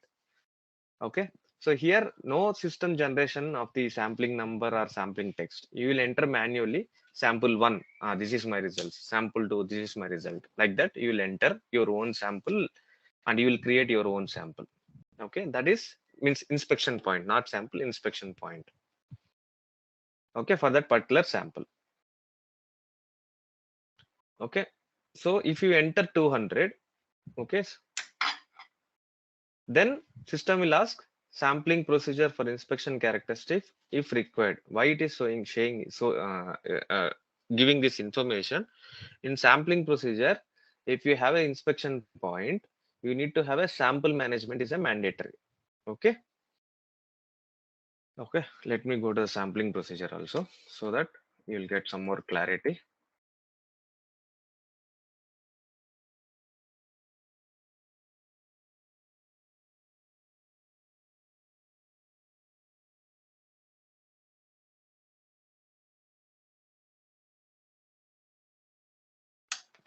Okay, so here you have a sample management. Okay, so this expecting this indicator. Okay, if you are using a sample drawing inspection point, your sampling procedure should be sample management. Okay, so otherwise system will throw error message, this so and so sampling procedure is not applicable for this physical sample scenario. Okay, clear? If it is freely defined inspection points 100,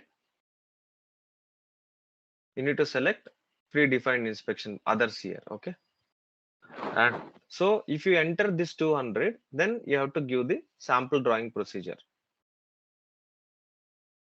Okay, so this is mandatory.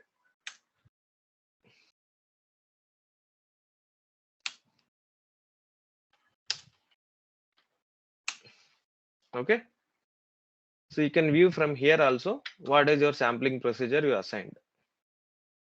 So directly you can navigate, and you can see your primary samples and your size factor 1, fixed number 1. Okay,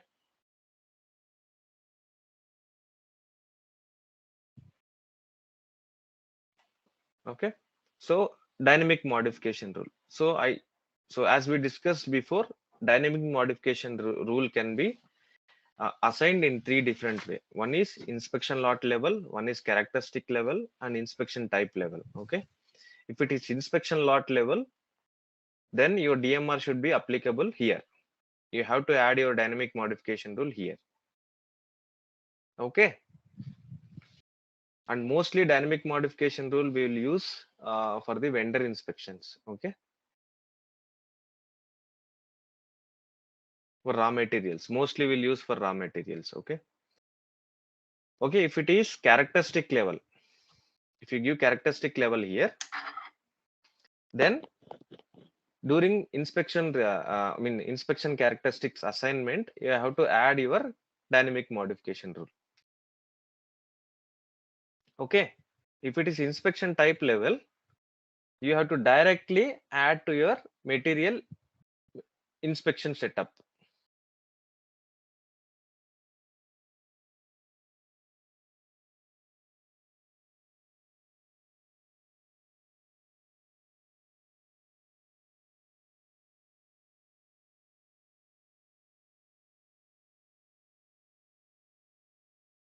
Okay, here you have to assign, and it is applicable for that material or for that inspection type. Okay, if you maintain this at config level, then wherever you use that inspection type, this dynamic modification rule will be applicable. Okay, so we have 3 options. You have to use any one option. You want dynamic modification with characteristic level, select that here and assign during the inspection characteristics assignment. If you want dynamic modification rule at inspection lot level, then directly assign to the inspection plan header. If you want dynamic modification rule at inspection type level, then assign to your inspection type. Yeah, system will give error message. Some functionality will not work properly. Okay, you need to follow the correct setup. Okay. Okay.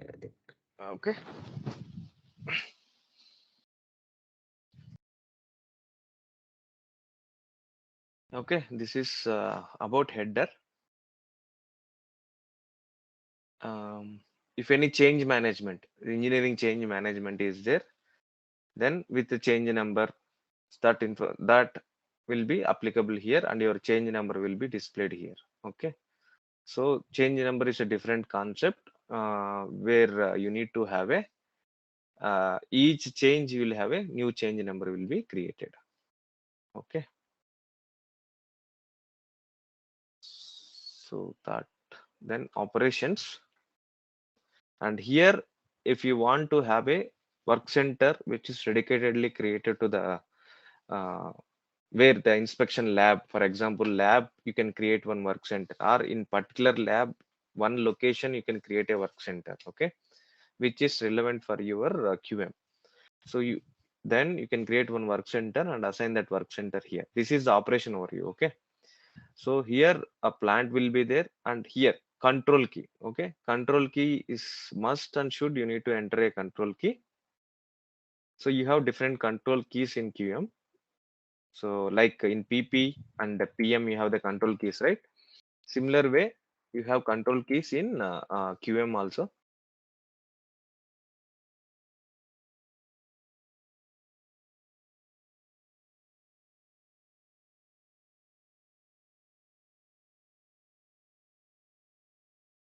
So you can see QM inspection characteristics required. Okay, and you want to have a print characteristic, so you can have that information here. Print characteristics, inspection characteristics. Okay, so cost relevant is control key. Okay, so this kind of control keys you have in QM. Okay, so by default we'll use QM01 control key always. So where is the characteristics required for us to have the inspection, and you can give the supporting description. So here if you have a multiple operations, okay, then you can create multiple operations also, and you can have multiple character for each operation, characters will be assigned. Okay.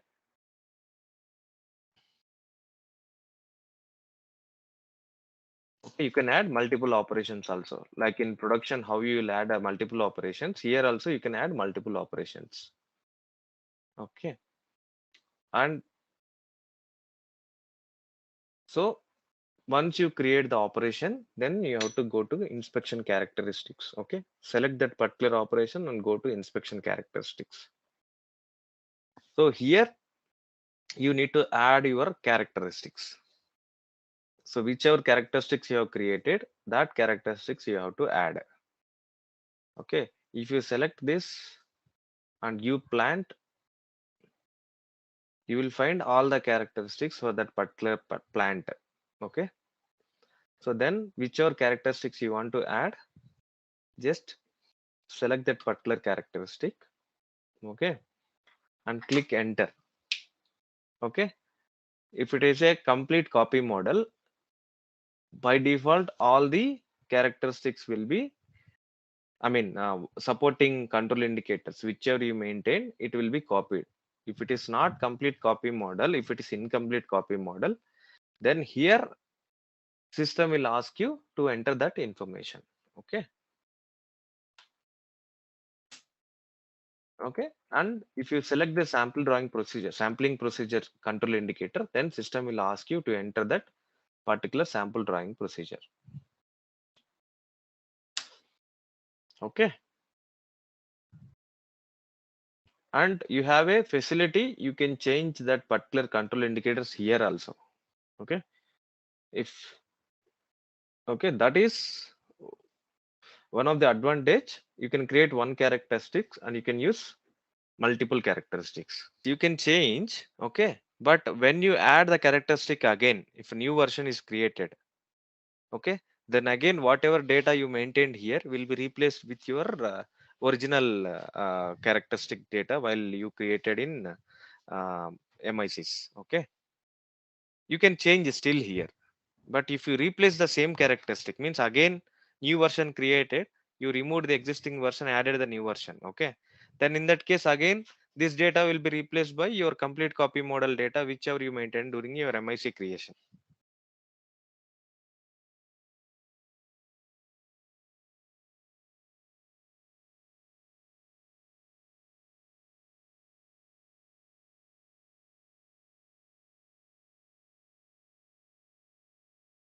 So here, whenever you are using a reference characteristic or class characteristic, it will be locked. Okay.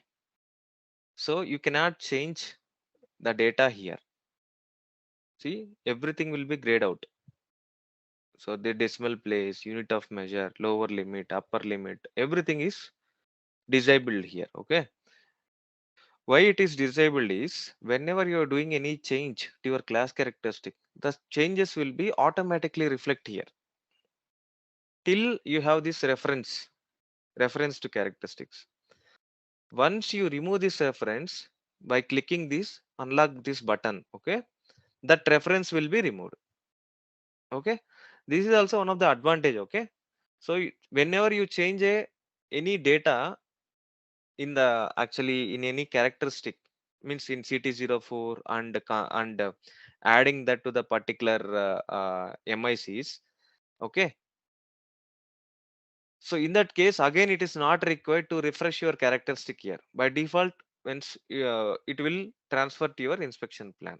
That's why this reference to master inspection characteristic is still valid and it is available. That is a this indicator will give that functionality. Okay.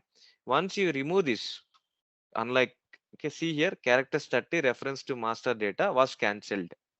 Means we system says that you are unlocking this characteristic, it will cancel your reference to this particular characteristic.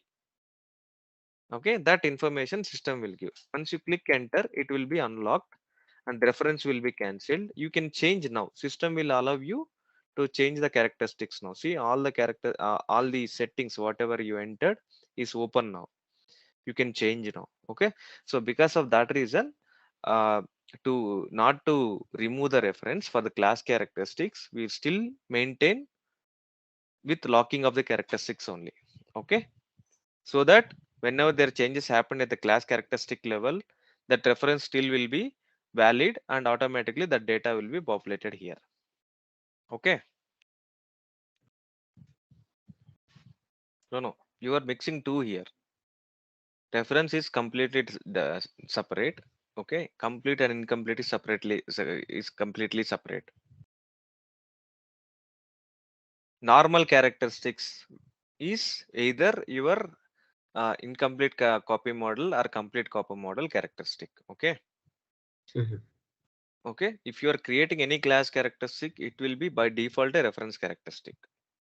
It by default it will be a reference. If you are adding a normal characteristic, so it is this characteristic I have added just now. It is a incomplete copy model, right? Mm. So it will be always incomplete copy model only. Okay. Okay. And from here also you can navigate to your characteristic. So you have your master inspection characteristic display. So you can see this is a reference characteristic and this is the data already set up for this. You can check here also. Okay.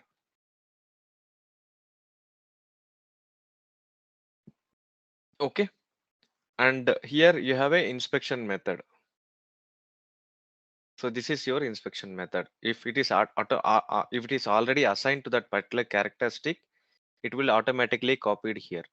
If it is not assigned automatic copied means assigned to your inspection characteristic, manually you can input here. That also you can do. Okay, for that particular characteristic, this is my inspection method. Okay. See here there is error. Sampling procedure is not permitted for inspection point relevant inspection. Why it is not permitted? Because we have added 1 second slash. See here this is without inspection point is selected for this particular sampling procedure. Okay, but in the header we have chosen the sampling inspection, sample with inspection, sorry, what is that, physical sample. Okay, inspection point for sample 200 we are chosen, but my sampling procedure is not allowed for inspection points, that is sample management. That's why system throwing the error message. Okay, so this is the best example for you. So already we have discussed, right, whichever the indicator you are setting up here, that should support your inspection plan settings in the inspection plan. Okay, until I change this sampling procedure, system will not allow me to proceed further. So I'll change to my sample 01. Okay, see now system almost. Why the error message we received? Here I have chosen the inspection points. Okay, but in the characteristics I given a different sampling procedure that is not supporting my inspection point. Okay, because of that reason we got error message. Okay, clear?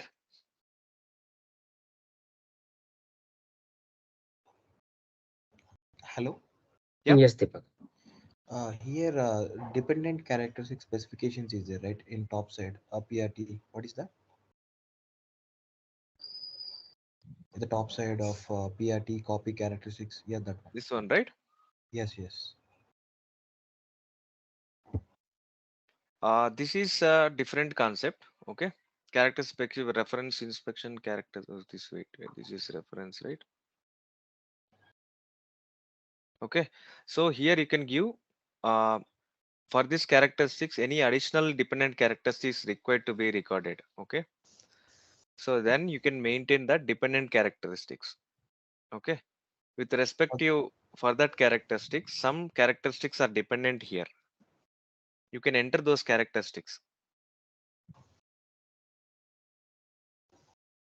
Okay, this is specific characteristics where we will use this like in a configurable materials or some customer relevant, supplier relevant.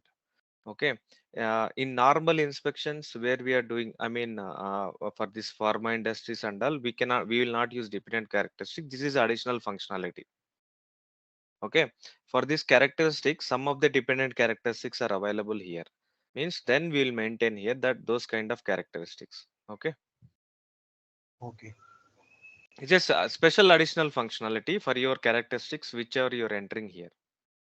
This is PRT. Okay, any production resource tools. But most of the cases, we will not give any PRTs. If you want to record PRTs, like we will maintain in the production order. Production order operation level or in the routing or master recipe creation. Similarly, you can add the PRTs also here. Okay. So this is a checkbox consistency check. Okay. If you click consistency, system will check any error messages is there or not.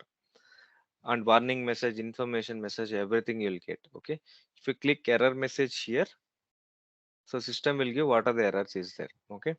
This is inspection point completion is not possible for task. Okay. Characteristic 20 sampling procedure cannot be used. Again, same.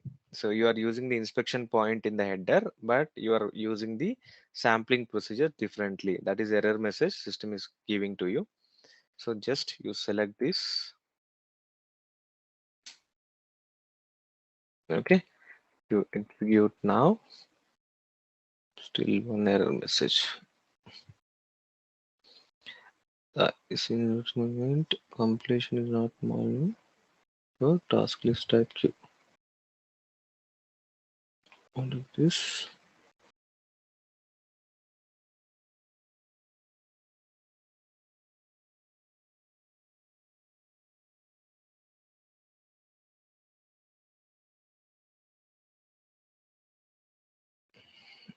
Okay. What is my sampling procedure?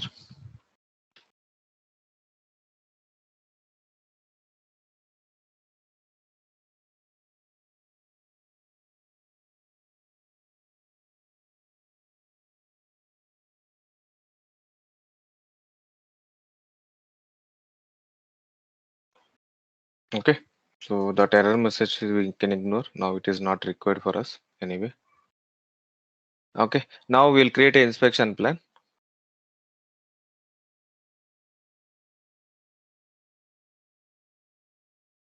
And one more thing here, material assignment will be there. Okay, so if you are creating this for a material, then it will be by defaultly assigned to that particular material. Okay, in some cases multiple materials will have the same characteristics. Okay, so 10 materials, set of 10 materials will have the same characteristics. So in that situation, we will create a group at a plant level. Okay, I'll create one group. Okay, then that group can be used and assigned to multiple products.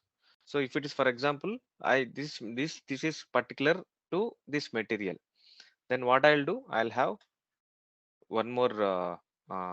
This is group counter. Sorry, you should not take two. Just the same group counter one is assigned to material QM002.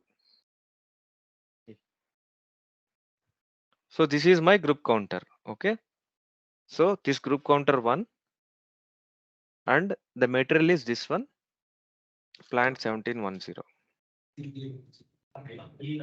So you can assign the same inspection plan for multiple materials. Yeah, same group counter.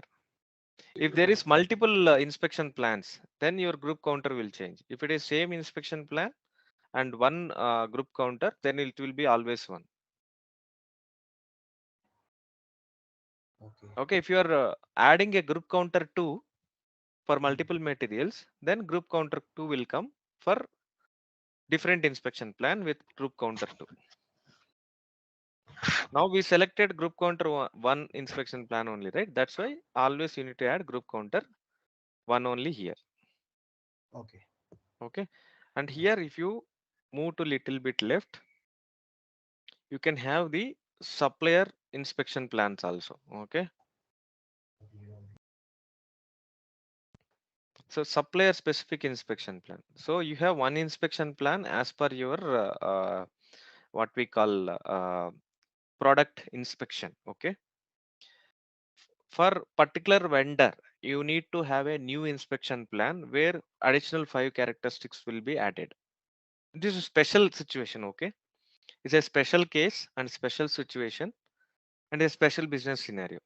In this case, what you need to do, you have a multiple inspection plans. First plan is your regular product. Whenever the goods receipt is happening for that particular vendor, okay, purchase order, the particular vendor is there and goods receipt is happening for that particular vendor. Okay, so that supplier information you have to give here. Okay. Okay. Here Then the vendor and the supplier both are same. Deepak, supplier vendor is same. okay. Okay, before its vendor is there in ECC6, now they changed to supplier. Okay, in S4HANA, this field name changed, but both are same, supplier and vendor. And customer. Okay, so this is during your delivery inspection. Okay, you need to have any customer specific inspection in addition to normal inspection, then you can give that customer information here. Okay,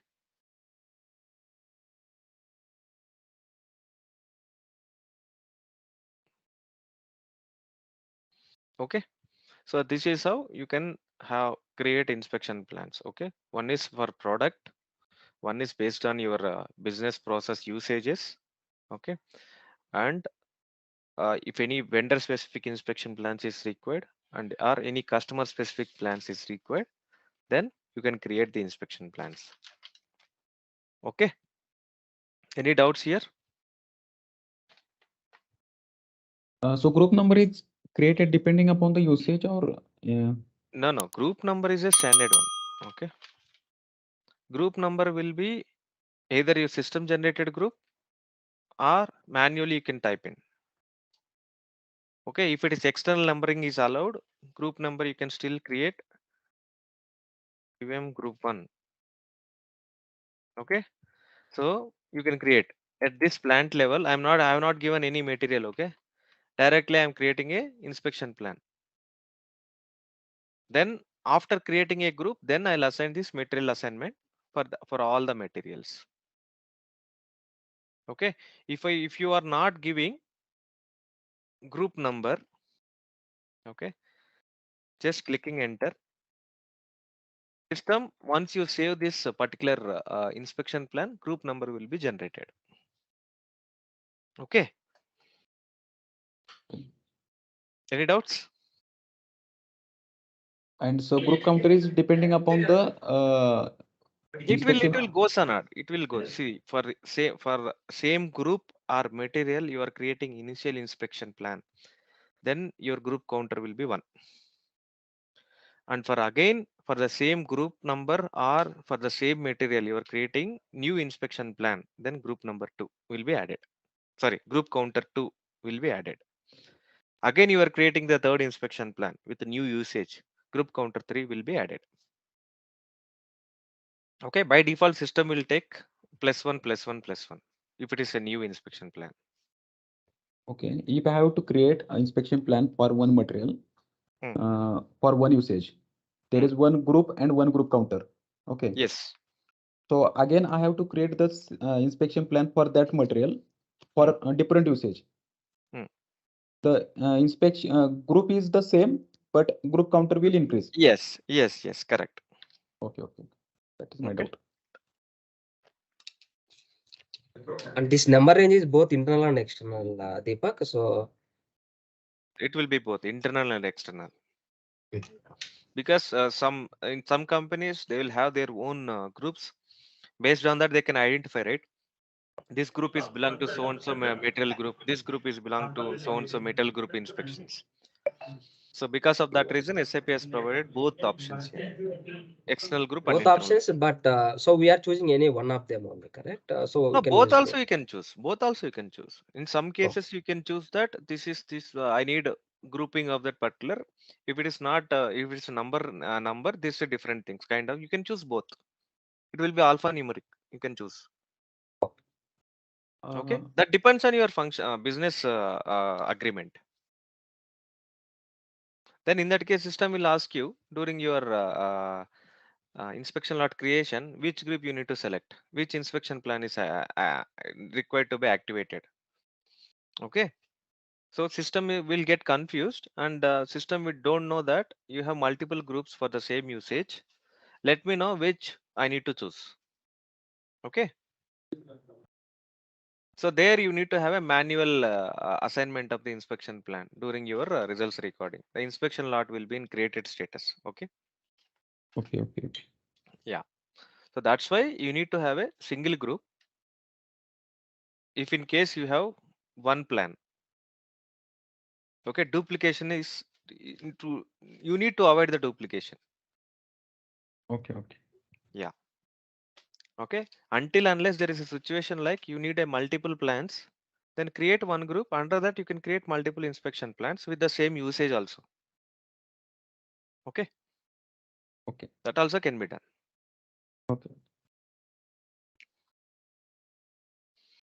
Okay, can we create inspection plan now?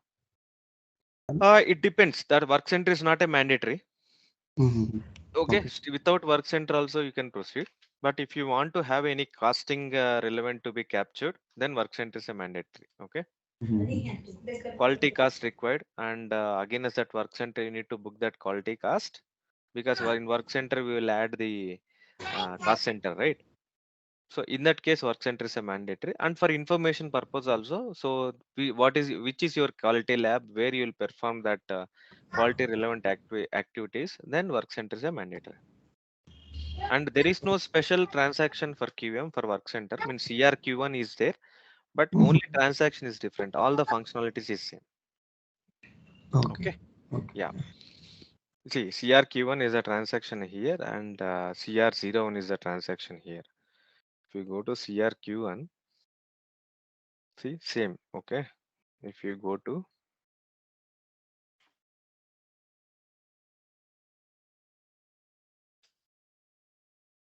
it's still same, no change. Only Yeah. So that fields also same, correct? same. Costing and scheduling tab. Both Everything the is same. tabs. Everything is same.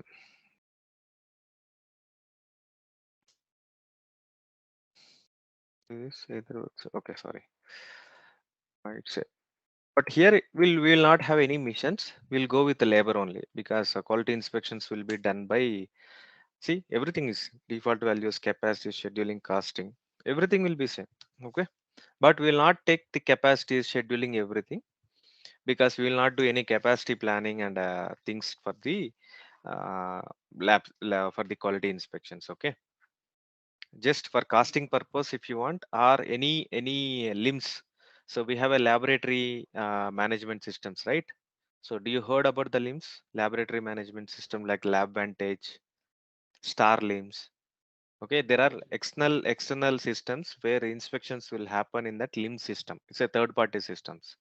If you want to connect the third party systems to your SAP system, where the results will transfer from that to your inspection result, in that case you need to have a QDR system to be defined here. So in that case this work center is required and mandatory.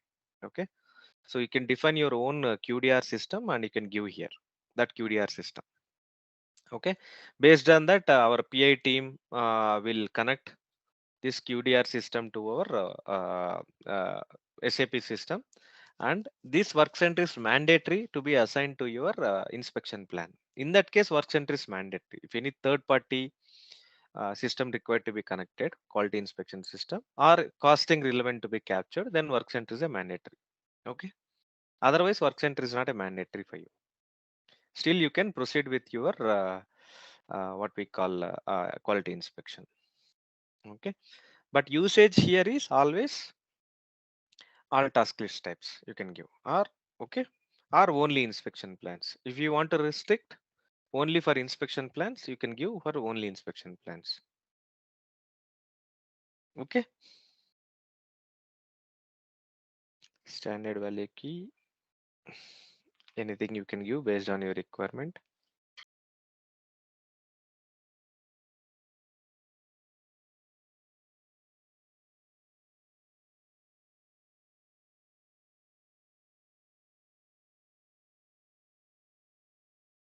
Okay, clear. Can we start with inspection plan creation? Yes. Yeah. So open that document and QP01 transaction. So here I have assigned you some material. I have already provided you materials, right? So take your own material.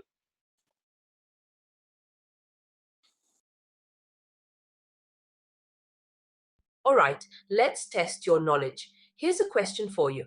What is the role of a sample in SAP QM? Option A.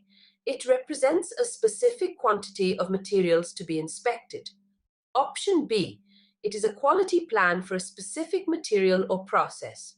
Option C. It is a collection of quality notifications. Option D.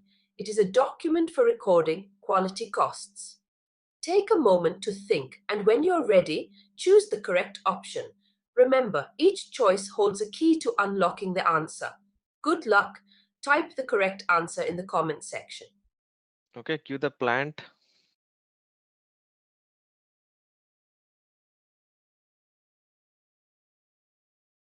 So guys, are you with me?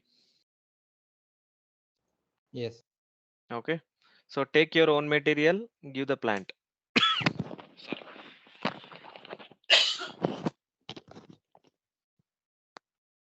And so we'll use for this inspection plan for raw material inspection, which is goods shipped for purchase order. You can give that.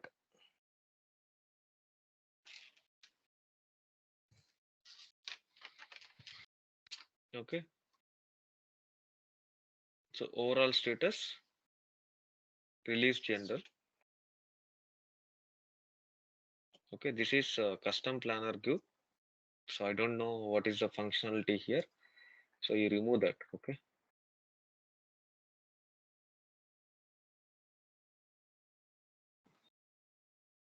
Okay. In general, planner group is like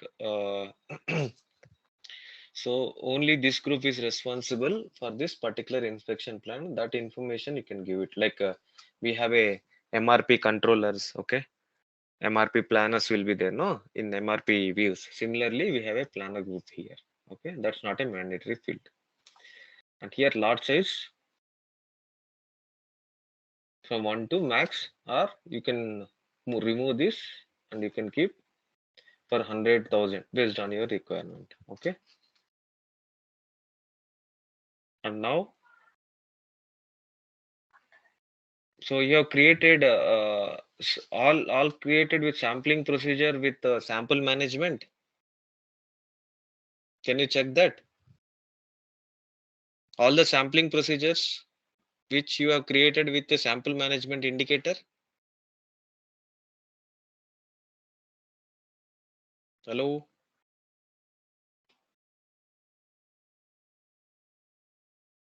Hello. Yes, yes. So you created with sample management indicator only, right? Everyone? No. Okay. So then we will not enter anything here. Okay. If it is sample management indicator, so whoever created with sample management indicator, go with 200 and give your sample drawing procedure, whichever you created.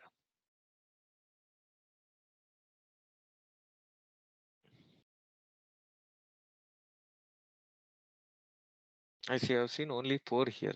So I'm not sure whether others created or not. See, there are only 4 entries. What about others?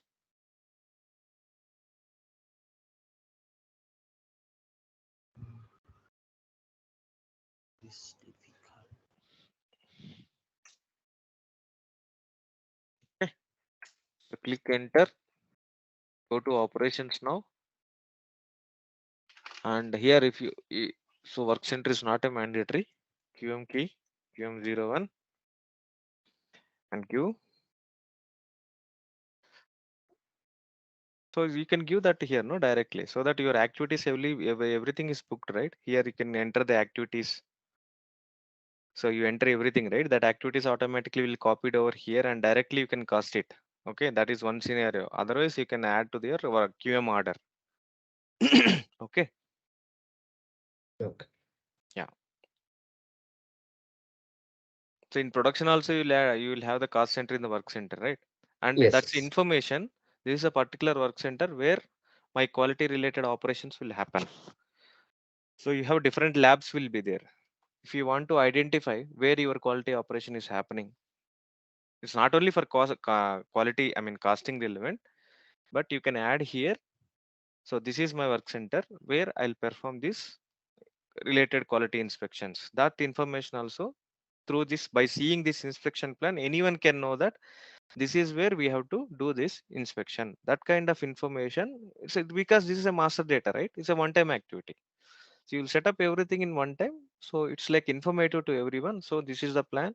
And these characteristics will be inspected in so and so work center. If it's a multiple operations is there, this set of characteristics will be inspected in this lab, and this set of characteristics will be inspected this lab. That information purpose you can maintain that work center here. Okay. So where it's like a basic sample, I mean inspections will happen, and they don't want bother much about this information and all, they'll skip. Otherwise, most of the pharmaceuticals and this what we call chemical industries or process industries, they'll maintain a work center as a mandatory to track everything. Okay, because some audit questions also will rise where you are doing these inspections. You have a plan where you are linking this a particular location in your system, how people will know where this particular uh, inspection is happening. So to avoid such questions, they will maintain all the work centers also. Okay, so QM order will have here. The cost settlement will be done for the QM order in the quality. Okay, for quality, we don't have any product costing. Okay, Okay. so here we have a service based. So we will settle the orders to the cost to the QM order. We'll see that in quality cost. Okay, that's a different concept. Okay, I don't want to mix now, but we'll see that in quality cost. So we have different types of cost. Okay, so inspection cost we have, non-conformancy cost we have, that we will decide over there. We'll check. Okay, that process. Then if any changes is required, we'll do in the inspection plan also, and we will proceed what are the required settings is required for that particular quality cost. Okay.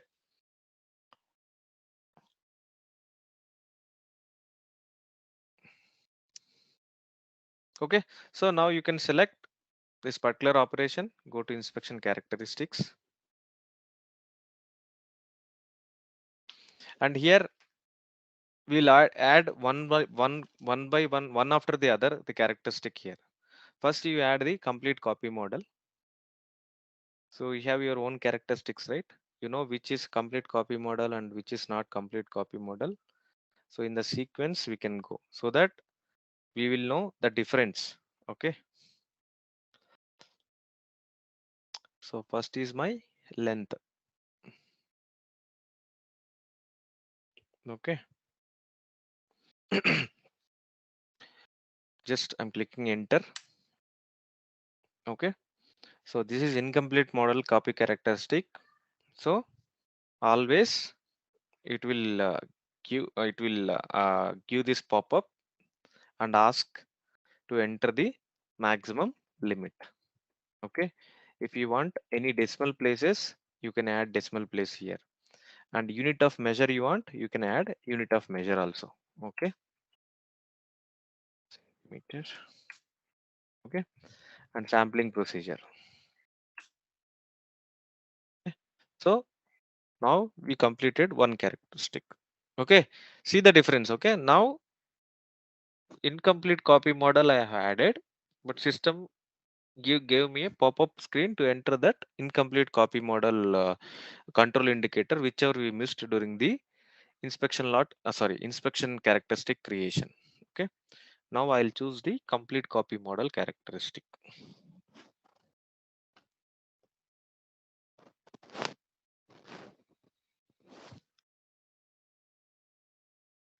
Okay, breadth. Okay, see, for the breadth I have added the inspection method. I have linked to the inspection method TP01. So by default from that it is copied to here. Okay, this is one advantage. Whenever you have a link up your inspection method to that particular inspection characteristic, then automatically this inspection method will be saved here.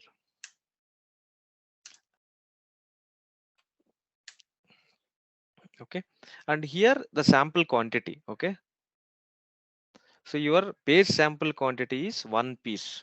So you can define whether you want to have a 1 piece or 2 piece, 3 piece. So this particular quantity will defines your sample quantity. Sample size is 1, 2, 3, and sample quantity is here. It will define your inspection plan will define how much sample quantity you want to choose. Okay, whether it is 1 piece or 100 grams or 1 kg will define here. Based on this your sample size will be calculated, means sample quantity. Here size and quantity is different, don't be confused. Okay, size means number of samples, quantity means total quantity of that sample. Okay, so now I am selecting area which is my calculated characteristics. So you can directly copy and paste here sampling procedure also, so that system will not ask you. Since it is a calculated characteristic, I need to give a formula here. Okay. So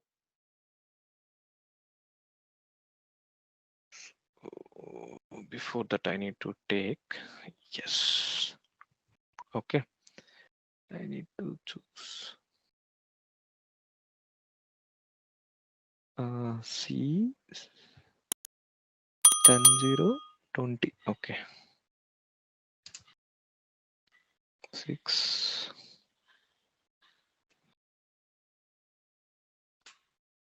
For formula, we have a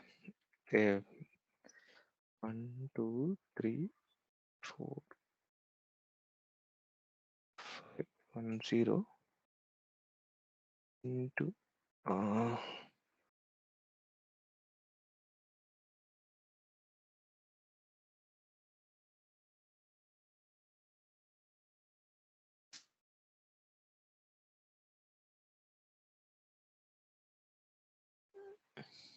I think some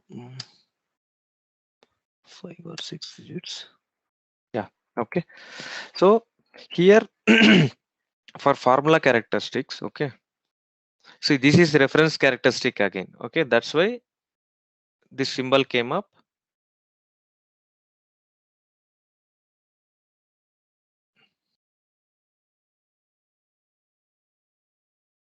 And lower limit, upper limit by default came from that reference characteristic, whichever you created right during your class characteristic creation. So here, if you go to the quantitative data, see there is a formula. Okay, so this is a standard format. So you have to define C is your characteristic followed by 1 2 3 4 5 6 digits. Okay, so you have to always give the previous characteristic. Okay, your formula will be dependent on your previous characteristics. So length into breadth your area. Okay, system will calculate whatever the value you are entering for the length characteristic and breadth characteristic, and it will take it during the valuation of your area, and it will calculate. If you have any formulas like division, okay, or subtraction, so you need to separate them with your parentheses, okay, with this brackets. Okay, so this value divided by 100 you have to maintain like this, or this value minus 100. If you without parenthesis, if you give, it's a basic math actually. Okay, without this brackets you give, systems calculates like this is one value into this value. So while defining the formula, you have to follow the basic math. Okay,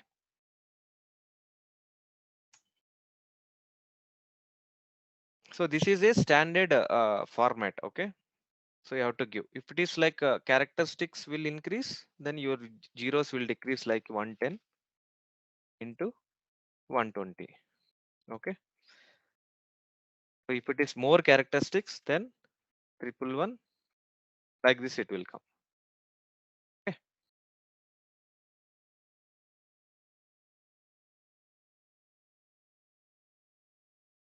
10.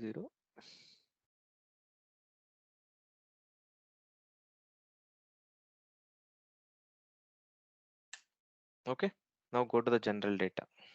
Okay, and you have we discussed right here results data origin. Okay, if it is like from subsystems, means whenever you have a LIMS system, you want to get the results from that LIMS system, then you have to queue here from subsystem using QM IDI.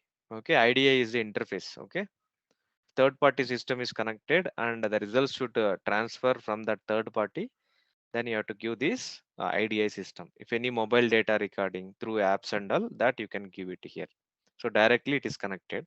But for that, you will not. You need to have a setup. Interface setup should be there between that communicating systems. Okay. So this is previous inspection lot. So you have a functionality called copy inspection results from previous inspection lot. So if that is required, then you can mark that characteristics as a from previous inspection lot. During results recording, instead of entering same results again and again, system has given a facility to copy the previous inspection results to your current inspection lot. So then you can keep this result data origin from previous inspection lot. Okay, that is one of the additional functionality which SAP is provided. Okay, clear till here? Hello.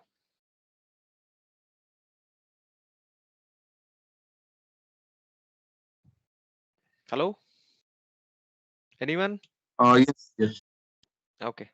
So now we'll go with the visual characteristic. Okay. 7 is my visual characteristic.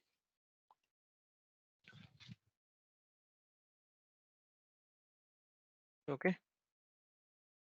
So whatever selected set you added in that characteristic, it will be automatically populated here.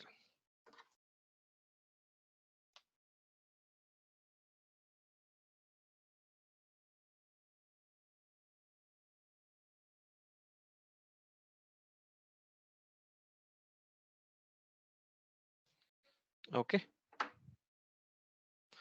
So once you add all the characteristic, just check it. Okay. So it should be error free. Okay. Information and warnings you can ignore, but still you check it. So it will have any effect to your inspection. Okay. So you can check. So best you should have everything is 0 only. Okay. So if it is 0 without any errors, then you can proceed to save this particular inspection plan. Okay. Now I want to create one more inspection plan for same material. So system says that there is already one inspection plan is created. Okay. So do you want to change the same or you want to create new? So if you want to create new, then here a new entries button is there.